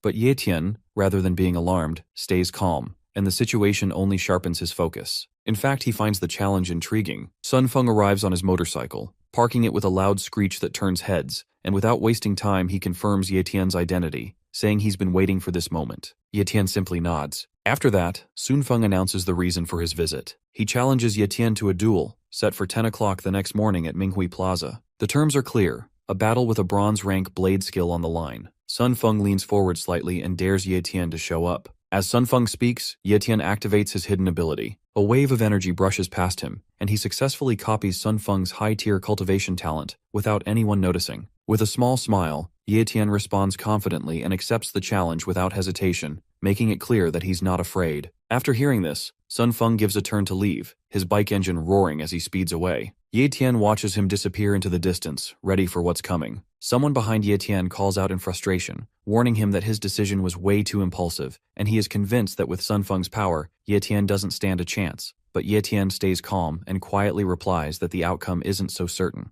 Moving ahead, his status window appears again, and his abilities are already impressive. High-tier cultivation talent, apex-tier speed, mid-tier sword skill, novice-level shadow skill, apex-tier healing, and high-tier strength. But Ye Tian isn't done yet, and since he already has one high-tier cultivation talent, he decides to stack another one, aiming for something even stronger. With full confidence, Ye Tian chooses to copy the talent again. The moment he confirms, his cultivation talent upgrades to apex tier. Now, with his stats reaching incredible levels, Ye Tian smiles slightly because the thought of tomorrow's duel doesn't worry him at all anymore. In fact, he's actually looking forward to it. At Manhwa Plaza, a crowd starts to gather, and everyone's talking about the duel as Sun Feng picks yet another new dueling spot, just like he always does. So far, he hasn't lost a single match. People in the crowd gossip about his next opponent, and most don't even recognize the name. Some assume Ye Tian is just an unknown kid, while others vaguely remember hearing about him but still dismiss him as a nobody. They wonder why someone like Sun Feng would even bother challenging someone so ordinary. A few suspect that Ye Tian isn't the real target at all, that it's the Lin family's influence. Every time Sun Feng wins, he damages a family's merit monument, and today seems no different. He's not just fighting individuals, he's chipping away at the reputation of the powerful families in Linhai base. A huge crowd surrounds the plaza, with all eyes locked on the stage. Ye Yu stares in shock at the size of the gathering and whispers that it's noisier and more crowded than she expected.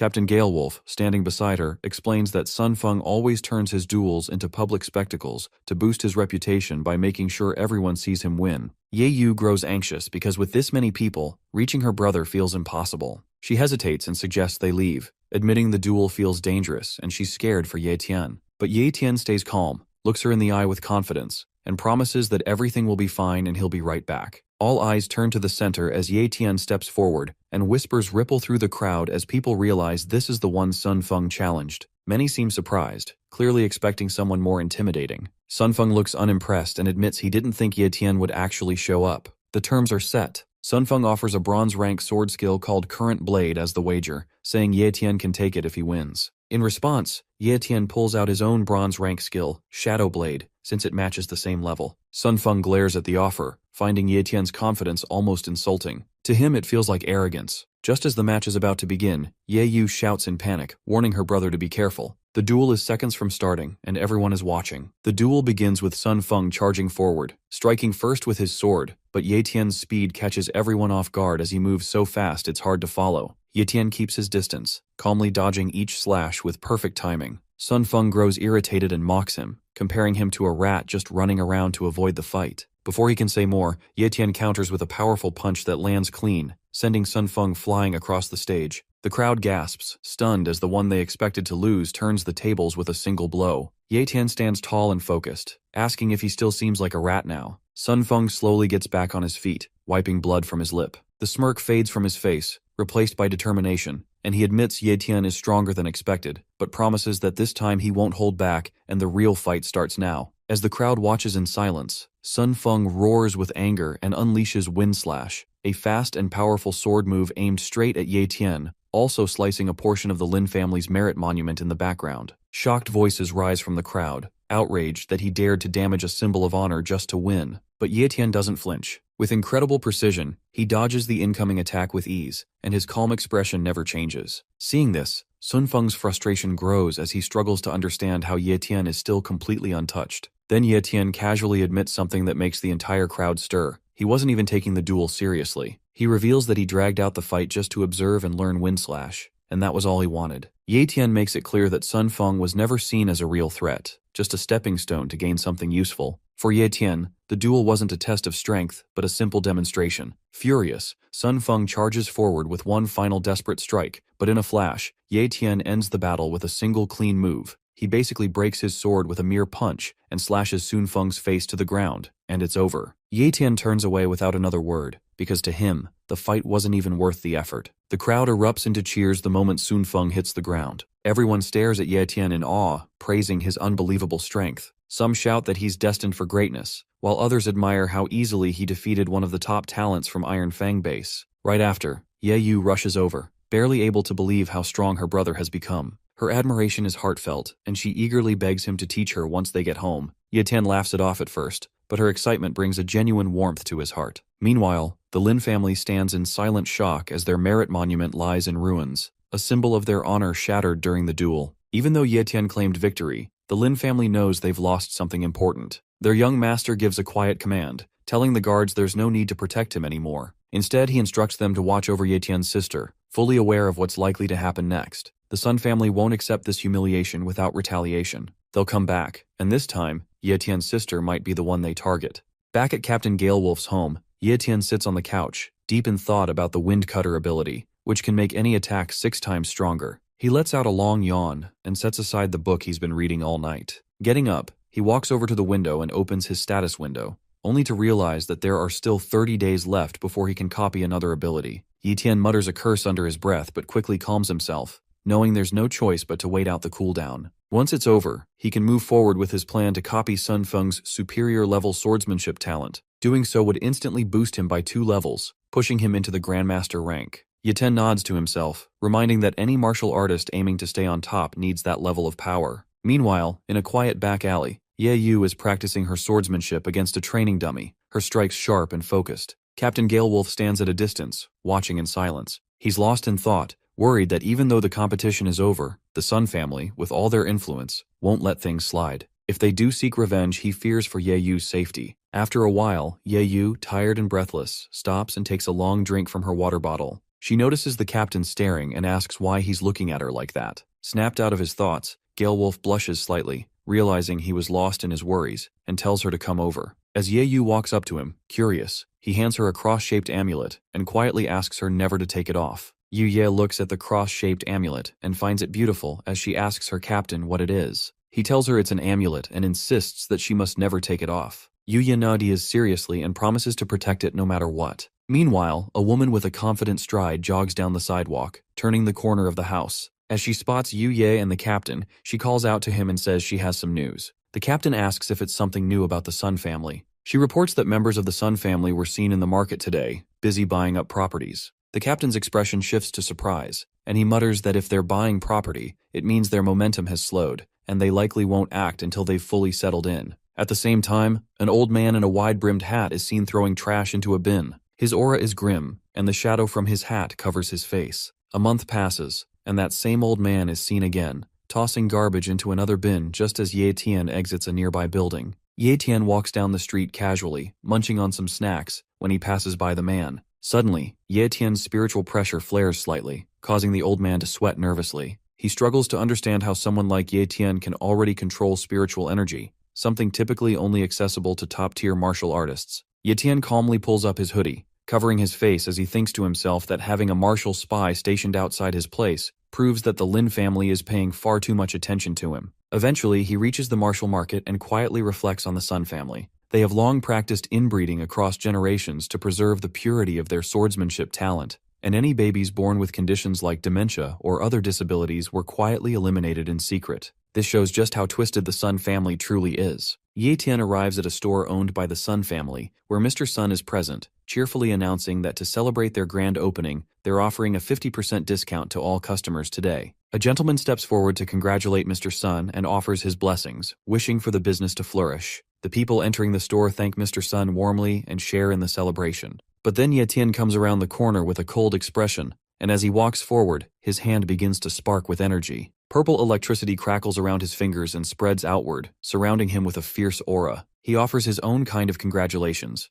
not for the store's opening, but for what he calls Mr. Sun's last day to live. Without hesitation, Ye Tian copies Mr. Sun's ability, and in that moment, his swordsmanship talent upgrades to the superior level. After absorbing Mr. Sun's ability, Ye Tian heads to the graveyard where his parents are buried. He brings a bouquet of flowers and sits quietly at their graves, speaking to them with a gentle tone. He tells them that he and his sister Ye Yu will soon be leaving the seaward base, and before departing, he wanted to visit them one last time to say goodbye. With a small smile, he adds that they would be proud of him if they could see how far he's come. Suddenly, he senses something rapidly approaching. In a flash, a figure appears, standing silently on a nearby tombstone. It's an assassin, clearly sent to kill him, and his killing intent fills the air. Ye Tian instantly reacts, summoning his blade and turning to meet the threat. The assassin lunges with his own weapon, and their blades clash in a shower of sparks. The assassin remarks that Ye Tian must really be something if he managed to defeat Sun Feng. Ye Tian, irritated, realizes who he's facing. It's one of the Sun family's lapdogs. He tells the man that he's been expecting him for some time. With a sharp parry, Ye Tian knocks him back. The assassin keeps talking, boasting that Ye Tian should be grateful for being allowed to live for a whole month when he could have been killed right after the tournament. Tired of the talk, Ye Tian tells him to shut up and save the nonsense, then dashes forward at high speed. Their weapons clash again, and sparks fly through the graveyard as their battle begins in full force. The number of slashes flying through the air is no joke as both fighters keep exchanging blow after blow, each clash more intense than the last. But in the middle of all this chaos, Ye Tian notices something that makes his expression darken. The bouquet he brought for his parents has been damaged. That alone is enough for him to push his opponent far away with a powerful strike. The lapdog stumbles back but keeps talking, revealing that he was Sun Feng's first teacher and that their bond was like that of a father and son. Ye Tian, unfazed by the emotional story, ignores him and calmly walks over to pick up the bouquet. He gently approaches his parents' grave, silent and steady, while the lapdog mocks him again, saying that since they're already in a graveyard, it's the perfect place to bury him. He even offers to dig the grave himself if Ye Tian kneels and begs for mercy. Still, Ye Tian says nothing and quietly places the bouquet beside the grave. But the lapdog crosses the line when he threatens to kill Ye Tian's sister, claiming she'll soon be joining him in hell. That's when something inside Ye Tian finally snaps. He stomps the ground, shattering it beneath him as anger pours from his eyes like a raging storm. Without a word, he activates his top-tier speed talent and vanishes from sight. In the blink of an eye, he reappears with a devastating kick straight into the lapdog's gut, sending him flying. Ye Tian doesn't stop there. He dashes forward, grabs the man midair by his hoodie, and hurls him toward a nearby mountain. The lapdog crashes violently, the impact kicking up dust and rocks as his body lies motionless, barely able to grip his weapon. He hears footsteps drawing closer, his blurred vision catching Ye Tian's figure approaching. In that moment, he finally understands that Ye Tian is already at the level of a grandmaster, though his pride still struggles to accept it. But none of it matters now, as his eyes close for the last time and his story ends right there. Ye Tian sits beside the lifeless body, his expression calm as he picks up the weapon known as Sword Veil, a rare swordsmanship manual hidden within the lapdog's blade. As he examines the weapon, he quickly notices that its stats far surpass those of the sword he had been using. Without hesitation, he switches them out, securing the stronger weapon for himself. Looking around, Ye Tian realizes that night has fallen, and the sky is already cloaked in darkness. Knowing he's stayed out too long, he quickly makes his way down the mountain, fully aware that if he's late again, he'll be facing a battle he can't win, his sister, waiting at home with questions and complaints that no sword can parry. Ye Tian returns to the city and encounters the old man again, who is sweeping the street.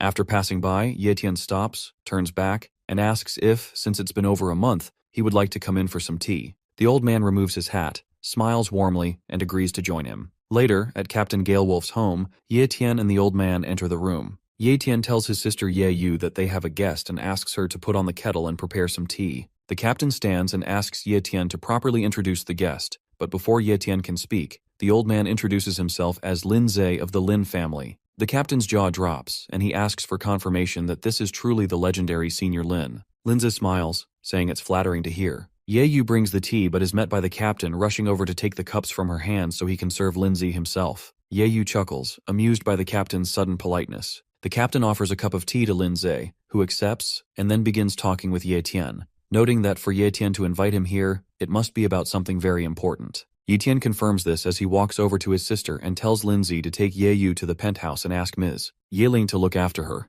Lin Zhe sips his tea, thinking to himself that he hadn't expected Ye Tian to have any connection to the penthouse. He notices the amulet Ye Yu is wearing, given to her by the captain, and recognizes it as a token of the penthouse. Lin Zhe sets his cup down and responds, promising to take Ye Yu to Ms. Yu. Ye Tian glances at the captain, considering how to repay him before leaving the seaward base. The captain jokes that it seems Lin Zhe didn't like the tea, so he'll make him a fresh cup. Meanwhile, Ye Tian introduces the captain to Lin Zhe, explaining that his name is Zhang Feng, a close and loyal friend of his who is brave and has great potential if he works for the Lin family. The captain is shocked to hear Zhang Feng will be working for the Lin family, finding it hard to believe. However, Lin Zhe agrees and tells Ye Tian that the Lin family is open to any outstanding person, and starting today, Zhang Feng will become his disciple. Ye Tian gently nudges Zhang Feng and tells him to meet his new master. Zhang Feng falls to his knees and bows deeply to Lin Zhe, thanking him for accepting him as a disciple. Lin Zhe tells him to get up, thinking to himself that doing these two small favors will help him build a good relationship with Ye Tian,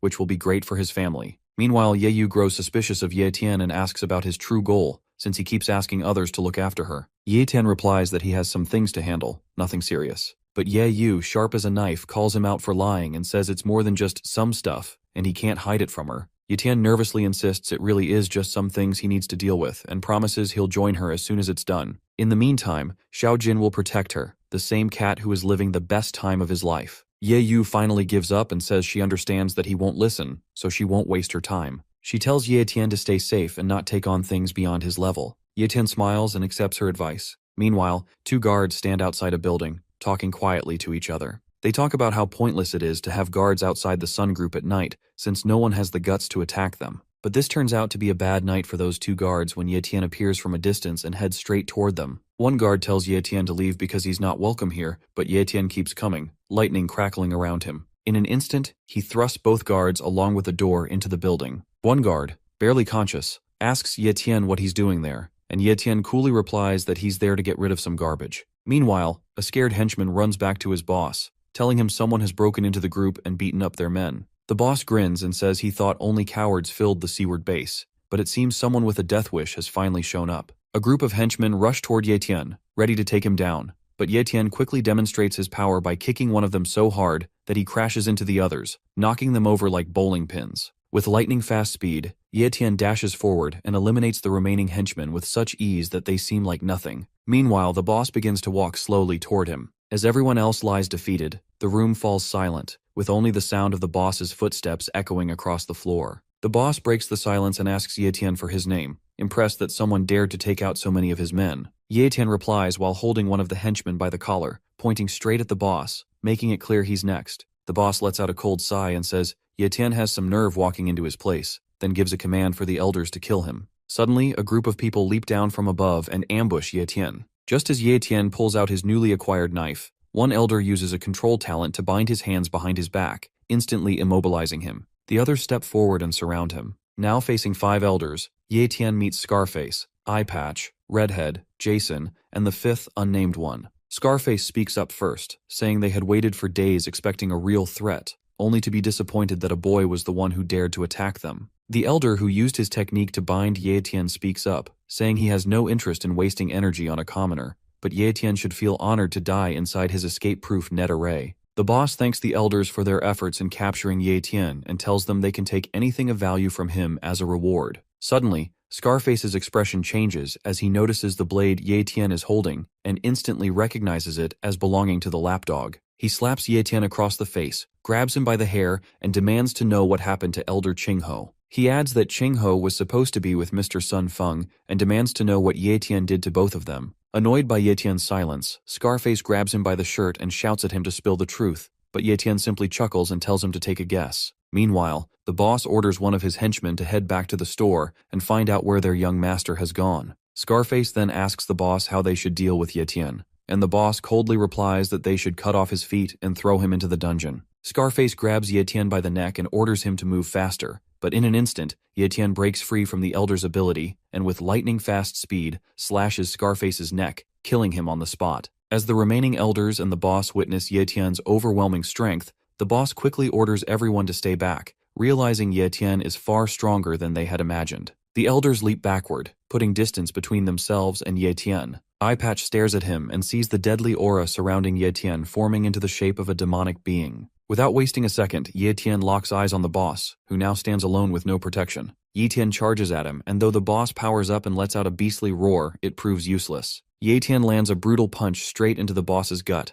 forcing blood to burst from his mouth. He follows it up with a fierce kick to the face that sends the boss crashing into a wall. The wall shakes from the impact as the boss struggles to his feet, coughing blood, and realizing he can't face Ye Tian alone, he yells for the elders to attack together. Jason is the first to respond, confident that his massive muscular frame can overpower Ye Tian. He locks hands with him, and the two begin pushing against each other, the pressure creating a crater beneath them as lightning crackles in every direction. Thinking Ye Tian is immobilized again, the elder with the chain ability moves in for a sneak attack from behind, but Ye Tian senses his presence, and without wasting even a split second, kicks both Jason and the elder in the face, sending them flying and shattering the elder's teeth. Standing tall at the center, Ye Tian calmly tells the elder that using the same trick twice won't work. However, the elder proves to be cunning, having planted a trap under Ye Tian's feet, which suddenly locks him in place. This gives Eye Patch the perfect opening as she begins gathering the souls of the fallen henchmen and summons 2 vicious dark dragons. Despite his power, Ye Tian immediately senses that the spell is a serious threat. He breaks free from the trap and bolts, but the dragons are far faster than he expected and appear right in front of him. Caught off guard by their speed, Ye Tian stares in disbelief as one of the dragons opens its massive mouth and swallows him whole. The attack escalates into a devastating blast known as the Death Aura Explosion.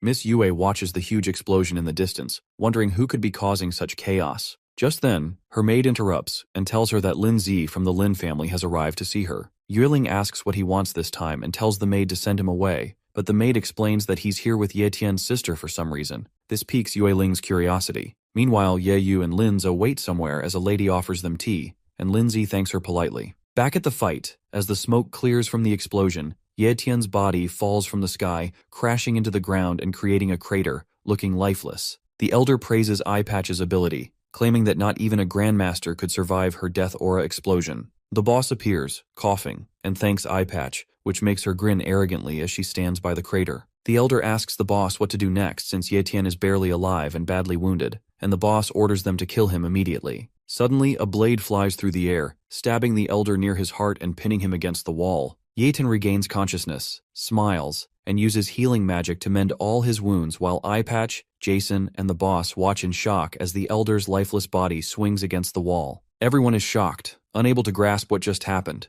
Then Jason realizes Ye Tian is still alive and warns the others, but before he can act, a hand strikes him, slamming his head into the ground hard enough to shatter his mask and kill him instantly. Ye Tian wastes no time, calling his knife back and swiftly slicing Eye Patch's neck clean through. As the elders fall one by one, the boss collapses backward in fear. Desperate, he grabs his axe and launches one final attack at Ye Tian, but Ye Tian stands firm, and only a spray of blood appears before the boss's lifeless body hits the ground, blood dripping from Ye Tian's blade. At that moment, the young master of the Sun family, Mr. Sun Feng, appears around the corner, seeing his father's dead body and screaming out in shock, while Ye Tian turns, smirking as he locks eyes with him. Ye Tian looks at Mr. Sun Feng and says it's a good thing he showed up, because he can deal with him right now as well. He steps on his father's body while speaking, which makes Mr. Sun Feng lose his temper completely. Fueled by rage, Sun Feng lunges at Ye Tian, throwing a powerful punch, but Ye Tian effortlessly dodges it. Using his power talent, Ye Tian buffs himself and counters with a brutal punch to Sun Feng's gut,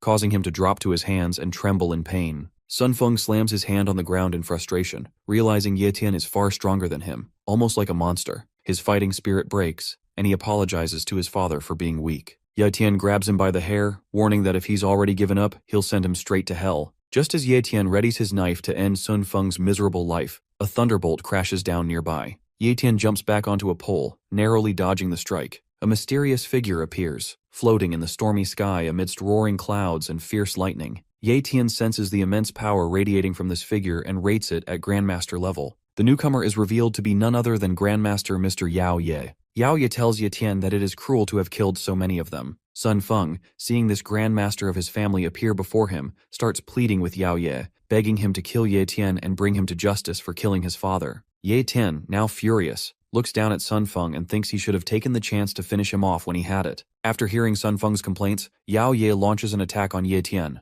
throwing lightning at the pole where Ye Tian stands, but Ye Tian dodges and leaps onto a building. Yao Ye continues to unleash lightning attacks, but Ye Tian keeps evading them. Confident in his power, Yao Ye tells Ye Tian to give up because he is no match for a Grandmaster. Sun Feng realizes the destructive power of a Grandmaster is no joke and could destroy the whole city, so he plans to escape to somewhere safe. However, Ye Tian blocks his path with a menacing smile and rushes toward him. At that moment, Yao Ye hurls another lightning bolt. Ye Tian dodges it, but it strikes Sun Feng, almost turning him to ash. Luckily, Sun Feng survives and shouts at Yao Ye that he is not his enemy. Yao Ye jokes that after all these years his eyesight must have gotten weak. While they argue, Ye Tian suddenly appears above Yao Ye and delivers a heavy punch, but Yao Ye is protected by a powerful ability called Elemental Energy Shield, and the punch doesn't even land. Yao Ye electrifies the surroundings, sending multiple lightning bolts that shock Ye Tian and knock him to the ground. Despite the barrage, Ye Tian manages to get back up, laughing as he praises his opponent's power, saying it's time to get serious because if he wants to win, he'll need his full strength. The two stand face to face, their powers clashing fiercely.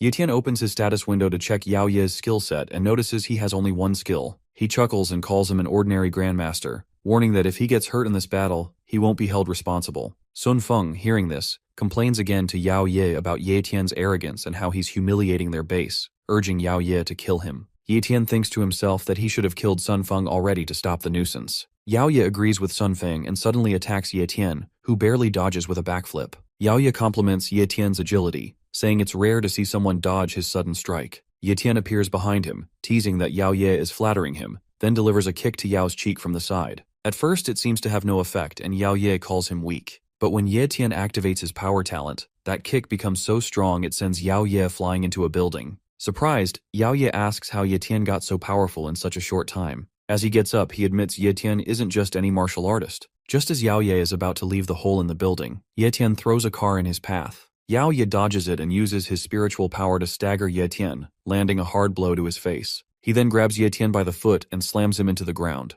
Building up energy, Yao Ye powers up his fierce skill, Thunder Kindling, unleashing it on Ye Tian. The attack is so intense that the whole area and sky fill with lightning bolts and thunder. The blast of lightning leaves a huge crater on the ground. Standing inside the crater is Yao Ye, while Ye Tian lies unconscious on the ground. Yao Ye looks down and says it seems like it's over now. Sun Feng laughs with joy and runs over to congratulate Yao Ye, but the battle has clearly taken its toll on Yao Ye, who suddenly pukes blood, realizing he's injured as well. He tells Sun Feng that he's leaving things in his hands and will go see a nurse to get checked. He pushes Sun Feng aside, who can only mutter "yes, sir," trembling with fear of the Grandmaster. Yet, once Yao Ye is out of sight, Sun Feng gets cocky again. He spits on Ye Tian and stomps his body repeatedly, ranting that Ye Tian used to claim he was number one but lost to them. He threatens to chop up Ye Tian's corpse and feed it to the dogs. But just then, Ye Tian regains consciousness, grabs Sun Feng by the neck, and lifts him up, daring him to repeat those words, though Sun Feng is too scared to say a thing. Just then, Ye Tian calls his blade back to him. Sun Feng, realizing his end is near, screams for help one last time, but it's too late. Ye Tian cuts open his neck, putting an end to his miserable life. The scream catches the attention of Grandmaster Yao Ye, who looks back to see Ye Tian using his healing talent. One by one, Ye Tian's wounds start to close, and soon his body is as good as new. Yao Ye is left in disbelief, wondering how Ye Tian's wounds healed so quickly, like the penthouse jellyfish, and demands to know what he really is. Ye Tian shrugs it off, calling himself nothing more than an ordinary guy with a low-level talent. He then activates his wind slashes and unleashes a barrage of slashing orbs toward Yao Ye. Yao Ye recognizes the skill as belonging to the Sun family, but the sheer number of orbs overwhelms him. Every attack hits hard, damaging his body and tearing off his shirt. Clearly furious, Yao Ye calls Ye Tian a bastard and swears to kill him even if it costs his life. But before he can act, Ye Tian delivers a powerful punch to the back of his head, slamming him into the ground. Ye Tian says he's just paying Yao Ye back for what he did earlier. Now trembling from Ye Tian's strength, Yao Ye struggles to get up from the ground. However, Yao Ye's effort is useless as Ye Tian stomps straight into his face. Desperate and powerless, Yao Ye shouts for help. From atop a building, a figure appears, Geezer Li. He tells Yao Ye that he warned him not to act recklessly since they are guests and must respect their hosts. But sadly, Yao Ye didn't listen. Ye Tian looks up, surprised that he hadn't sensed Geezer Li's presence or arrival. Geezer Li then descends from the building and introduces himself as Li Mao, also known as Geezer Li, a grandmaster from Teeth Base. He compliments Ye Tian on his potential. Ye Tian looks him over and asks if he's here to fight too. Geezer Li laughs and says he doesn't want to fight since he only helps those who are right, not just those close to him, so he won't be helping Yao Ye. Even though he's also from Iron Teeth Base, they are very different people. He tells Ye Tian that he's free to do whatever he wants with Yao Ye. Hearing this, Yao Ye gets furious and powers up quickly, calling Geezer Li a bastard and threatening to take him to hell by exploding his own body to drag Ye Tian down with him. But Ye Tian won't let that happen. He jumps up, using his shadow sword to deliver random slashes that cut Yao Ye's body in multiple places, ending his rage and his life. Geezer Li applauds and praises Ye Tian, saying he didn't expect a martial elite to take down a grandmaster. Ye Tian then asks Geezer Li to stop beating around the bush and get to the point. Geezer Li laughs and says it seems Ye Tian isn't very patient. He explains that Yao Ye and his followers were radicals in their base, pushing for a violent invasion of Seaward Base, which goes against what Geezer Li stands for. He wants everyone to coexist as equals. Geezer shows off his super speed as he zooms past Ye Tian, who barely catches a glimpse of him. Geezer keeps talking, saying that since Ye Tian has already taken out everyone in the Sun family, he hopes Ye Tian will stop the killing and forgive them. He suggests that both bases should team up from now on for a better future. Ye Tian chuckles softly and tells Geezer Li that if he wants to cooperate, he should talk to the Lin family because they run things here and make the decisions. Geezer asks if Ye Tian has ever thought about ruling the base himself, but Ye Tian says he does not like trouble, and besides, he is busy. Geezer tries to stop him, but Ye Tian ignores him, taking a huge leap and launching into the sky like a rocket, leaving a trail of electricity behind. Geezer smiles as he watches Ye Tian disappear into the sky and says he is going to accomplish a lot. Meanwhile, at Lin's villa, Lin Wanli, leader of the Lin family, is sitting and shaping a small tree in his palace. Just then, the door opens, and his son, Lin Mingzi, comes in to inform him about a massive explosion that happened overnight in downtown. He explains that it took place at the Sun family's company, and that both their company and family have now been wiped out. Lin Wanli refuses to believe it, saying it's impossible because the Sun family has a grandmaster. Lin Mingzi reminds his father about Ye Tian, the martial artist he had mentioned before. He tells him that Ye Tian is the one who killed everyone in the Sun family, including their grandmaster Yao Ye. This shocks Lin Wanli so much that he drops the scissors he was using to trim the tree. Lin Wanli says he never expected the struggle between the hardliners and moderates of the Iron Teeth base to end at the hands of a young man named Ye Tian. He gets up and starts walking as he continues, saying that by doing this, Ye Tian has managed to secure the Seaward and the base, as well as the safety of the Lin family. His son Lin Mingzi follows him, and says there is one more thing he wants to tell him. The master of the Iron Teeth base, Li Mao, also known as Geezer Li, has arranged a meeting with them this morning, and is currently waiting for him in the tea room. Lin Wanli replies that they really did not give him any time to think and agrees to meet with Li Mao. He then directs his son to carry out his orders to all factions, telling him that every faction in the Seaward base must ensure Ye Tian and his family's safety. If Ye Tian intends to build his own power, all factions must support him wholeheartedly. In simple terms, no one should do anything to upset Ye Tian under any circumstances. Meanwhile, at the penthouse, Yu Ye sits on a chair, thinking about what his brother Ye Tian must be doing. Just then, The waitress comes over to offer the captain another cup of tea. The captain replies that they have been drinking tea all night and asks about the whereabouts of the boss. The waitress says she is sorry but has no idea where the boss might be right now. The captain mentions that he has been here a few times before for trades, but he has never met the lady of the penthouse. Rumors say she is a stunning beauty. He asks his master if they should wait or leave. Linza, his master, tells him to be patient and stay calm as he sips his tea. He also says the captain has met the lady of the house before, and that even Yu Ye has met her as well. Just then, the boss arrives and the waitress apologizes for the wait, letting everyone know she is here. It is Yue Ling. As she approaches the group and looks at Yu Ye,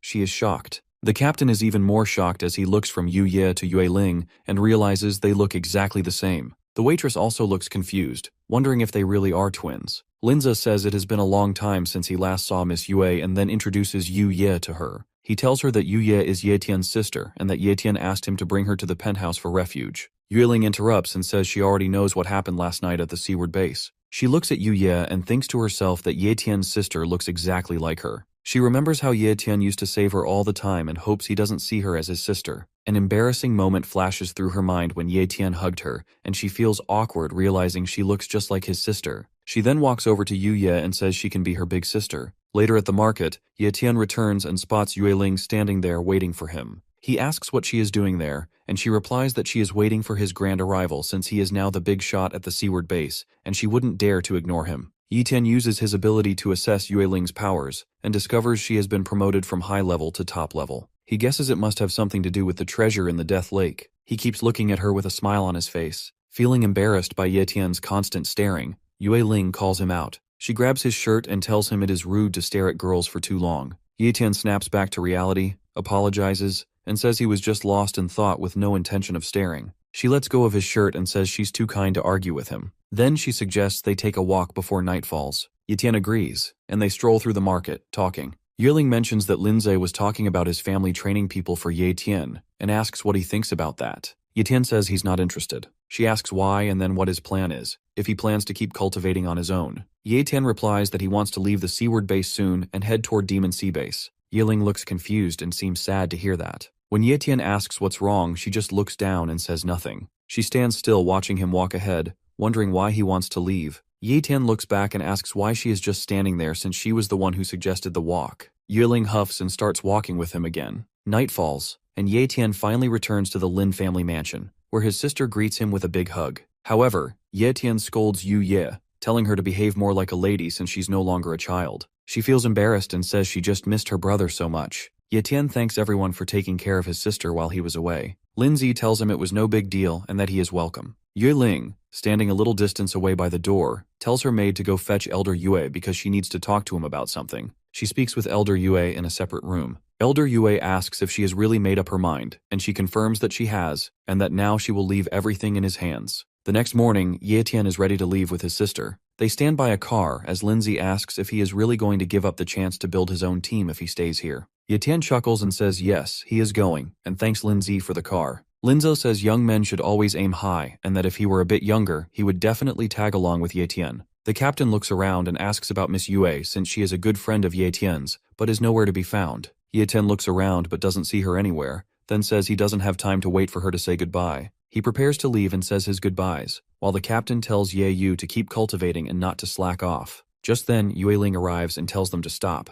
She and her maid head toward the car. She sits in the front seat and tells Ye Tian to get in already. Ye Tian asks if they are both coming, and Yue Ling replies, "Isn't it obvious? Why else would they be sitting inside the car?" Ye Tian asks Ye Yu to sit in the back seat and then turns to Yue Ling, asking why she suddenly decided to come along. She replies that she just wanted to. Ye Tian smiles and says she can simply admit that she wanted to go out with him to train. There's no need for an excuse. Yue Ling blushes and says she just happens to be going to the same place and only needs a ride, so that's why she's coming with him. Then, they start driving away, bidding farewell to the seaward base. They continue riding in the car while the maid calls the cat naughty for not coming to her. Ye Yu explains that the cat just met her and doesn't know her yet. Yue Ling then tells Ye Tian there will be a test in the secret land of the Demon Sea Base and asks if he is interested. Ye Tian says he doesn't know about the secret land and asks her to explain. The maid chimes in, surprised that he became a martial master without knowing about it. She explains that the secret land is a subspace on Earth that came into existence during the catastrophe 100 years ago. Martial artists often enter the secret land through space cracks to hunt for treasures, and it's considered the most effective way to level up. Ye Tian asks if anyone can enter the secret land, and Yue Ling says it has different levels, allowing only people who meet the required level to enter. For example, one portal opens every 3 months, and only martial masters are allowed in. If someone below or above the required level tries to break in, they will be turned to ashes. Ye Tian says it's the first time he's heard of it as he shifts gears and speeds up the car. Yue Ling tells him that not many people earn the chance to go to the secret land, and if she allows him to go, one of her family members will lose the opportunity to participate. She explains it's a rare chance and asks him again if he's interested. Ye Tian says it sounds troublesome and that he'll pass because he hates causing trouble for others. This makes Yue Ling annoyed but amused as she grabs the steering wheel and yells at him to act like a man and stop hesitating. After a while, they arrive at an abandoned campsite and decide to spend the night there. Ye Tian washes his face, breathing in the cool air, then goes back to check if everyone has dinner ready. But Yue Ling stops him and asks once more if he really isn't going to the secret land. She stresses that it's a very rare opportunity, and he needs to be sure of his decision since no one knows when the secret land will open again.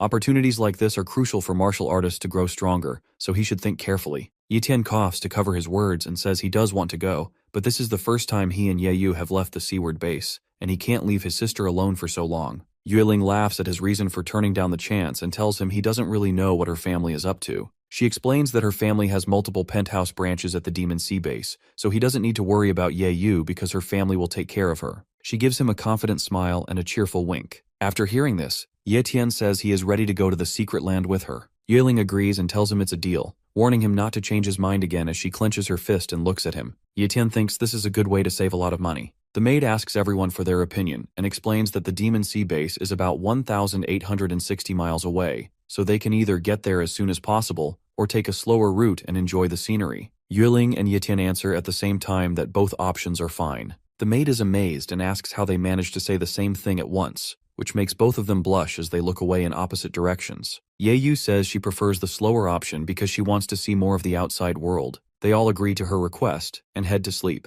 The next morning they continue their journey and encounter giant monsters along the way, like a giant and a giant octopus. After 3 months of travel, they finally arrive at the Demon Sea base. The captain of the ship announces that they have finally arrived at the Demon Sea base and asks the passengers to disembark in an orderly manner. The group gets off the ship and heads into the bustling market. Ye Tian remarks that this base is several times larger than the seaward base. Yue Ling agrees, saying it is indeed much bigger and even divided into different areas because of its size. Suddenly, a car screeches to a halt right in front of Ye Tian and Yue Ling. The driver steps out, opens the back door, introduces himself, and says he is from the penthouse branch at the Demon Sea base, welcoming Miss Yue Ling. Ye Tian looks amazed that this base even has drivers, which tells him they must be filthy rich. Yue Ling asks the maid to take Ye Yu to the penthouse so she can rest, and both of them get into the car. Ye Tian bids his sister goodbye and tells her to take care, promising to meet her at the penthouse. The driver then drives off with the maid and Ye Yu, leaving Ye Tian and Yue Ling behind. Yue Ling ties her hair back and says it's time to carry out their plan.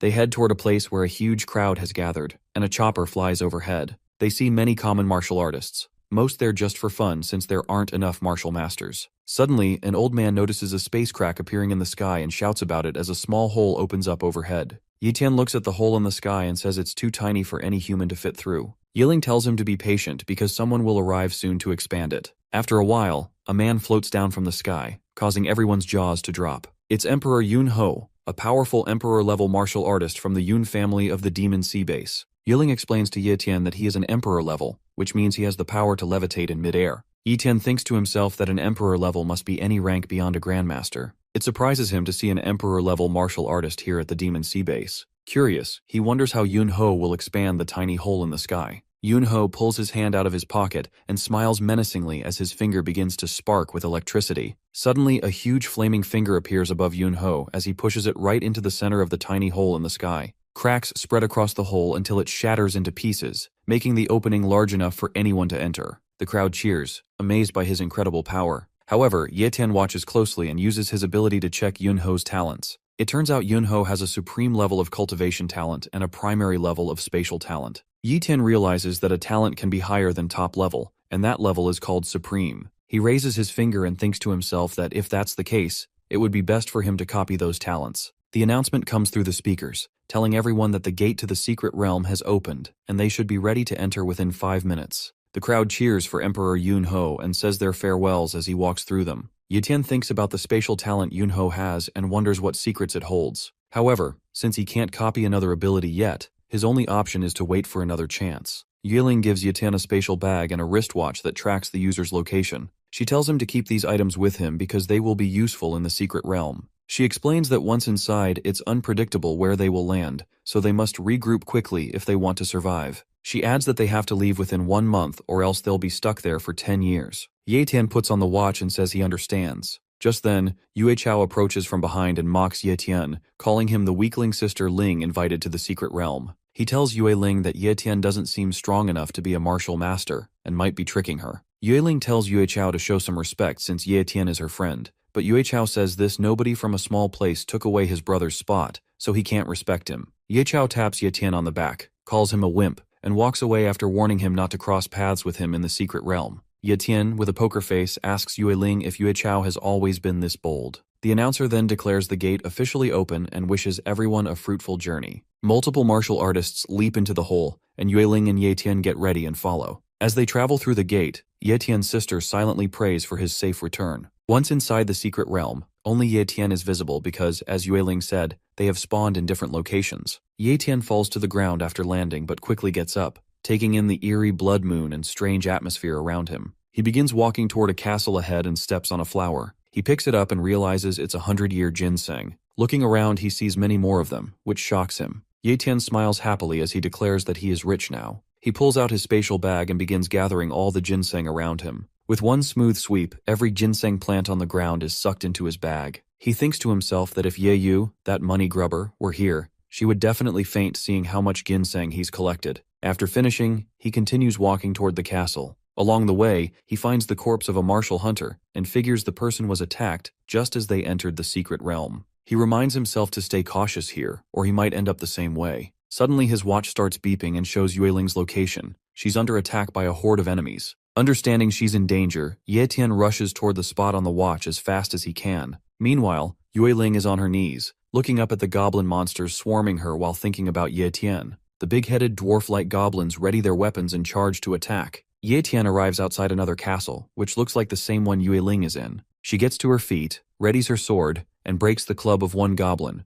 but it doesn't help much because another goblin attacks her from behind. This makes her drop her sword and shiver in pain as she sinks to her knees, looking up at the goblin who just attacked her. Terror spreads across her face as the goblin raises his club, ready to finish her off. She closes her eyes and calls out to Ye-tian in her mind. Just then, Ye-tian arrives and kicks the goblin square in the face, breaking his teeth and sending him flying. Standing protectively in front of Yue Ling, he tells her to rest easy and leave everything to him. Drawing his weapon, he rushes at the remaining goblins and slashes them apart. One goblin tries to sneak up behind Ye-tian, thinking he is clever, but is met with a powerful punch to the jaw that breaks it and sends him flying as well. Ye-tian continues taking down the goblins while Yue Ling watches, thinking that with Ye-tian here, her father's wish from all those years ago might finally be fulfilled. After finishing off the last of the goblins and securing the area, Ye-tian returns to Yue Ling and asks how, if her power is enough to kill these weak demons, they managed to harm her so badly. She explains that it wasn't the goblins but a powerful enchanted python that caused her trouble.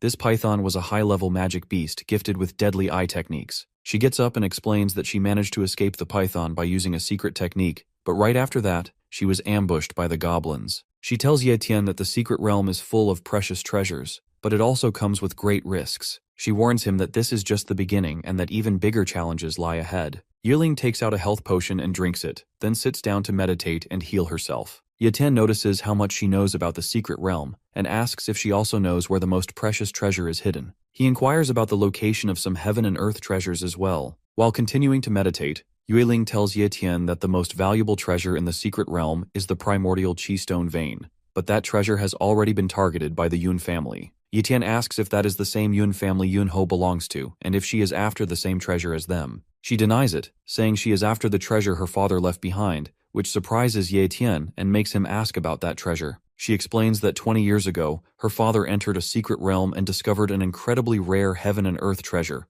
but it was guarded by a beast with teleportation abilities, so he couldn't obtain it. She goes on to say that according to her father, the beast has middle-level spatial magic and is a very dangerous magic beast. Ye Tian thinks it over because even Yun Ho only has a primary level of spatial talent, but this monster possesses middle-level talent, which is a must-have for Ye Tian. He bites his lower lip and shivers with excitement while Yue Ling finishes healing herself. She stretches to loosen up and prepare for what's coming next. Once she's ready, she tells Ye Tian she's good to go. Ye Tian asks about the treasure those women have been so obsessed with, and since he's now her partner, Yue Ling decides to share the secret with him. She explains that the treasure is called the Heavenly Soul Flower, a heaven and earth treasure that can elevate a person's cultivation talent to the very top level. Simply put, it's a flower that can create a genius. One Heavenly Soul Flower is enough to make someone a top grandmaster, powerful enough to dominate places like Linhai Base. She adds that this flower isn't just something she needs. Ye Tian and Ye Yu need it too. Since Ye Tian has already surpassed the top level of cultivation, he doesn't need it, but Ye Yu definitely does. Ye Tian asks how many of those flowers there are. Yiling replies that 20 years ago, there were 10 of them, but since it's been that long, some might have been lost, or maybe even grown. She tells Ye Tian that one of the biggest taboos in treasure hunting partnerships is unevenly dividing the rewards, so she's willing to split everything evenly with him. In return, she expects Ye Tian to give his all when it comes to killing that beast. Ye Tian agrees, and they seal the deal with a high five. After a while, they start heading toward the treasure with Yue Ling leading the way. Ye Tian asks if she really knows where it is, and she tells him not to worry and just follow her. Ye Tian thinks to himself that even though heaven and earth treasures are valuable, his priority is the spatial magic. He asks Yue Ling if his father has been hunting that monster for 20 years, then maybe he must have had a plan. Yue Ling agrees and hands him a device called a formation plate, forged by a formation maker her father hired for a large sum. The pattern on it is called the air band formation, which significantly reduces the effects of teleportation. Ye Tian remarks that it seems even teleportation can be countered, and Yue Ling confirms that it definitely can. She goes on to explain that every force in this world has a counterforce. Nothing is truly invincible, it's just that some haven't found their natural enemy yet. Ye Tian wonders if that's true, then who could be the natural enemy of his talent? Yiling warns him not to assume the formation plate is perfect since it only works within 800 meters and lasts just 3 seconds. She explains that her original plan was to use the formation plate, launch her secret technique, and coordinate an attack with Ye Tian. But since she already used her secret technique to escape the python, she can't use it again for a while. Still, they can't delay the treasure hunt any longer, so they'll have to adapt and come up with a new plan to take down the beast. Ye Tian reassures Yue Ling that there's no need to say more, he'll give his all to eliminate the beast. Yue Ling smiles at this. After a while, she suddenly stops by a giant crater on the ground. Ye Tian asks why she stopped, and she replies that they have arrived at the location as they both stand at the edge of a hill. Yue Ling looks down at a cave and asks Ye Tian if he can see it too. She tells him that the heavenly soul flowers are inside, along with the spatial talent beast. Ye Tian asks if he should make the first move and attack the beast, but Yue Ling tells him to wait because setting up the formation takes time. Once the formation is ready, they can lure the beast out. The beast sleeps inside the cave but is instantly awakened by their presence and teleports behind Ye Tian, catching him off guard. Floating above both Ye Tian and Yue Ling, the beast looks down on them. They both turn around and realize the beast has discovered their position. Ye Tian orders Wei Ling to get the formation ready while he keeps the beast occupied. She agrees and leaves to prepare her formation magic. The beast immediately appears before Ye Tian and slashes his chest and shoulder. Ye Tian looks at the wounds and thinks spatial magic is no joke. Its teleportation talent sets it apart from regular speed. The beast smashes Ye Tian into the ground before flying back up. Ye Tian finally shakes off his daze and prepares to fight. He gets up, uses his healing talent to mend his wounds, and draws his dagger. Meanwhile, Yue Ling sits a safe distance away from all the chaos, focusing on preparing her formation and thinking to herself that it's almost ready, just needing a little more time. The beast floats in the sky as Ye Tian gets up and watches it rush toward him. Just as it's about to reach him, it vanishes and reappears behind him. Ye Tian quickly shows his agility by jumping away and dodging the attack. The beast growls and charges again, aiming directly for Ye Tian's face, but he blocks it with his dagger. They trade blow after blow, neither able to land a perfect hit. Amid the fight, Ye Tian checks in with Yue Ling about the formation. She tells him she needs only 3 more seconds to finish. As those seconds pass, the beast senses something is wrong with Yue Ling, disappears from Ye Tian's side, and moves to attack her. But Ye Tian has other plans. He kicks the beast hard in the jaw just as it's about to strike Yue Ling and disrupt her formation. The formation is finally ready as Yue Ling activates the airspace seal formation. This technique creates circles above the monster that press down on its body, pinning it to the ground in one spot. Yue Ling breathes a sigh of relief and says the formation magic has finally been completed. The beast uses its gigantification talent, bulking up its body and trying to break free from the formation. The formation plate starts to crack as its time runs out. Ye Ling tells Ye Tian to take his chance now before the plate breaks and the beast escapes. Without wasting a second, Ye Tian draws his shadow sword and slices the monster's face clean in half with a single strike, ending its rampage instantly. Yue Ling is surprised by Ye Tian's power.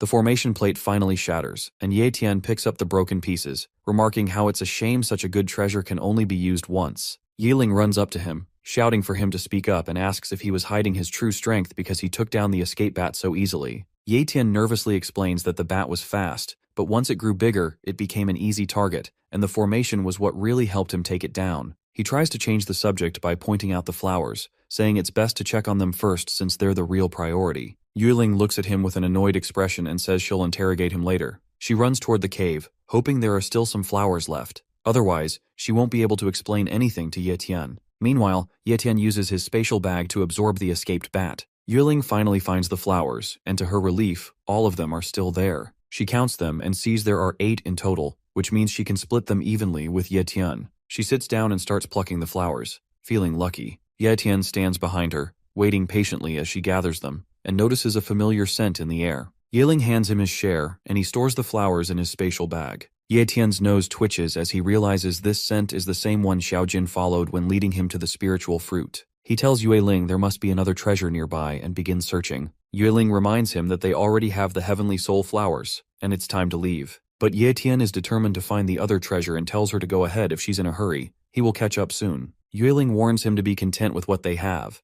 as greed is a dangerous taboo when it comes to treasure hunting. Ye Tian says nothing and keeps looking. He eventually notices a small patch on the wall, strikes it with his fist, and reveals a hidden chamber inside the cave. Yue Ling is surprised there was a secret chamber, but even more stunned when she sees the treasure hidden inside, the Earth Surge Gold Lotus. Ye Tian grins and says this is the treasure he had been searching for all along. Ye Tian asks Yue Ling if she knows anything about the plant. She says she does and identifies it as the Earth Surge Golden Lotus, which is even rarer than the heavenly soul flowers. However, despite being incredibly valuable, it's considered unmarketable. Ye Tian looks confused and asks what she means by something being invaluable yet unmarketable. She explains that while the lotus can influence a person's innate talent, it doesn't upgrade it like a heavenly flower does. Instead, it allows the talent to develop new tricks, but whether those tricks are useful depends entirely on the talent itself. The effects are usually minor, and only in rare cases, maybe 1 in 1,000, it can make a skill more efficient. That's why only the wealthy are willing to buy it to test their luck, making it precious but not easy to sell. Ye Tian thinks about his copy talent and gets curious about what new tricks it might learn. He tells Yue Ling it's time to talk business, then asks her to wait as he jumps down to retrieve the lotus. When he comes back, Yue Ling demands to know how he could just grab the flower without asking, and insists she deserves a share. Ye Tian assures her that of course she'll get her share, but since the lotus is of no use to her and they both own half of it, he proposes a trade, 3 heavenly soul flowers in exchange for the lotus. Yue Ling thinks to herself that 3 flowers are way too much for that lotus and considers Ye Tian completely brain dead. She chuckles quietly and decides that, as a shrewd businesswoman, she'll teach him a lesson. Playing it cool, she tells Ye Tian that since he worked hard, she'll consider accepting the deal. In her mind, she's thrilled, thinking she just got 3 heavenly soul flowers for free, and now has a total of 7 flowers from this trip. She also starts thinking about a man she has a deal with and figures that the number of flowers she has now should be enough to hold up her end of the bargain. Meanwhile, Ye Tian sits down and begins to meditate, focusing on using the lotus. As the lotus activates, waves of yellow energy ripple through the air, and suddenly, Ye Tian's status window appears. It reveals that he has successfully unlocked the second copy function. Ye Tian realizes this means he can now copy a second time without delay, which is a major boost to his ability. Considering he used to wait an entire month before copying another ability, this new upgrade feels like a game changer. He checks the range from which he can now copy abilities, and is amazed to see it has increased drastically, up to 500 meters. He thinks to himself that the double copy function and the extended range are such valuable improvements that even 10 heavenly soul flowers would have been worth it, so giving up 3 was nothing. Then he takes out the escape bat's corpse from his spatial bag, and his system window pops up, confirming that the middle-level spatial talent has been successfully copied. He integrates the ability into himself and smiles, letting out a satisfied huff. Ye Tian huffs in exhaustion as he finally completes his cultivation, saying that the teleportation magic is the strongest ability he's ever encountered. It includes teleportation, spatial perception, spatial mark, and a pocket inventory. He opens the pocket inventory, moves his spatial bag into it, and feels ready to begin a new round of treasure hunting. As he steps out of the cave, he finds Yue Ling sleeping outside. He looks at her and thinks how much she resembles Ye Yu, wondering how his sister must be doing. Yiling wakes up, dusts herself off, and asks if he's done cultivating as she reattaches her weapon.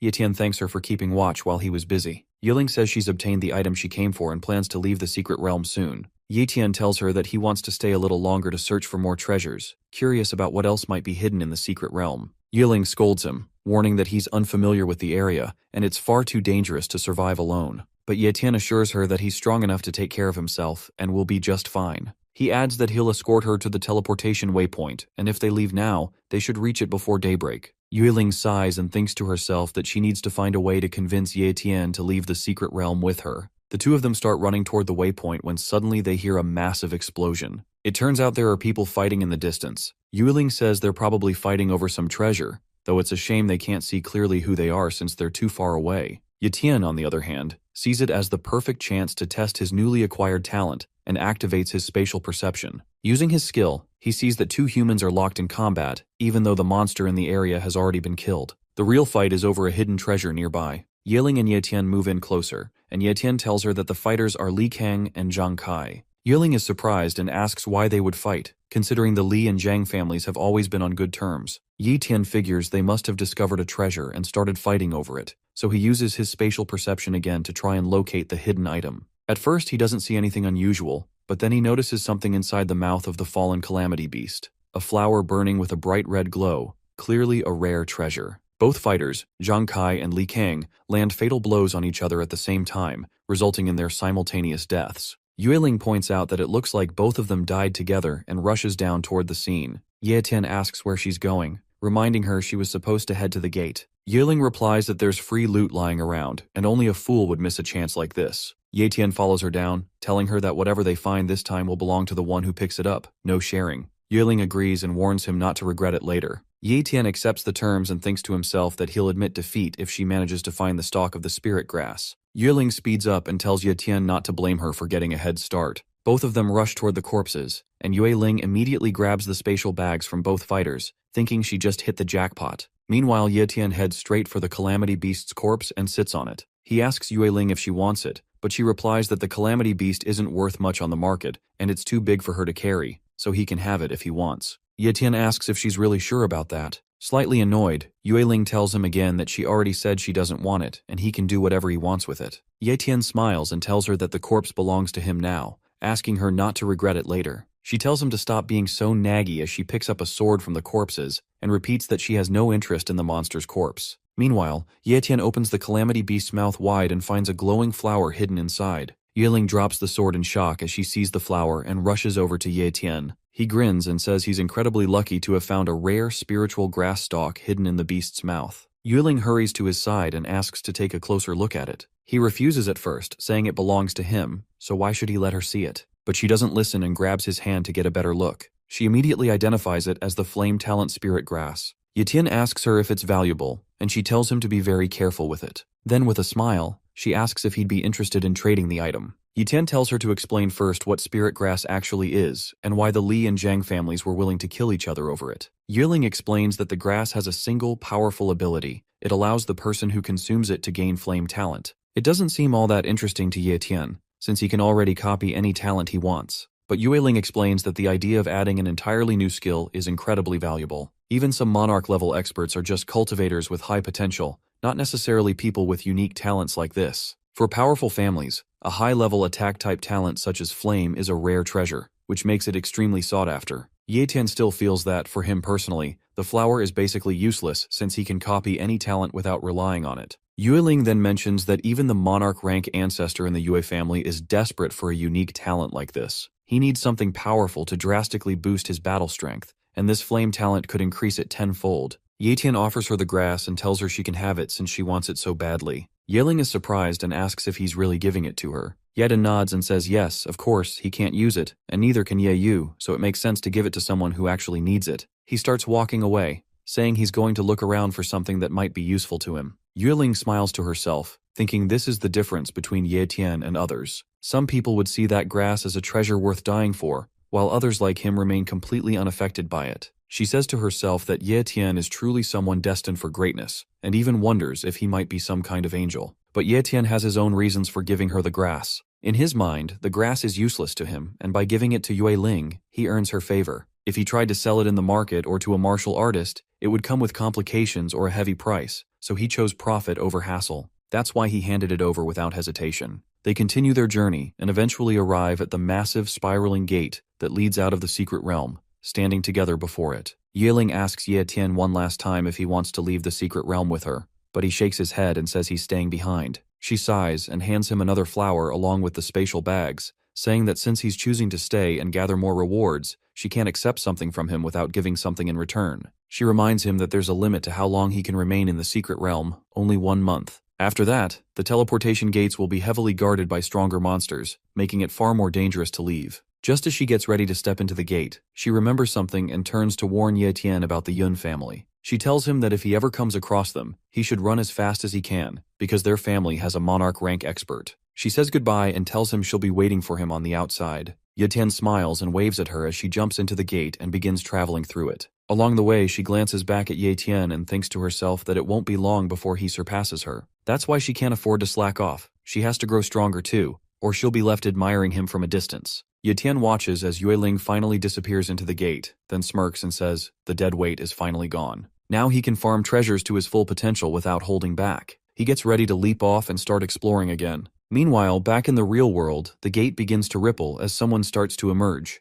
The crowd nearby assumes it's a weak martial artist returning after only 2 days, unable to handle the secret realm. Suddenly, something crashes violently to the ground. 2 thugs glance over and spot the figure, thinking there might be valuable treasures to steal from whoever just returned. As they move closer, they realize it's Yue Ling, now badly injured and barely conscious, her body lying almost lifeless on the ground. Just as the thieves get ready to rob her, Uncle Ben pushes through the crowd and rushes to her side. Recognizing her immediately, he kneels beside her and urgently asks what happened inside the gate and how she ended up in such a critical state. With a weak and fading voice, Yue Ling whispers that he should take her to the clan first. Meanwhile, Yunho stands on a nearby rooftop, watching the scene below with a wicked grin as he waits impatiently for his so-called cash cow to appear. Back on the ground, Uncle Ben looks at Yue Ling in shock and asks about her injuries. She calmly explains that the wounds are superficial and she isn't seriously hurt. She faked the condition because many experts lurk around the gates, waiting to ambush raiders coming out of the secret realm to rob them of their gains.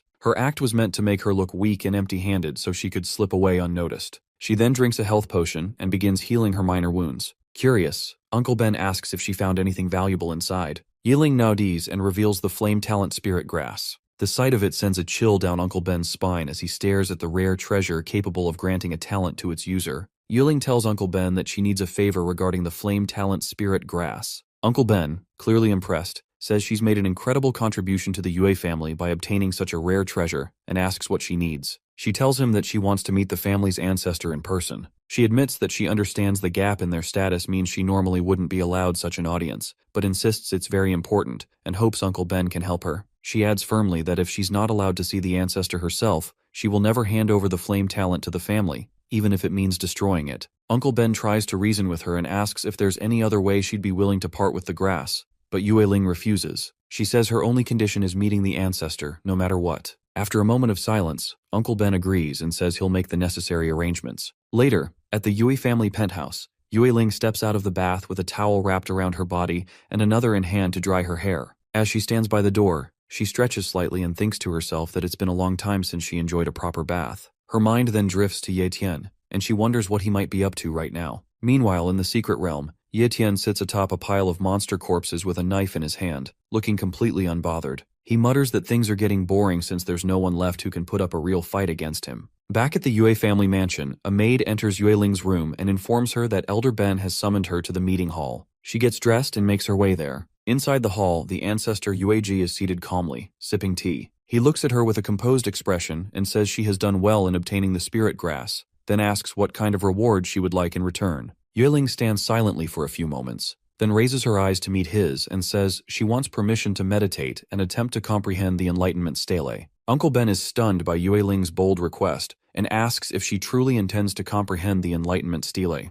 He warns her that the stele is the very foundation of the Yue family, and that even he doesn't have the authority to approach it, much less comprehend it. He tells her plainly that her request is far beyond acceptable limits. But Yue Ling looks directly at Yueji and reveals that she obtained 6 stalks of the divine soul flower from the secret realm. She offers to hand them over to the family's disciples, on the condition that Yueji grants her access to the stele. She tries to strike a deal, determined to negotiate. Weiji's expression darkens as he tells her to make another request, calling her demand absurd. But Yueling refuses, saying she isn't interested in anything else and won't back down. Yueji's patience snaps, and with a flick of his aura, he sends Yueling flying out of the building. She crashes onto the ground and coughs up blood, her body barely able to move. Yueshi rises to his feet, his voice filled with fury as he shouts how dare she try to bargain with him. He begins walking toward her with heavy steps. Struggling to rise, Yueling breathes heavily and says that no matter how much she cultivates, her level won't surpass Grandmaster. She isn't content with her current potential. She wants to become stronger, to break her limits and rise beyond what fate has allowed. Yechi floats in front of Yueling, towering above her as she looks up with fear in her eyes. He gazes down coldly and releases his monarch-level aura. The pressure slams into Yueling like a mountain, forcing her to the ground. The earth beneath her begins to crack from the sheer force and she struggles to breathe. Her limbs feel like lead, and fear slowly creeps through her body as she realizes just how terrifying a monarch's aura truly is. Uncle Ben rushes in, alarmed, and pleads with Yueji to stop. He falls to his knees and begs, saying that Yueling is still young and has made a mistake, but it isn't worth lowering himself to punish her like this. Yueling, barely able to move, grits her teeth and tells Uncle Ben to stay out of it. With pure willpower, she starts to lift herself, inch by inch, defying the crushing weight of Yueji's aura. Her body trembles, blood still at the corner of her lips, but she pushes through and stands once more. She declares with unwavering resolve that she must comprehend the Enlightenment stele, no matter the cost. Yeji watches her in silence, his eyes narrowing as surprise flashes across his face. Despite being under his full aura, she's still standing.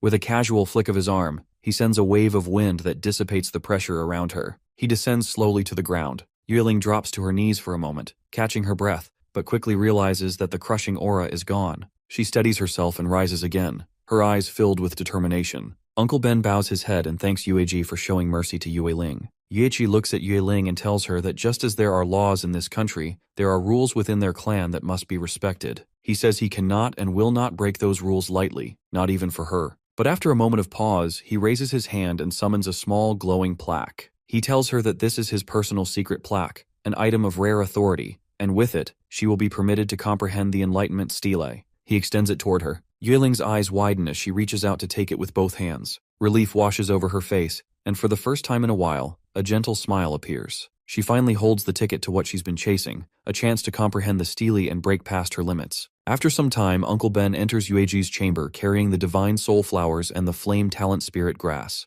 He tells Yueji that Yueling sent someone to deliver the items personally, fulfilling her promise. Yechi no Diaz and instructs him to place them on the table. As Uncle Ben carefully sets the flowers down, he looks at Yueji and asks why he changed his mind about letting Yueling approach the Enlightenment stele when he had been so firmly against it before. Yueji dips a spoon into a wooden bucket of water and casually waters a nearby plant as he replies with a faint smile. He says that he admires her stubbornness. It reminds him of himself in his younger days. Meanwhile, deep in the secret realm, Ye Tian is up on a mountain when he spots another spirit plant. With a grin, he yanks it out along with its roots, but in his excitement forgets where he is and tumbles down the slope, landing in a river with a splash. He pulls himself out, soaked and dripping, and activates his spatial talent. Using his pocket inventory, he pulls out the plants he has collected so far and lays them out. Looking them over, he counts each one and grins, thinking about how lucky he's been to find so many spirit flowers in just a few days. The potential profit from these, plus the bonus from selling calamity monster corpses, makes him feel like he's struck gold. Glancing down, he wrinkles his nose as he realizes he smells awful. Remembering Yeyu's nagging, he pulls out clean clothes from his inventory and changes on the spot. Unbeknownst to him, a monster hidden in the distance watches his every move. Ye Tian finishes changing his clothes and stores all the spirit flowers back into his inventory. His stomach lets out a loud growl, reminding him that he hasn't eaten in a while. He grumbles to himself and decides to hunt something edible before continuing his exploration. Just then, a boar-like monster crashes out from the brush, snorting aggressively. Ye Tian stares at it with wide eyes, momentarily startled, but a few minutes later, that same monster is sizzling over a fire, turned into a mouth-watering barbecue. Ye Tian slices off some meat and starts devouring it eagerly, savoring the flavor. Suddenly, out of nowhere, a rat dashes in at lightning speed, snatches a piece of meat from his hand, and bolts off into the forest. Ye Tian freezes for a moment, then shouts in disbelief and jumps up to chase the rat. After a long winding pursuit through the woods, the rat finally stops and begins munching on the stolen meat.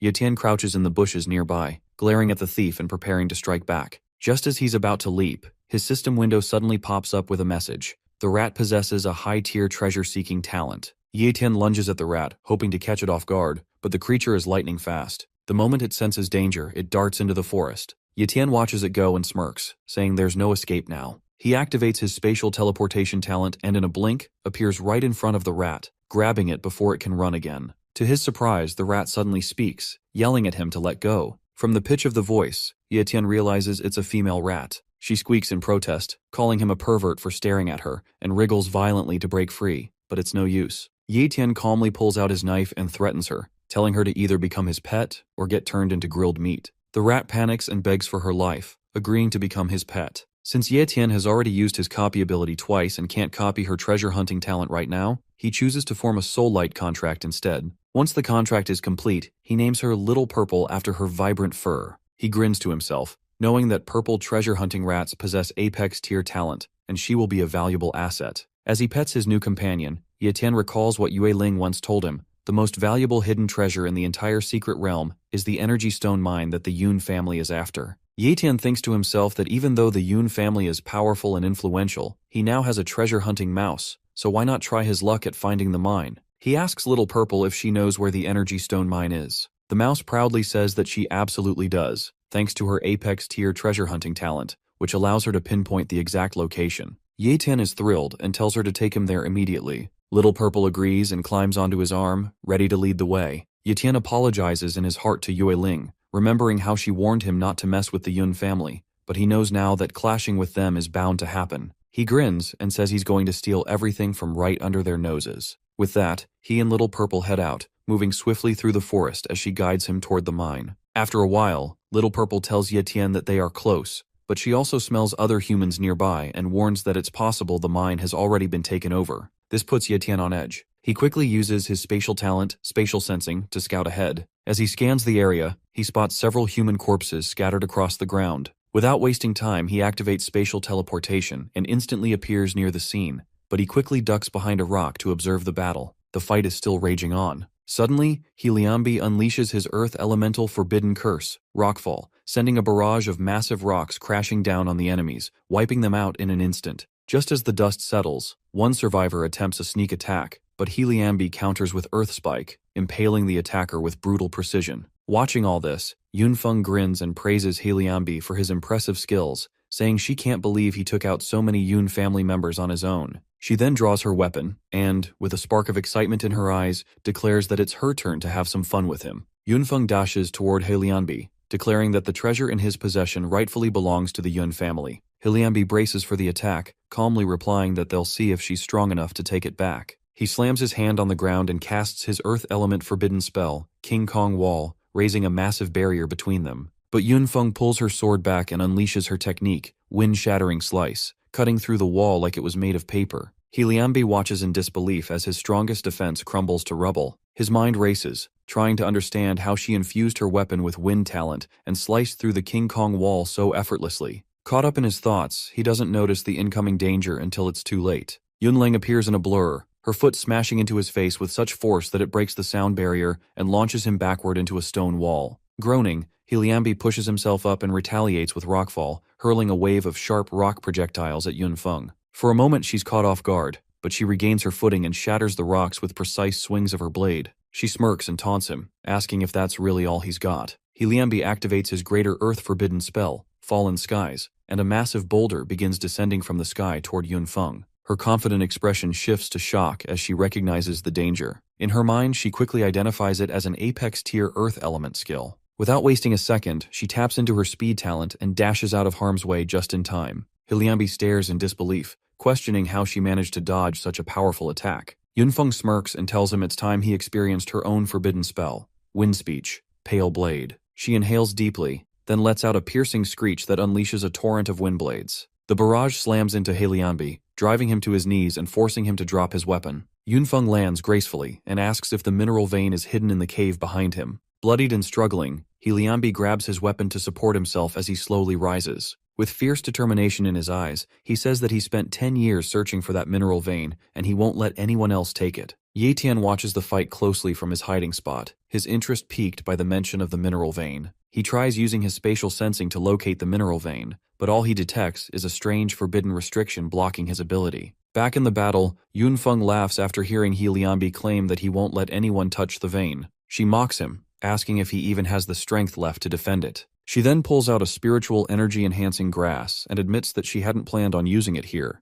Normally, consuming such a powerful item directly is extremely dangerous and often fatal, but she's so determined to kill him now that she throws caution to the wind. Without hesitation, she bites into the grass and swallows it whole. Ye Tian watches in shock from afar, thinking that she's gone insane. Consuming that kind of spiritual grass raw could easily make someone explode on the spot. As soon as she eats it, the veins on her neck bulge, her eyes begin to glow a fierce pink, and her blood surges uncontrollably through her body. She collapses to the ground, screaming in agony as a beam of light shoots into the sky from her body. Moments later, she rises again, glowing with a powerful pink aura that leaves energy trails from both her body and her sword. Liambi is gripped with fear as he realizes her cultivation talent has skyrocketed to transcended tier. Yunfeng smirks with new confidence, her expression wild and hungry for battle, as if her fangs are ready to tear through anything in her path. Ye Tian opens his status window and is stunned to confirm that Yunfeng's cultivation talent has truly jumped to the transcendent tier. Yunfeng looks down at Liambi with a wicked smile and says she might consider leaving his corpse in one piece if he gets on his knees and begs for his life. Liambi's eyes burn with rage as he snaps back, demanding how she dares speak to him that way. He says that even if her talent has improved, it doesn't guarantee victory. He begins forming a powerful spell, but before he can finish, Yunfeng vanishes and reappears beside him in a blink. Her blade flashes multiple times, cutting through him so fast he doesn't even realize he's been struck until blood pours from his mouth and he collapses.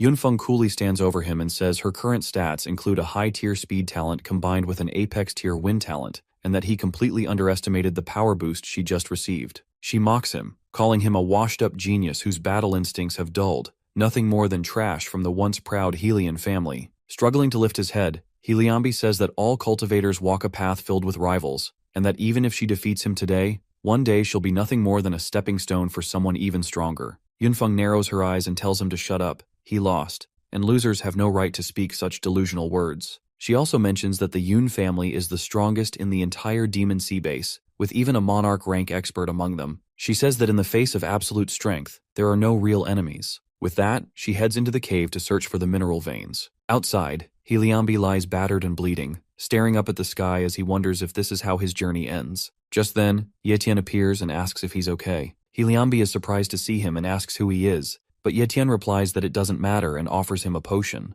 Liambi says it's useless, as Yunfeng's last attack shattered his internal organs and his time is running out. He then asks Ye Tian if he's here for the mine as well, and Ye Tian confirms it. Liambi chuckles and says at least Ye Tian is honest. When Ye Tian asks about the mine, Liambi explains that if it were an ordinary ore cave, he would have mined it long ago. He says this cave has an apex-tier calamity beast guarding the vitality stone ore, and that the beast has tunneled the cave full of passages to confuse intruders. Anyone who enters is bound to get lost unless they have a purple treasure hunting rat, which possesses a rare talent for tracking hidden treasures. He says such rats are incredibly rare, and that he searched the secret realm for the past 10 years and still hasn't found one. Ye Tian shows him Little Purple and asks if this is the kind of rat he was talking about. Liambi's eyes widen in shock as he coughs up blood and stares at the purple rat. He can't believe Ye Tian not only found one but also managed to tame it and form a soul contract. Little Purple hops onto Liambi's knee and lets out a soft squeak. Liambi looks at the rat with a faint smile and says he never imagined he'd actually see one before his death. He slowly reaches out a trembling hand toward the rat and says it feels foolish now,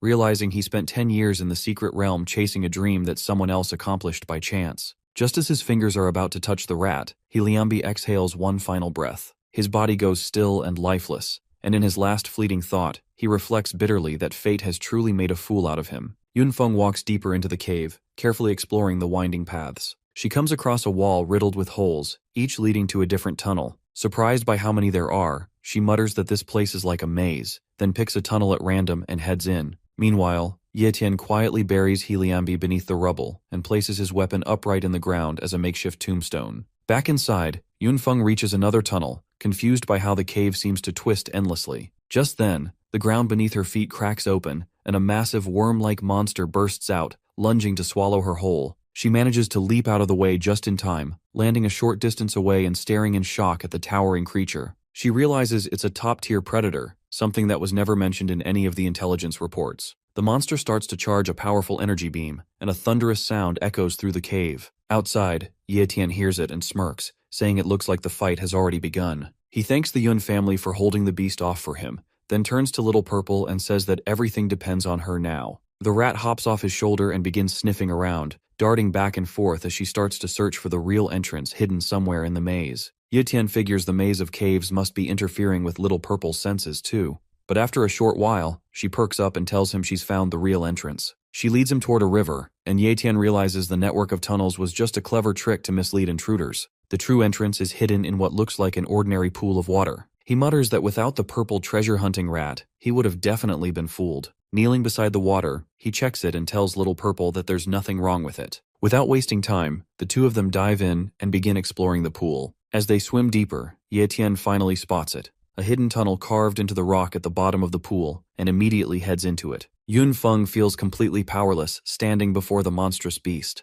No matter how fiercely she fights back, her strength simply isn't enough to match its overwhelming power. Realizing she has no other choice, she reaches into her storage ring and pulls out a monarch rank magic tool, her last and only hope. With fierce determination, she launches another attack, aiming to make the beast taste the power of a monarch's weapon. With the every ounce of energy she's got left inside her, she manages to activate the monarch magical tool somehow, piercing that nasty monster with this pillar of condensed energy. Let's switch the perspective to our boy, who senses the collapse of the mine. The wave of energy he just felt is so strong that it couldn't possibly belong to that girl from the Yun family. Nonetheless, he activates his speed talent and flashes out of the place to get his hands on the treasure he's been searching for, before things get even crazier. Meanwhile, that giant monster has been pierced through and through, with no strength left to stay upright. As for the lady, her condition doesn't seem much better than the monster's either. She's barely hanging on, with no idea if she'll even survive to fulfill her purpose. Back underwater, Yetian finally spots something that makes his eyes widen with surprise and excitement. He sees the vitality stones, huge, glowing, and scattered all over the mine. It's an incredible discovery, and he can hardly believe his luck. Without wasting a second, he starts collecting them, knowing how valuable they are to the Yun family. Little Purple, his spirit beast companion, warns him that the vitality stones are extremely hard and will require care while harvesting. Yurten nods, unfazed. Breaking them isn't an issue for him. He activates his strength talent, and his muscles begin to glow with raw power. With focused energy, he starts smashing the stones into smaller, manageable pieces. Time is running short, so he calls out to Little Purple and asks for help, telling him to start collecting everything he's broken so far and store it in his inventory space. Little Purple quickly jumps into action, using his own strength to push the stones one by one into Yetian's spatial inventory. Working together with speed and efficiency, the two of them make quick progress through the mine. While working, Little Purple suddenly stops and starts heading in another direction. Yet notices and frowns. Little Purple looks back and tells him to follow quickly, saying he's found something really important. Without hesitation, Yetian rushes after him, curiosity and a hint of anxiety pushing his pace. As they move deeper into the mine, Little Purple explains that he's picked up the scent of a treasure, something possibly tied to ancient legends. His serious tone grabs Yetian's full attention. They eventually reach a hidden chamber glowing with soft, radiant light. In the center of the cave rests a luminous object pulsing with deep golden energy. Little Purple points to it and says it's the vitality core, the very heart of the entire mine. Every vitality stone was formed from this source. Yetian stares at it, completely stunned. The vitality core shines with a powerful aura unlike anything he's ever encountered. This isn't just a rare find, it's the most valuable treasure in the entire secret realm. Yetian is stunned to learn the vitality core can raise him to monarch level, one of the continent's strongest ranks. Excited, he approaches the glowing, pulsing core, awed by its power. But just as he reaches out, Little Purple blocks him, warning that the core's energy is too intense and could destroy his body. Yetian begins to feel the heat and pressure, his skin tingling and sweat dripping. But he's not afraid. He remembers the powerful talents he copied back at the Demon Sea base, especially the endurance and defense ones. Those abilities help him stay calm and hold his ground even in the face of danger. He activates them instantly, and a glowing shield of energy wraps around his body, easing the heat and pressure. Little Purple is stunned again. He never realized Yetian had copied so many high-tier talents. His respect for Yetian grows even deeper. With steady hands, Yetian reaches out once more and touches the vitality core. The moment his skin connects with it, a surge of energy blasts through his arm like a bolt of lightning. The power is overwhelming, shaking his entire body. Even his strongest defensive talents begin to falter. His skin starts to crack, and a wave of intense pain shoots through him, threatening to knock him out. But Yetian doesn't let go. He knows this is a once-in-a-lifetime chance, and no matter how painful it gets, he has to push through. He activates his recovery talent, quickly healing the cracks and burns forming across his body. The power of Vitality Core gets so overwhelming that our boy had no choice but to activate one of his spatial talents, known as Pocket Inventory, to absorb the excess heat before he is burned to crisp. Eventually, the power finally subsides, and he is flung backward, hitting the wall behind him. At last, all that suffering he went through pays off when he finally takes hold of the vitality core. Even that little one is so proud of his master. Suddenly, the place begins to collapse.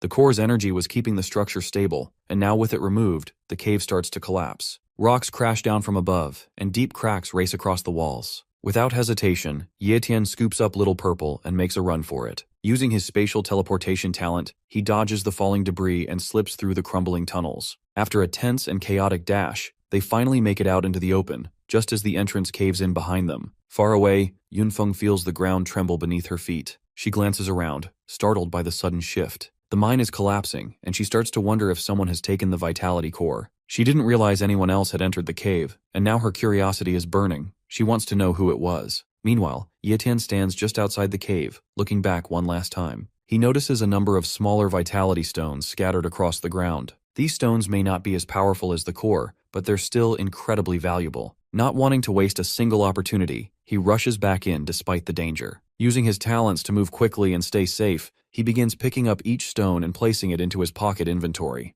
Yunfeng doesn't want anyone else in the mine but her. The thought that someone might have taken the vitality core makes her tense. She has worked so hard and taken so many risks just for this one opportunity. If someone else got to it first, everything she's done will be for nothing. Her heart races with anxiety as she walks deeper into the mine, her face set with determination. Suddenly, she comes across a large stone wall blocking the path. Wasting no time, she steps forward and unleashes her strength. Her hands glow with energy as she punches the wall over and over, breaking it down piece by piece. Rocks crash to the ground, dust fills the air, but she doesn't stop until there's a hole big enough to pass through. She steps into a new chamber, and immediately notices the air feels colder and more hollow. Her eyes land on a small piece of vitality stone lying on the ground. She picks it up quickly, her thoughts racing. If this fragment is here, then this might be where the rest were stored. But as she scans the room, her heart sinks. The chamber is empty. There are no other stones, nothing left in the walls, just bare rock. She brings the small stone close to her nose and picks up a scent. It smells like a human. That means someone was already here. Someone beat her to it and took all the vitality stones. Every single one. Sweat starts to drip from her forehead. Her hands begin to shake, and a sharp pain stabs through her chest. Her legs give out, and she falls to her knees, completely crushed by the realization that everything is gone. All the stones, even the core she risked her life for during her battle with the monster, have been taken. She knows going back empty-handed means punishment. The head of the Yun family had personally given her this mission. But then her expression shifts. The sorrow on her face hardens into rage. Her eyes narrow, her jaw tightens, and her fists clench with fury. She refuses to accept defeat like this. She swears she will find the person who stole from the Yun family, and when she does, she will show no mercy. That person will pay the price. Meanwhile, far away, Ye Tian feels a wave of gratitude as he looks at Little Purple. Without him, finding the vitality core and gathering so many stones might not have been possible. He smiles and pats his little companion on the head, saying he's lucky to have him by his side. But Little Purple laughs in his playful way and says it wasn't just him. His master has incredible luck. Even he didn't expect such a massive treasure to be hidden there. The two of them leave the area together, full of excitement for the next part of their journey. Meanwhile, back at the Yue family residence, peace is hard to find. A brown-haired girl walks quietly down the hallway, holding a food tray in her trembling hands. The tray carries a warm meal, but her fingers shake slightly. She is taking the food to the young miss, who has locked herself in her room and hasn't eaten in days. Her heart urges her to help, but her mind echoes Elder Yue Ben's strict command. No one is allowed to disturb the young miss, not even to bring food. The young miss had been gathering some sort of energy for a long time, and now it finally begins to appear. After days of silence and isolation, a strange yet beautiful light starts to shine from her room. A soft glow spreads through the air, and soon, a butterfly made of pure energy gently flies out. It sparkles as it dances through the sky, rising higher and glowing brighter with every second. The energy spreads quickly, lighting up the entire sky and radiating from the Yue family residence. It draws the attention of many powerful individuals in the area. A man standing far away looks up, surprised by the glow. He senses that this kind of power can only belong to a grandmaster, and it seems that someone new has awakened. He thinks to himself that the Yue family is about to produce another famous figure, which amazes him. With such a strong legacy already, this new rise will only add to their fearsome reputation. Not far from there, an old bald man also watches the sky, his eyes narrowing as he studies the energy. He nods slowly, thinking that the young miss truly holds great talent and hidden potential. It may have been buried before, but now it is rising like a powerful wave. He is certain of one thing: she is no ordinary girl. Inside her room, the young miss remains calm as she slowly opens her eyes. She takes a deep breath, fully aware of the feeling of finally reaching the realm of a grandmaster. The power flowing through her is unlike anything she has ever experienced. Her body feels light yet incredibly strong, and her soul feels completely free. A faint smile appears on her face as she realizes there's no longer any need to sit and cultivate. Her body is now in perfect harmony with nature, effortlessly absorbing all the vital energy in the air. Her soul resonates naturally with the world itself, allowing her to sense everything around her with newfound clarity. Her senses have become sharper, more refined than ever before. Along with this, she now possesses all the physical abilities that come with the rank of a grandmaster. Her strength, speed, and awareness have reached an entirely new level. She knows that the next day is the last day before the entrance to the secret realm closes, and there's no time left to waste. She must leave soon. She has to find him before it's too late. At the entrance of the secret realm, people are already gathering again. The energy in the area hums with intensity, as many feel a powerful presence approaching. Everyone senses that someone is about to come out. Two jacked macho brothers finally drop down from the portal with style. The other believes that whoever just returned from the secret realm this time must have found great treasures, because only the strong and lucky ever make it back from a place like that. Among the crowd, the spiky-haired man stands with his brother, both wearing firm expressions. They had come to look around and now want to exchange the treasures they collected for a good price. As they walk toward a busy trading area filled with eager buyers searching for rare items, they spot a wealthy-looking trader who appears to be offering high prices. Thinking this might be their best shot, they approach him. The spiky-haired man pulls out a piece of spirit grass and presents it to the trader, asking for an estimate. The buyer examines it carefully, turning it over in his hands before speaking in a calm tone. He says that because the spirit grass is young and slightly damaged, he can only offer 10,000 gold coins. He clenches his fists and begins to raise his voice at the trader, unable to hold back his frustration. The buyer, however, remains calm and tells him that if he's unhappy with the offer, they can always negotiate. He explains that everything in the market is open for discussion, but the spiky-haired man doesn't want to talk anymore. His brother quickly steps in and stops him from saying anything more, reminding him that this isn't the place to start a fight. With so many powerful people around, causing trouble could bring serious consequences. They both decide it's best to walk away and look for another buyer, since there are still plenty of traders in the area who might offer a better price. At that same moment, Ye Tian suddenly appears. Using his spatial talent for teleportation, he quietly takes that same buyer away to another location without drawing attention. The buyer is shocked but doesn't resist, sensing that Ye Tian isn't someone to mess with. Once they're alone, Ye Tian turns to Little Purple and tells him to hide his presence completely and not to come out under any circumstance. He explains that his spatial talent allows him to sense the gaze of monarch-ranked experts, which means someone powerful could be watching from far away. If they're not careful, they could draw unwanted attention. One of the buyers makes an announcement, calling out in a loud voice for everyone to check out the latest items. He tries to catch people's attention by saying they can get rare items at a fair and great price, instead of overpaying for treasures from the secret realm. Ye Tian, meanwhile, thinks about watching the entrance of the secret realm to see who is coming out and what treasures they're bringing. But then he considers visiting the Yue family instead. With that thought, he makes up his mind and teleports away without another second of delay. The people around him are left stunned. Just moments ago, a calm and powerful man had been standing there, and in the blink of an eye, he vanished into thin air. Some bystanders rubbed their eyes in disbelief, unsure if they saw it right. The spiky-haired man is thrilled, confident that he and his brother will get rich from the treasures they took from the secret realm. He's already dreaming of gold and fame, but his brother stays cautious, warning him to keep quiet. Boasting in a place like this could attract dangerous attention. Suddenly, the two macho brothers step onto a transportation circle and arrive in a shady, danger-filled place. The mastermind behind their teleportation is none other than King Yunhei, who brought them here to interrogate them about the treasure they've managed to obtain. They freeze on the spot and exchange a nervous glance, both silently wondering the same thing. Why is a monarch rank expert like King Yunhei interested in them? King Yunhei continues to stare at the two brothers, his sharp gaze filled with suspicion. He's trying to figure out what kind of treasure they could have possibly brought back from the secret realm that would be worth his attention. For a monarch to personally appear like this, something out of the ordinary must be going on. Meanwhile, far from the crowd, Ye Tian is wandering through the massive demon sea base, trying to find the Yue family's location. He quickly realizes how difficult the task is. The base is huge, almost like a city within a city, filled with countless sects, clans, and merchant stalls. He regrets not asking for exact directions beforehand. Then, out of nowhere, something unexpected happens. Someone crashes into him with surprising force, and he stumbles, caught off guard by the sharp hit to his side. He grips his ribs, wincing slightly as he tries to understand what just happened. In his mind, he's confused. He hasn't offended anyone in the Demon Sea base, so why is he being attacked while simply walking?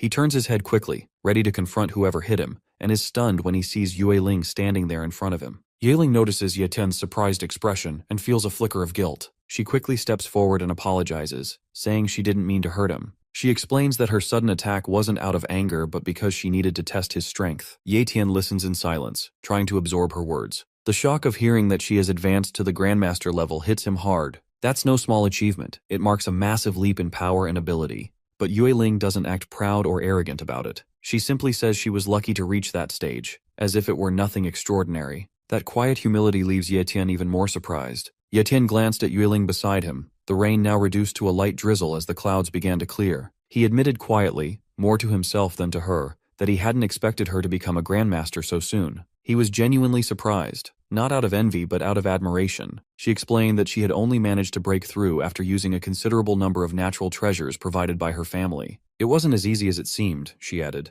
She told him not to feel discouraged or think he was falling behind. According to her, his pace was impressive, and he would surely catch up before long. Ye Tian smiled faintly but didn't say much. He quietly reflected on her words, thinking that her family must have incredible resources, but even with that kind of support, it wasn't just about the treasures. What truly mattered was her talent. Without her natural ability, all those resources would have gone to waste. She had both the foundation and the backing, and now she had the cultivation rank to prove it. Just then, a small movement near his chest caught Ye Tian's attention. Purple popped his head out from Ye Tian's robe pocket, blinking a few times before speaking up and saying he was hungry and wanted barbecue meat. Ye Tian's eyes widened slightly as he quickly pushed the little mouse back into his pocket, whispering for him to stay hidden. But it was already too late. Yue Ling had caught a clear glimpse of the creature. Her expression shifted immediately, her eyes narrowing in recognition as she took a step forward. Ye Tian hesitated and asked how she recognized it. He wondered aloud if Purple was some kind of famous spirit beast. Treasure-hunting mice were known across the continent for their unmatched ability to locate precious items, and their value in secret realms was immeasurable. She said she would be willing to buy it at any price,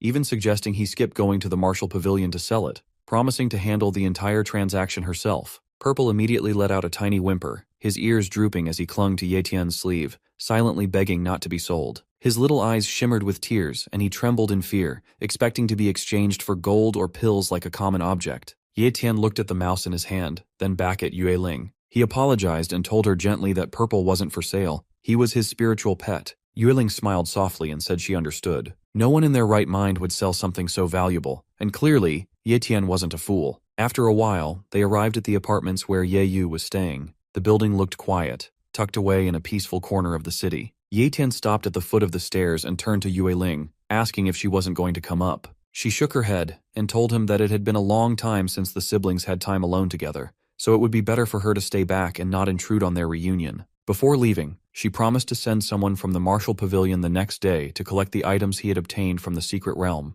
He stepped forward and knocked on the apartment door, calling out to Ye Yu and asking her to open it for her brother. A few moments later, the door creaked open, revealing Ye Yu's annoyed face. She gave him a cold stare before slamming the door shut again, completely shocking Ye Tian. He blinked, then knocked again, reminding her that he was her older brother and asking what she was doing. From behind the door, Ye Yu's voice rose in frustration as she yelled that he had no right to act like a brother now. Since they had arrived in the city, he had disappeared to the secret realm without a word, leaving her alone to fend for herself in a completely unfamiliar place. Ye Tian sighed and apologized through the door, admitting that he realized it was his fault. But Ye Yu didn't respond positively. She told him to stay outside and never come back. Her voice trembled not from anger but from hurt. Ye Tian paused for a moment, considering her words, then thought of something. Without saying anything more, he activated his spatial teleportation ability and disappeared in a flicker of light, only to reappear inside the apartment a moment later. Ye Yu let out a loud shriek at the sudden intrusion. He calmly explained the ability to her, trying to ease the tension. Then, with a smile, he pulled Purple from his pocket and handed him to her as a gift. Ye Yu took the mouse, her expression softening as she held it in her palms. She smiled quietly and remarked that it was indeed unique. Ye Tian nodded and said that the mouse was now hers to take care of.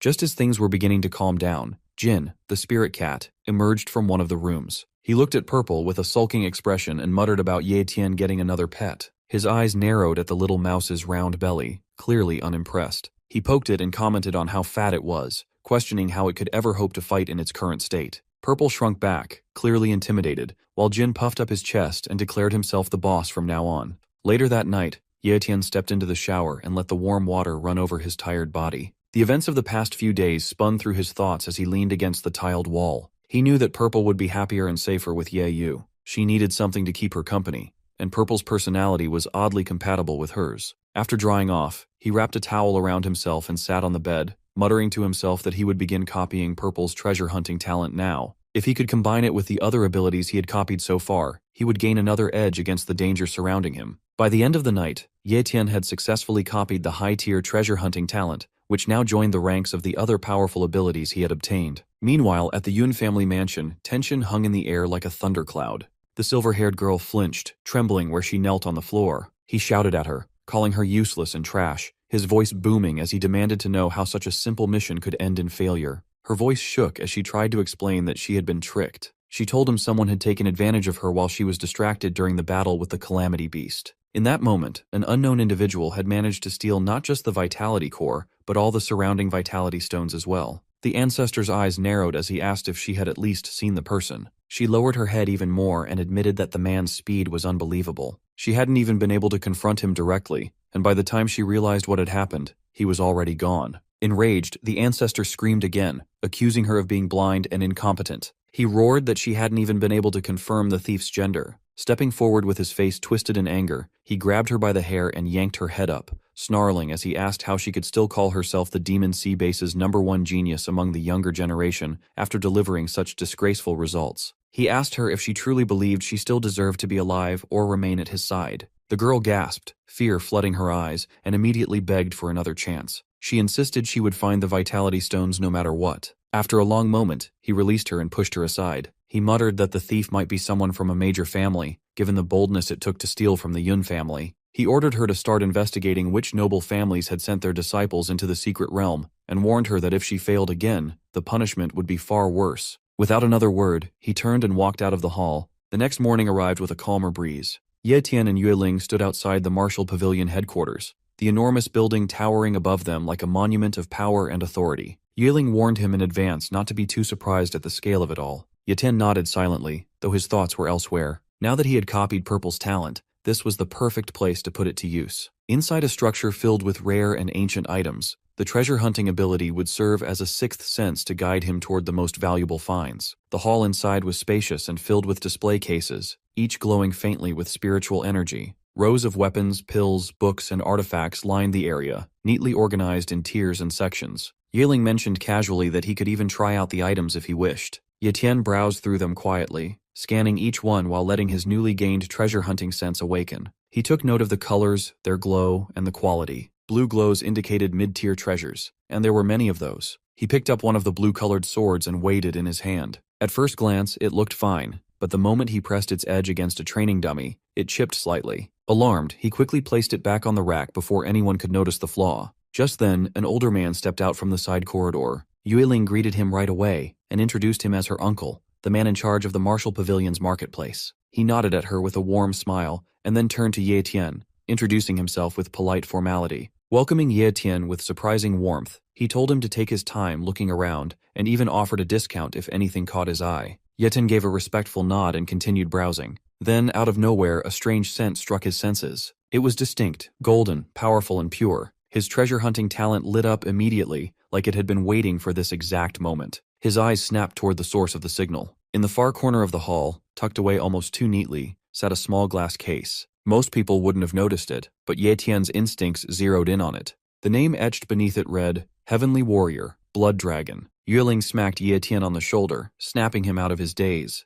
He blinked, realizing he had zoned out again, and quietly apologized, admitting he'd been lost in thought. She narrowed her eyes, half amused and half concerned, and told him to hurry up with his choices since her uncle was a busy man. Ye Tian gave a small nod and turned to Elder Yue, boldly stating that most of the items on display were low-ranked, and that he was looking for something more valuable, something fitting for someone with his needs. He added that money wouldn't be a problem. Elder Yue let out a hearty laugh at the boy's confidence, clearly entertained. Yue Ling, standing beside them, murmured under her breath, wondering when Ye Tian had learned to bluff so smoothly. Elder Yue reassured him that the Martial Pavilion had everything, natural treasures, cultivation techniques, and even transcendent tier divine weapons, and as long as Ye Tian had the funds, he could get anything he needed. Without hesitation, Ye Tian reached into his storage and pulled out a shimmering vitality stone, holding it up for the elder to see. Elder Yue's eyes widened in surprise and admiration, praising the stone and emphasizing just how rare it truly was. Yueling, just as stunned, immediately asked where Ye Tian had managed to acquire such a treasure. He scratched the back of his neck and answered casually that he'd gotten lucky and found it in the secret realm. Elder Yue, clearly intrigued, asked what he was hoping to exchange for it. Ye Tian explained that he was looking for a high-tier cultivation technique,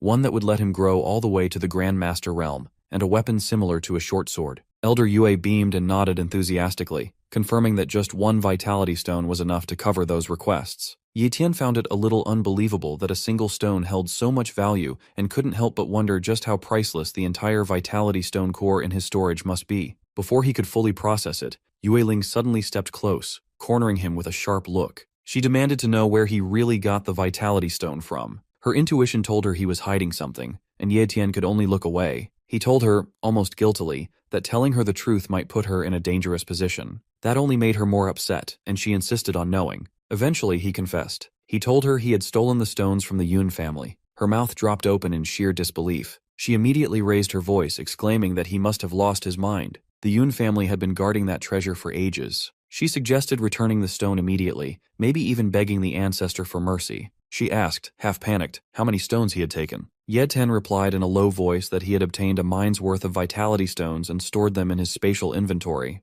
Yueling's legs gave out slightly as she slumped onto a nearby bench, holding her head in her hands. She murmured to herself, saying they were doomed for sure. The Yun family was bound to investigate, and once they connected the dots, she feared the consequences for both of them. Ye Tian, trying to be reassuring, told her he'd made sure to cover his tracks completely. He didn't believe there was any way the Yun family would trace the theft back to them. She warned him in a trembling voice that the ancestor of the Yun family was someone no one could afford to offend. He wasn't the type to forget or forgive such humiliation. She added that if anything happened, Ye Tian better not blame her. Despite her sternness, her concern was clear. While they were talking, Ye Tian's eyes wandered across the shop. Something golden glimmered faintly on one of the shelves, and intrigued, he walked over and reached for it. Elder Yue soon returned with the requested items, the purple cloud body refining technique, and a short sword that once belonged to a monarch-level expert. The technique was known for strengthening the practitioner's physique to a formidable level, and the sword was said to have been recovered from the grave of a forgotten monarch, surrounded by treasures. Ye Tian held the sword, examining it with a practiced eye.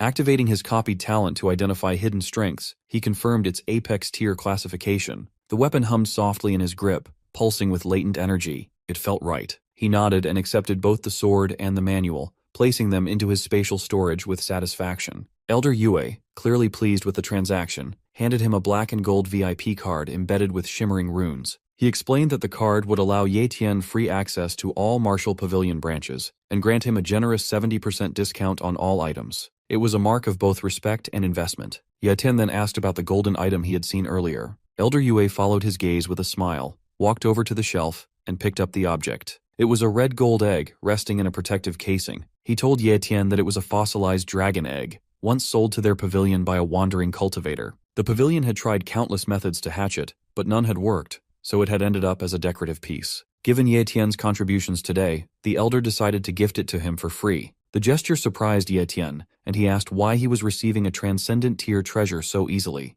Yueling responded before the elder could, explaining that the egg was no longer considered useful. However, she also hinted that the pavilion hoped Ye Tian would keep bringing rare treasures like vitality stones their way. Ye Tian took a closer look at the dragon egg. Despite what the others believed, his treasure hunting talent had identified it as a high-tier item, which meant it still held potential. He could feel something faintly pulsing inside, something ancient and powerful. He realized it wasn't defective. It had simply chosen not to hatch yet. A quiet determination rose within him. Ye Tian, calm as ever, gestures toward the modest path leading up to his home. With the subtlety of someone who rarely asks for company, he offers her a chance to join him for a meal, mentioning that Ye Yu, his sister, is an excellent cook. Yue Chao, standing at the gate like a sentinel of misplaced pride, had intercepted them with venom in his words. He had accused Ye Tian of scavenging and collecting pitiful remnants by slaying weak beasts. His insults were sharp, but his intent was sharper. Without waiting for a response, Yue Chao had launched into an attack. All of his energy had been poured into a single strike, aimed to overpower and humiliate Ye Tian. Yet, what followed was not the display of dominance Yue Chao had expected. Ye Tian, with a calm steadiness that bordered on eerie, raised a single hand, one hand against all of Yue Chao's might. The clash ended before it truly began. Yue Chao's full force, driven by pride and fury, could not push Ye Tian back even a step. It was like trying to move a mountain with a breath of wind. Shock had painted itself across Yue Chao's face, disbelief draining the color from his cheeks. For a moment, he saw not Yetian the disgrace, but something far more formidable, something terrifying. Wei Ling had seen it too. She had stepped forward then, her voice rising to cut through the tension. She had called for restraint, reminded them where they were and what consequences might follow. Her words hung heavily in the air. For a moment, even Ye Tian's gaze softened, tempered by her plea. In the silence that followed, Ye Tian had acknowledged her intervention. He had not spoken much, but the appreciation was evident. She had understood then that he was not merely gathering scraps. He was walking a road far different from the one others assumed. Back in the present, Ye Tian made his way toward his home. Inside, the home was quiet and warm. The scent of home-cooked food lingered in every corner. Ye Yu, ever the dutiful sister, stood at the stove, working with practiced hands. Without a word, Ye Tian slipped into his seat, soaking in the peaceful domesticity. As the meal cooked, he reached into his inventory and pulled out a peculiar object wrapped in cloth. He unwrapped it carefully, revealing the dragon egg. As the dragon egg stirred again in his hands, Ye Tian's heart skipped a beat. The motion wasn't random this time. It was subtle, rhythmic, like a pulse. He leaned in, holding it closer to his chest. A heartbeat. A faint but unmistakable heartbeat. The realization washed over him like cold water. Suddenly, his small black cat, Little Jin, bolted from the edge of the bed where it had been curled up. Startled, the cat leapt to the floor and began darting wildly around the room, eyes wide and tail fluffed in panic. A soft voice chimed from his side. It was Little Purple, his tiny, ever-curious treasure-hunting mouse. The little beast blinked up at him, clearly unsettled. The question came innocently. Why exactly did Ye Tian have a dragon egg in his possession? Ye Tian replied in thought, recalling how he had picked it up from a group of rogue cultivators who were discarding it, claiming it had no value. Little Purple, after studying the egg, commented with an unusual level of seriousness. Dragon eggs, he explained, carry an innate aura of dominance. Even in slumber, they exude pressure, an instinctual warning that triggers fear in lesser creatures. This presence was not ordinary. It was tied to the hierarchy of beasts, and dragons, it seemed, stood far above the monarch-ranked ones. Ye Tian listened carefully, asking if there truly existed a rank above monarch level. If dragons surpassed that tier, then what lay beyond the known ceiling of cultivation? Little Purple shook his small head, admitting he didn't know what the official rank was called, but he was certain dragons were beings of a higher order, possibly tied to realms few dared to even name. The conversation halted when the egg stopped moving again. The martial pavilion had been firm in their appraisal. The egg was worthless, yet it now pulsed with vitality. What had changed? He decided, for now, to return it to his inventory, unwilling to risk exposing it to further danger. But just as he activated the storage spell, the egg twitched once more, this time even stronger. Before he could react, Little Purple suddenly hopped up, eyes wide with realization. He exclaimed the connection between the egg and the vitality crystal core. That revelation stunned Ye Tian. He had stored the egg and the crystal in the same pocket space, thinking nothing of it. The contact between the two must have awakened the dormant life within the shell. The vitality crystal core, after all, was an exceptionally rare item, a condensed life force born from eons of natural energy accumulation. Even the smallest trace of it could reinvigorate dying plants, extend life, or apparently stir the heart of a slumbering dragon embryo. Ye Tian now understood. He hadn't simply awakened the egg by accident. He had jump-started it. The dragon inside was slowly absorbing the essence of the vitality core, feeding, regaining strength. The bond had begun. Turning to Little Purple, Ye Tian praised his knowledge. When he asked what to do next, Little Purple advised caution. The vitality crystal should continue empowering the egg, and any interference might halt the awakening process. If left undisturbed, and if the dragon truly belonged to a rank above monarch level, Ye Tian might end up with a beast companion of unimaginable strength. The aroma of food drifted through the house, snapping him back to the present. Ye Yu had finished preparing dinner, and as Ye Tian stepped toward the table, she reminded him to wash his hands first. Later that night, long after the dishes were cleared and the moon hung high above, Ye Tian sat alone in his room. His thoughts turned to the purple refining technique. It was known to be one of the rarest and most complex techniques in existence. To truly master it, one needed not just a transcendent tier talent, but a second, complementary talent that allowed for perfect body cultivation, a rare combination that few in history had achieved. Yiling came to mind then. She had only possessed a top-tier cultivation talent, far from transcendent, yet through sheer determination, she had reached Grandmaster rank, surpassing expectations and gaining respect even from the powerful Sun family. He reached for the ancient manual again, thinking that perhaps the technique needed to be broken down into smaller, manageable phases. Bone refining first, then body refining, followed by skin tempering, then the essence cleansing, and finally, ki refinement. Divided this way, he could build a more stable path, where each phase could be trained independently, allowing even those without godlike talents to eventually ascend. As he spread the ancient papers across his desk, something caught his eye, a faint shimmer on the corner of one scroll, a spatial mark. He leaned closer. The ink pattern wasn't ordinary. It pulsed faintly with hidden energy, a kind of seal that masked something beyond the physical realm. As the phrase escaped his lips, a sudden explosion of light burst forth. Space bent violently, the room twisted, and in a heartbeat, Ye Tian was gone. The world around him was different. Dim, but not dark. Strange hues of violet and crimson bled through the air, and beneath his feet, the floor felt alive, like a breathing organism crafted from ancient blood steel.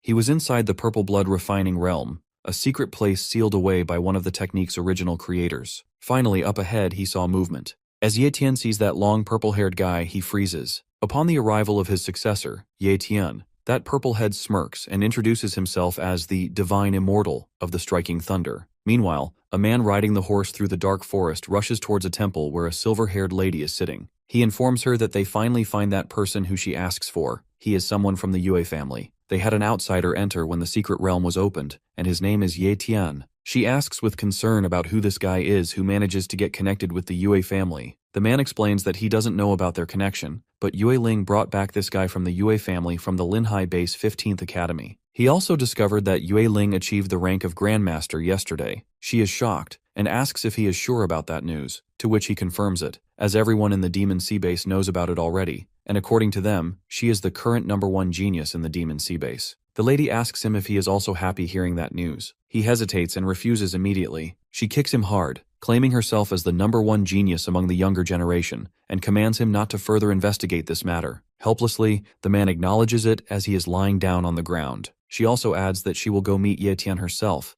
and if he really snatched the Vitality Stone core, then even the Yue family won't be able to protect him. Back there, a purple-haired guy sarcastically praises the capabilities of Ye Tian as he comes here. He mentions that the current he is nothing but a mirage left behind by his engraving talent, even though this whole place was formed by his engraving talent. Ye Tian wonders about him, and if he could be of a monarch rank. Just then, the purple-haired guy says that he will stop nagging it, as it is not funny, and instead suggests eating something. With that, he advances towards Ye Tian and punches him as hard as he can. Ye Tian falls down, and his eyes widen as he realizes that this guy is stronger than that of a monarch-rank King Yunhei. His aura is terrifying. Again, the purple-haired guy mentions that he will check if he is worthy or not to receive his legacy. As he scans Ye Tian, his eyes widen with shock as he senses a lot of talent on one body. Ye Tian smiles and says that he is in disbelief that he has discovered this secret of his. Ye Tian stands up, mocking the divine being, remarking how he never would have imagined that he would be able to detect his secret and see through his talents. The divine being, however, calmly responds, saying there's no need for him to be nervous. It's rare enough to possess multiple talents. It's all about the luck and opportunities that each cultivator receives while walking their own unique path. He also reassures Ye Tian that he has no interest in uncovering his secret. Curious, Ye Tian then inquires why the divine being referred to him as his successor and questions his rank, noting that he doesn't seem to possess the aura of a monarch expert. The divine being responds plainly, reiterating that, as he already mentioned, he has no interest in Ye Tian's secrets, and thus Ye Tian doesn't need to know his either. He then explains that the only prerequisite to discovering the engraving he left within the book was the possession of a rare talent, such as spatial talent. He states that he has only one piece of advice for future generations: to have some level of talent. Ye Tian, having multiple talents, far surpasses this standard, and is therefore qualified to receive guidance toward ascending to the Grand Master level. The divine being proceeds to explain the nature of Ye Tian's talents. Many of them are low to mid-tier. He states that only true experts, forged through life and death battles, are capable of fully harnessing apex-tier talents to push through tougher challenges. Fighting with a low-tier talent, he warns, could prove dangerous. Ye Tian realizes that relying on a low-tier talent in combat could expose critical openings, especially during life-or-death situations. From now on, he knows he must be careful when copying talents. The divine being continues, pointing out that having an abundance of low-tier talents can hinder one's growth. If Ye Tian wishes to advance further, he must take a new route, by leveling up all his talents to the apex tier. When Ye Tian questions whether this is even possible, the divine being affirms it,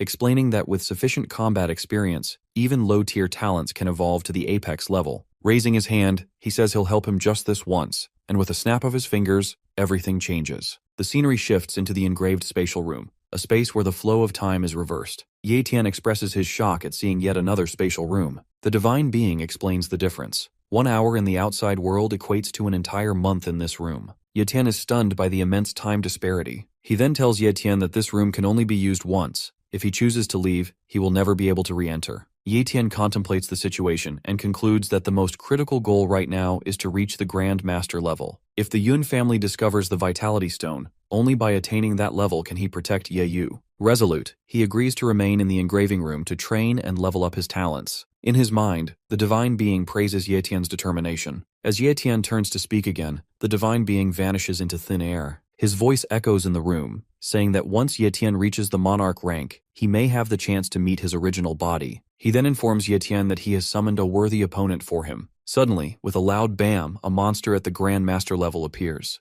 As it strikes, Ye Tian narrowly dodges the attack and retaliates, only to find his own attack ineffective. He quickly realizes that the beast is both powerful and incredibly fast. Then, a memory strikes him. When he entered the room, only 6 hours remained before sunrise. He must finish this trial before dawn to avoid making Yu Ye worry. Cracking his knuckles as his power surges within him, Ye Tian steps forward with resolve. Facing the monster head-on, he declares that he must defeat it within half a year. The sun rises as birds begin to chirp, filling the sky with the soft sounds of morning. The bustling market awakens. Vendors set up their stalls, selling everything from medicinal plants to refined pills. Meanwhile, adventurers continue their relentless hunts, still immersed in their killing sprees. Amidst the noise and motion, Yu Ye whimpers softly, calling out for Ye Tian. Elsewhere, Ye Tian remains locked in a fierce battle with the Grand Master-ranked beast. As time dwindles, he charges toward the monster, shouting that he's reached the brink of madness. With a burst of power, he fully activates his apex-tier strength talent, his fist tearing through the monster's defense and sending it hurtling across the room. As he strides forward to deliver the final blow, his long, unkempt hair flows behind him,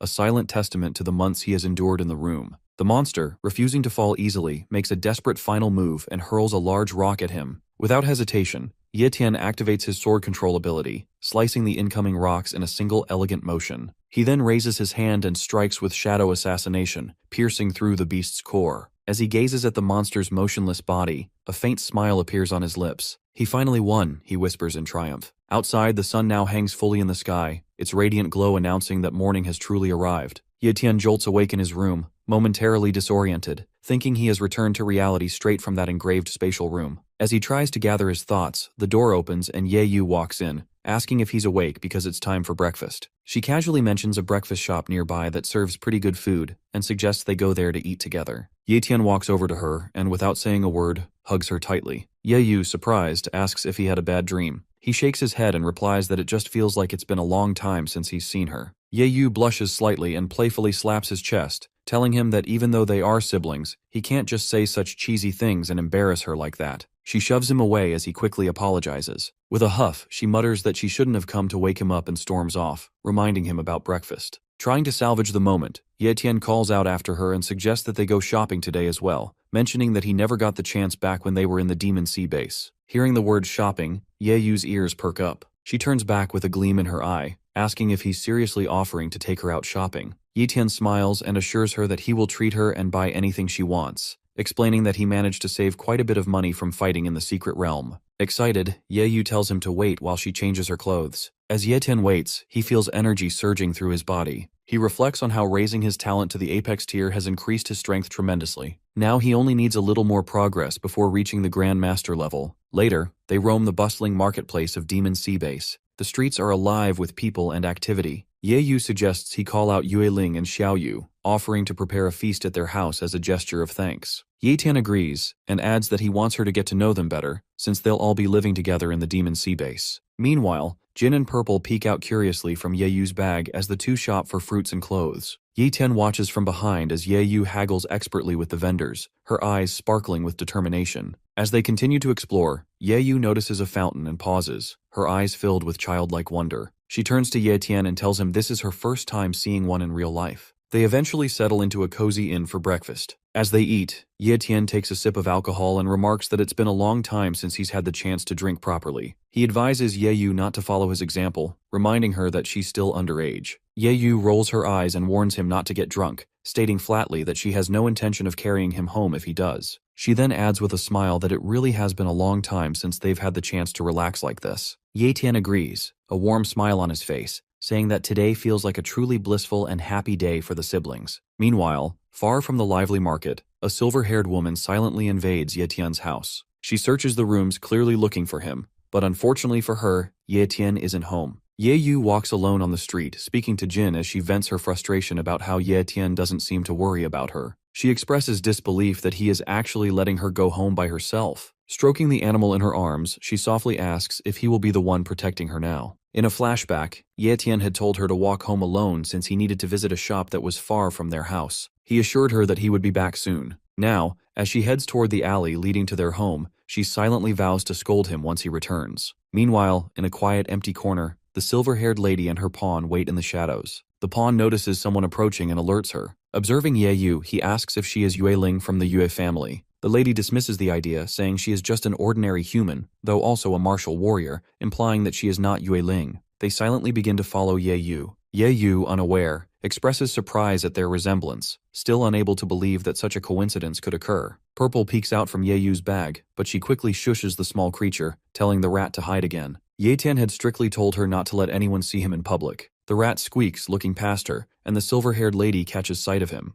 Her eyes widen in recognition. She remembers the rare purple treasure-hunting mouse. Back at the Martial Pavilion headquarters, Ye Tian examines the bone-cleansing pill as the receptionist explains that martial warriors can consume it to enhance their cultivation. She adds that they are willing to give it to him for free, as he is a VIP of the Martial Pavilion. Ye Tian smiles, commenting that the pill could help Xiao Yue raise her cultivation quickly. Hearing this, the receptionist offers to include a martial warrior skill book as well. Ye Tian gratefully thanks her as she instructs a helper to fetch an Apex tier skill book for martial warriors. The helper nods and heads inside to search for the book. Just then, Purple communicates telepathically with Ye Tian, warning him that Ye Yu is in danger. Someone from the Yun family is present, and he must return quickly. Ye Tian immediately drops the pill and informs them that he will retrieve both the pill and the book later, as his sister is in danger. Alarmed, the receptionist asks what's going on, but Ye Tian activates spatial teleportation and vanishes, leaving the girl stunned. Moments later, the helper returns with the book, addressing the receptionist as Sister Xiao Yu. She tells her that she has found the book and then asks where Ye Tian went. Xiao Yu instructs her to inform the clan that Ye Tian's younger sister is in danger and that they should send someone to assist immediately. Ye Tian appears in the alley, his expression fierce as he declares that if anyone from the Yun family dares to harm even a single hair on Ye Yu's head, he will kill them all. Jin transforms into his true form and stands guard over Ye Yu. Ye Yu, confused but determined, asks the silver-haired lady who she is. The lady smiles slightly and suggests she ask her brother instead. He would be better suited to give that answer. Ye Yu then asks if they are looking for Ye Tian, but the lady replies that she is actually after the little mouse, the one that stole something from her. Heavy rain pours down as Ye Tian makes his way toward the signal, rushing through the storm with urgency, determined to reach the location as quickly as possible. He finally arrives at the last place where he detected the soul contract, but to his dismay, Ye Yu is nowhere to be found. Only Jin lies on the ground. Ye Tian picks up the small animal in his hands and asks if he's all right. Jin apologizes to his master, his voice weak and filled with guilt, saying that he failed to protect Ye Yu and is useless in his duties. Just then,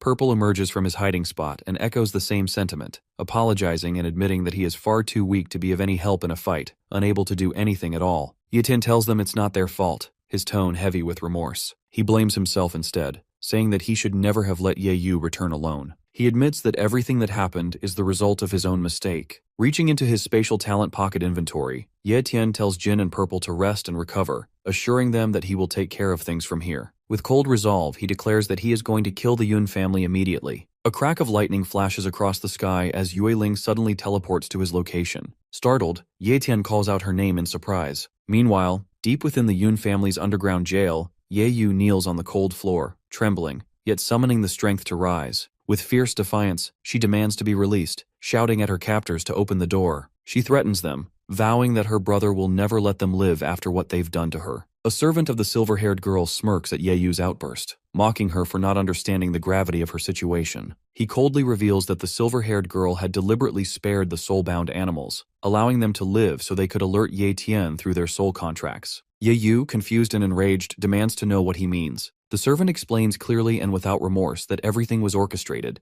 that this entire situation is nothing but a trap. He adds grimly that if her brother dares to come here, he will only be walking into his own death. Back outside, Ye Tian lies unconscious on the ground as Yue Ling stands above him, looking down in silence. Ye Tian dreams about his younger sister Ye Yu, crying out for him, covered in wounds. He hesitantly wakes up sweating. He is in a room he doesn't recognize. While trying to understand where he is, he remembers Yue Ling. A memory flashes through him where he meets Yu Ling in front of the Yun mansion, and she informs him about everything. which makes him understand that the Yun family abducted Ye Yu because they found out that he was the one who took away their vitality stone mine. He blames himself. Yueling tries to calm him down by mentioning that since the Yun family goal is to take back that stone mine from him, it makes sure that Ye Yu is safe for now. But Ye Tian steps forward with rage and anger burning inside him. Yueling tries to stop him, making him understand that it is all a trap and they are waiting for him. He will end up dead if he rushes towards the Yun family. But he refuses to stay behind, shouting that Ye Yu is his only family and that he must save her. He also adds that if she really wanted to help,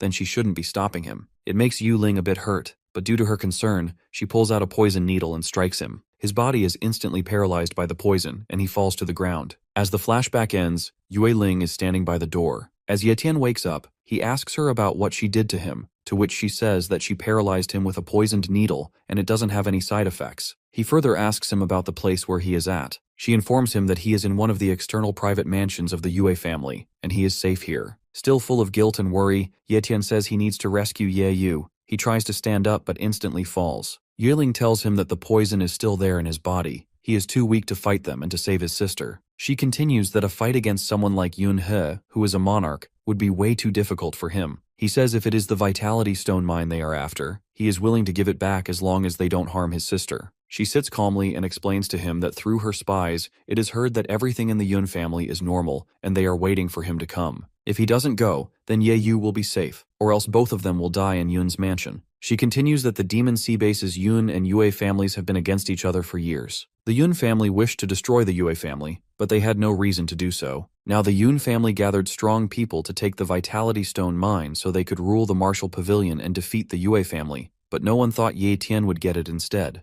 They must have investigated and found out that Ye Tian managed to enter the secret realm through the Yue family's connections, so they ended up believing that he is a part of the Yue family. She adds that kidnapping Ye Yu isn't just to harm Ye Tian. Their true goal is to force a war with the Yue family, a monarch's war. Feeling powerless, Ye Tian grieves that Ye Yu was nothing against them, but needlessly gets involved in this. Yueling says as she opens the window that there are things that they don't want to do, as they are born in a world where the strong rule and the weak suffer, but life continues to force them in order to keep going. As the rain falls outside, a father is carrying his daughter. The girl says she's hungry, and the father tells her they are almost home. Back in the room, Ye Tian says he is ready to follow her lead and asks her what he should do next. Yueling turns around and tells him he should have done this from the beginning. She explains what he needs to do and suggests not being rash. Ye Tian acknowledges all the instructions. At that moment, a servant comes in and says someone has come to visit Yueling. As she takes her leave, she tells Ye Tian that tomorrow they need to go somewhere together. He asks where, but she doesn't tell him.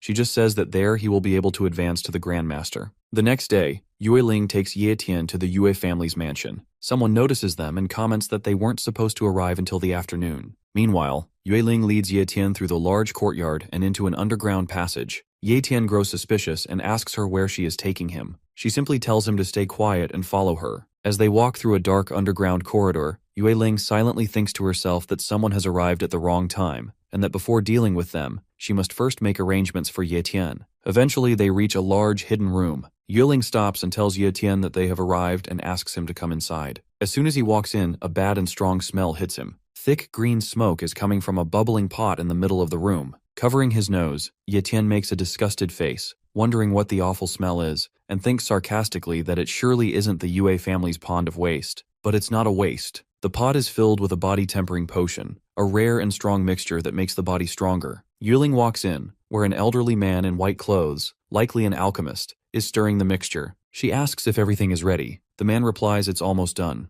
Just one last jar needs to be filled and adds that the potion turned out very well this time. Ye Tian follows behind her. Yueling agrees, saying that it looks like everything is going smoothly. The man laughs proudly and tells her that she can trust his skills. As the process is almost finished, Yueling suddenly tells Ye Tian to take his clothes off. Ye Tian hesitates and looks at her, asking if she is serious. She says it again, telling him to hurry up. When he doesn't move, she tries to force him. Feeling embarrassed, Ye Tian quickly says she doesn't need to do it and that he can undress himself. After undressing, Ye Tian asks what he should do next. Yueling points to the bubbling pot and tells him to sit inside it. Ye Tian is surprised and asks if he can really become a grandmaster just by sitting in that thing. Yueling explains that the potion is extremely valuable and shouldn't be underestimated. It's made from lots of mystical elixir, all mixed using the Yue family's secret recipe. She tells him that if he can absorb all the medicine from the 4 jars within the next 2 days, he will definitely reach the level of a grandmaster. Ye Tian steps into the hot green liquid. As soon as he sits down, he feels a sharp pain all over his body. Yueling asks him how he feels, to which he replies that it hurts a lot and it feels like 1,000 needles are stabbing his blood vessels. Yueling explains that the potion is opening his meridians, the energy paths in his body, and that he must go through the pain. She warns him that if he gets out now, all the medicine will be wasted. Ye Tian reassures her, saying he can take the pain and it's not a big deal to him.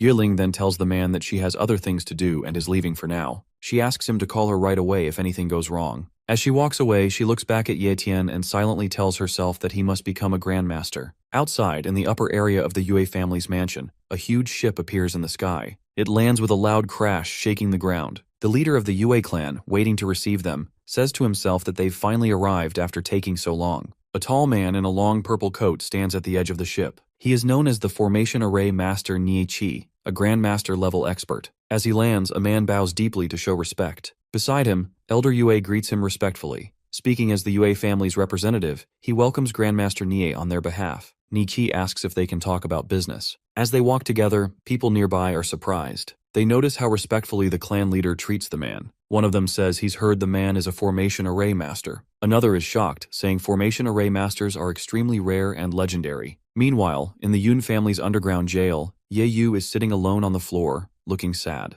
She softly calls out for her brother, her voice is low. Back in the Yue family's underground, Ye Tian sits with closed eyes in the boiling liquid, enduring the sharp pain while the man who sits nearby falls asleep. Suddenly, Ye Tian sees something unexpected in his mind. A red egg appears in his vision. He realizes it's the dragon egg. At that moment, a crack appears on the egg's surface, and the shell begins to split. Back at the Yue family meeting hall, Elder Yue shows his gratitude towards Grandmaster Ne for visiting their humble mansion. He also says that it's a great help for the Yue family in their time of need, so he asks Grandmaster Ne for help. Ne Chi bluntly tells him how he is usually very busy and has no interest in solving family conflicts. A man standing beside him realizes how arrogant he is. Just then, Elder Yue claps and asks his servant to bring something inside. As the girl servant walks inside with that thing, Yueling stops her and takes it, saying she will be taking it inside. It's a small wooden box with something valuable inside. Yueling walks inside, and as she opens the box in front of Grandmaster Ne, his eyes widen with shock, realizing that it's the Vitality Gathering pill. He finds Yue's family resources truly ample, as they take out a medicine that can help someone achieve the monarch rank easily like this.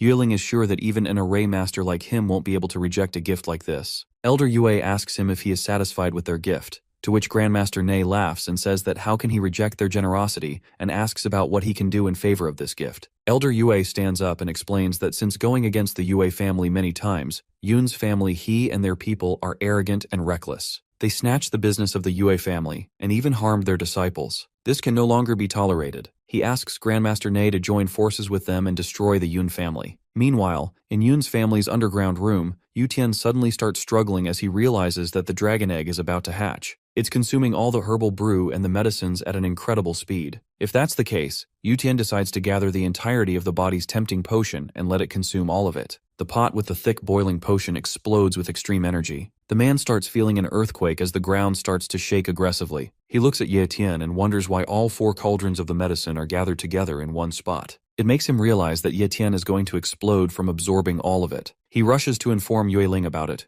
Back there, Ye Tian is amazed by the secret recipe of the Yue family, as the medicinal properties are strong. Suddenly, the dragon egg starts consuming the energy inside the Vitality Core Stone. As soon as Ye Tian realizes that he is about to break through to the next level, a huge, loud explosion echoes through the whole Yue mansion. Everyone in the mansion starts feeling an earthquake. Soon enough, the man reaches Yue Ling and informs her that something is wrong with that kid. However, Ye Tian finally manages to enter the realm of Grandmaster, but he never thought that he would end up getting the benefit of something else on top of it. His status window shows that his blood contract has been successfully completed, and his level is increased. Ye Tian looks at the newly hatched baby dragon, and while rubbing its nose with his knuckle, he expresses his surprise over being able to hatch the dragon egg. The red baby dragon flies in the air in front of him, growling as if asking for food. Seeing the baby dragon open its mouth wide, Ye Tian wonders what to feed it, and considers the options of elixirs and monster flesh. Analyzing the hatching process of the baby dragon, he remembers that it hatched after consuming the Vitality Core Stone's energy. Thus, he feeds it a Vitality Stone and gets impressed by the baby dragon's toughness for easily biting down something as strong as a Vitality Stone. After Ye Tian's done feeding it several Vitality Stones, he holds the dragon in his hand while trying to figure out its level based on human power levels and terms. All of a sudden, Ye Tian hears Yue Ling calling him out in panic. Before she arrives there, Ye Tian quickly hides the baby dragon in his inventory to protect it. As soon as he does that, Yue Ling enters the hall, yelling out to Ye Tian that it's harmful for him to absorb too much elixir in one go. However, once she looks at him in one piece, her eyes widen in surprise. Yue Ling has a hard time believing that Ye Tian has become a grandmaster already since the 4 jars of medicine were worth 2 days. She explains to him how any great martial warrior would end up exploding to death, yet here he is advanced to the next level. Thus, she asks him about his method, but he slyly avoids speaking the truth by claiming to be talented. She insists on telling him the truth, but he continues stalling, thinking about how he can't reveal the little dragon to her yet. In a panicked voice, the family chemist asks Yue Ling about the situation, so she informs him about it. When the man enters the hall in shock, Ye Tian thanks him for the elixir. On the other hand, Yue Ling accepts that he's hiding the truth, so she decides to return in order to facilitate the meeting to take down the Yun family. Yue Ling announces her departure and advises Ye Tian to rest, but he stops her and asks about when they'll be going to save Ye Yu. Seeing his growing impatience, she assures him that they'll go soon. After the family chemist has escorted Ye Tian out, Yue Ling analyzes the empty cauldrons and wonders what method he used. At the Yue family's dining hall, Ye Tian eats to his fullest until a wooden box floats in the air towards him. Yue Ling remarks on how he's already familiarized himself with the psychic energy of the Grandmaster level and elucidates that the thing inside the wooden box is a teleportation talisman. After getting to know about the talisman, he inquires where it'd take them. However, Yue Ling informs him about having a great plan, just like how they made an easy trap for Ye Tian. In the compound of the Yun family, a guard comes to another for the shift change. Upon meeting each other, the second one tells the first one about the rumors of the Yun family being under the danger of an attack. The sudden crackle of purple lightning goes unnoticed by the guards when the first one expresses his disbelief over the rumor. He calls it impossible since King Yun he's a monarch, which means anyone who dares to stir up trouble would end up dead. The second person laughs and agrees before saying that the opponent too needs to be a monarch ranked to be that courageous. Oblivious of Ye Tian's arrival, the guards peacefully plan for an outing for the next day. Ye Tian jumps up to the main building of the Yun family and uses Spatial Talent's spatial sensing technique to analyze the area. He finally spots the building where they've kept Ye Yu, so he bolts towards there. On his way, Ye Tian acknowledges the power of the Grandmaster realm for enabling him to sense more than 10 times what he could previously do. Hearing the loud thuds of Ye Tian's feet over the roof of his room, the King Yun he remarks to himself about the mouse walking into the trap. Ye Tian continues his run towards Ye Yu and enters the building's basement using his teleportation skills. However, as soon as he steps into the basement, his face narrowly dodges a strong punch from the silver-haired woman's pawn. He notices how he couldn't sense this man with his spatial sensing and wonders if he used some mystic technique to hide his presence. Nevertheless, without wasting a second, Ye Tian swings his arm and punches the man right through his face before casting the bind spell. This psychic energy results in breaking the mask of the man, since it's at the level of a grandmaster, and the man isn't even an advanced martial warrior. When the man thuds down into the ground, Ye Tian wonders why the Yun family only had an advanced martial warrior looking over Ye Yu. Nonetheless, Ye Yu spots her brother from behind the cage and calls out to him. Thus, he strides towards her and opens the cage to enter inside. She immediately hugs him and starts crying, but he tries his best to comfort her and takes all the blame on himself for not taking care of her. He then immediately grabs her hand and puts her on his back before running away. While Ye Yu notices Ye Tian's immensely increased strength and thinks about how much he would have suffered to achieve this rank, a blade flies towards them and lands right in front of them. Ye Tian jolts back in surprise and looks up towards the direction it came from. The silver-haired woman calls back her weapon with a signal of her finger. Once she has made sure that she's gotten Ye Tian's attention, she remarks how it's their first meeting and demands that he hand over the Vitality Stone core. Ye Yu looks up at the silver-haired woman, Yun Feng, and informs Ye Tian that she's the same woman who kidnapped her and hurt Xiao Jin. Claiming to be aware of that, Ye Tian commands Ye Yu to go hide somewhere since Yun Feng is more troublesome than he thought. Once Ye Yu has rushed away, Yun Feng gets down towards Ye Tian while pointing her weapon at Ye Tian, which he narrowly blocks. While he acknowledges her fast speed, she remarks at how he's risen to the Grand Master realm and mocks him by asking if he's gotten a lot of benefits from the Yui family. However, he pushes her away and makes her weapon get out of her grip as he calls her out for talking too much. Soon after regaining her balance, Yun Feng swings her weapon towards Ye Tian, and their fight starts in the air, while Ye Yu cheers for her brother from the ground. Suddenly, she feels an uncanny appearance towering over her from behind, and her eyeballs dilate out of fear. With a swift strike, King Yun he brings her onto her knees. Ye Tian notices what is happening on the ground, and he cannot help but get distracted out of concern for his sister. This distraction results in him getting scratched by Yun Feng's weapon, and he tells him to stay focused. Out of anger, Ye Tian uses strength talent, and his muscles start to swell bigger. Thus, when Yunfeng gets near him, he quickly defends himself with his dagger and cuts off the blade's ends from its rod. Leaving Yunfeng wondering about what just happened and how Ye Tian's strength suddenly increased so much, Ye Tian immediately turns towards the ground to protect his sister, Ye Yu. On the other hand, Ye Yu falls onto the ground and balances herself on all fours. Out of pain, when she calls out for Ye Tian, he angrily yells at King Yun He to immediately stop torturing Ye Yu. With the use of spatial talent teleportation, he quickly gets to Ye Yu and picks her up in his arms. King Yun He seethes in anger when Ye Tian takes Ye Yu away. Ye Tian tells her to hold up and opens up the bottle of blood of the calamity beasts. However, she starts coughing up toxins, which makes Ye Tian realize that her internal organs are crushed. Moreover, he did not even bring along any healing item, nor can he give her his regeneration talent. Seeing this painful condition of his sister, Ye Tian curses at King Yun He for using his psychic energy on a regular human while being a monarch rank himself. Even so, instead of replying to him, he questions Ye Tian about how he managed to obtain so many talents within his body,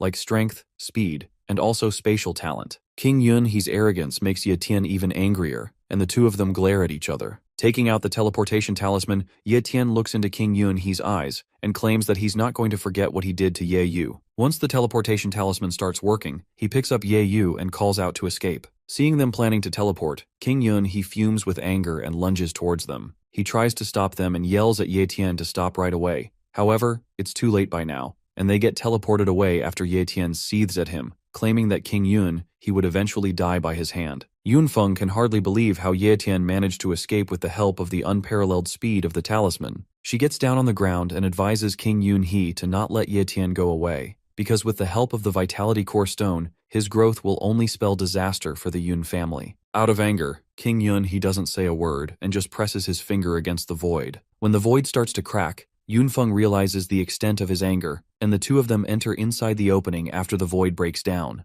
After escaping from Yun territory, Ye Tian and Ye Yu teleport to an abandoned train station at a distance of 300 kilometers. He picks her up and starts walking when Xiao Yu gets there. Looking at the condition of Ye Yu, Xiao Yu gets worried about her injuries. Ye Tian requests her to take Ye Yu to the Yue family so she can be healed. Thus she agrees and holds Ye Yu. He suddenly gets reminded about Xiao Yu's slow speed. Thus he takes out Xiao Jin and entrusts the two of them to Xiao Jin. Once the three of them leave, Ye Tian goes to a location where he again meets with King Yun He and Yunfeng. Right after stepping out of the void, King Yun He expresses his surprise over Ye Tian's possession of the teleportation talisman and mocks him for choosing that place to be buried. When Ye Tian counters him with the same dialogue, he challenges Ye Tian to see how many tricks Ye Tian has rolled up in his sleeves. The King Killer formation array is initiated, and King Yun He and Yunfeng get surrounded by the endless, extremely ice prison. He quickly understands that this is a formation array placed beforehand by Ye Tian. As soon as he grabs Yunfeng's arm, they both get struck by ice and get frozen within. Ye Tian is busy acknowledging the awesomeness of the formation array, in front of which even a monarch didn't stand a chance, when he hears a voice. Ni Qi Yueling and Elder Yu arrive there, and Elder Yu praises Ye Tian for being able to make their plan go smoothly. He thanks Ye Tian for bringing Yun He over and remarks that even if his strike was unable to kill Yun He, it deprived Yun He of his fighting skills.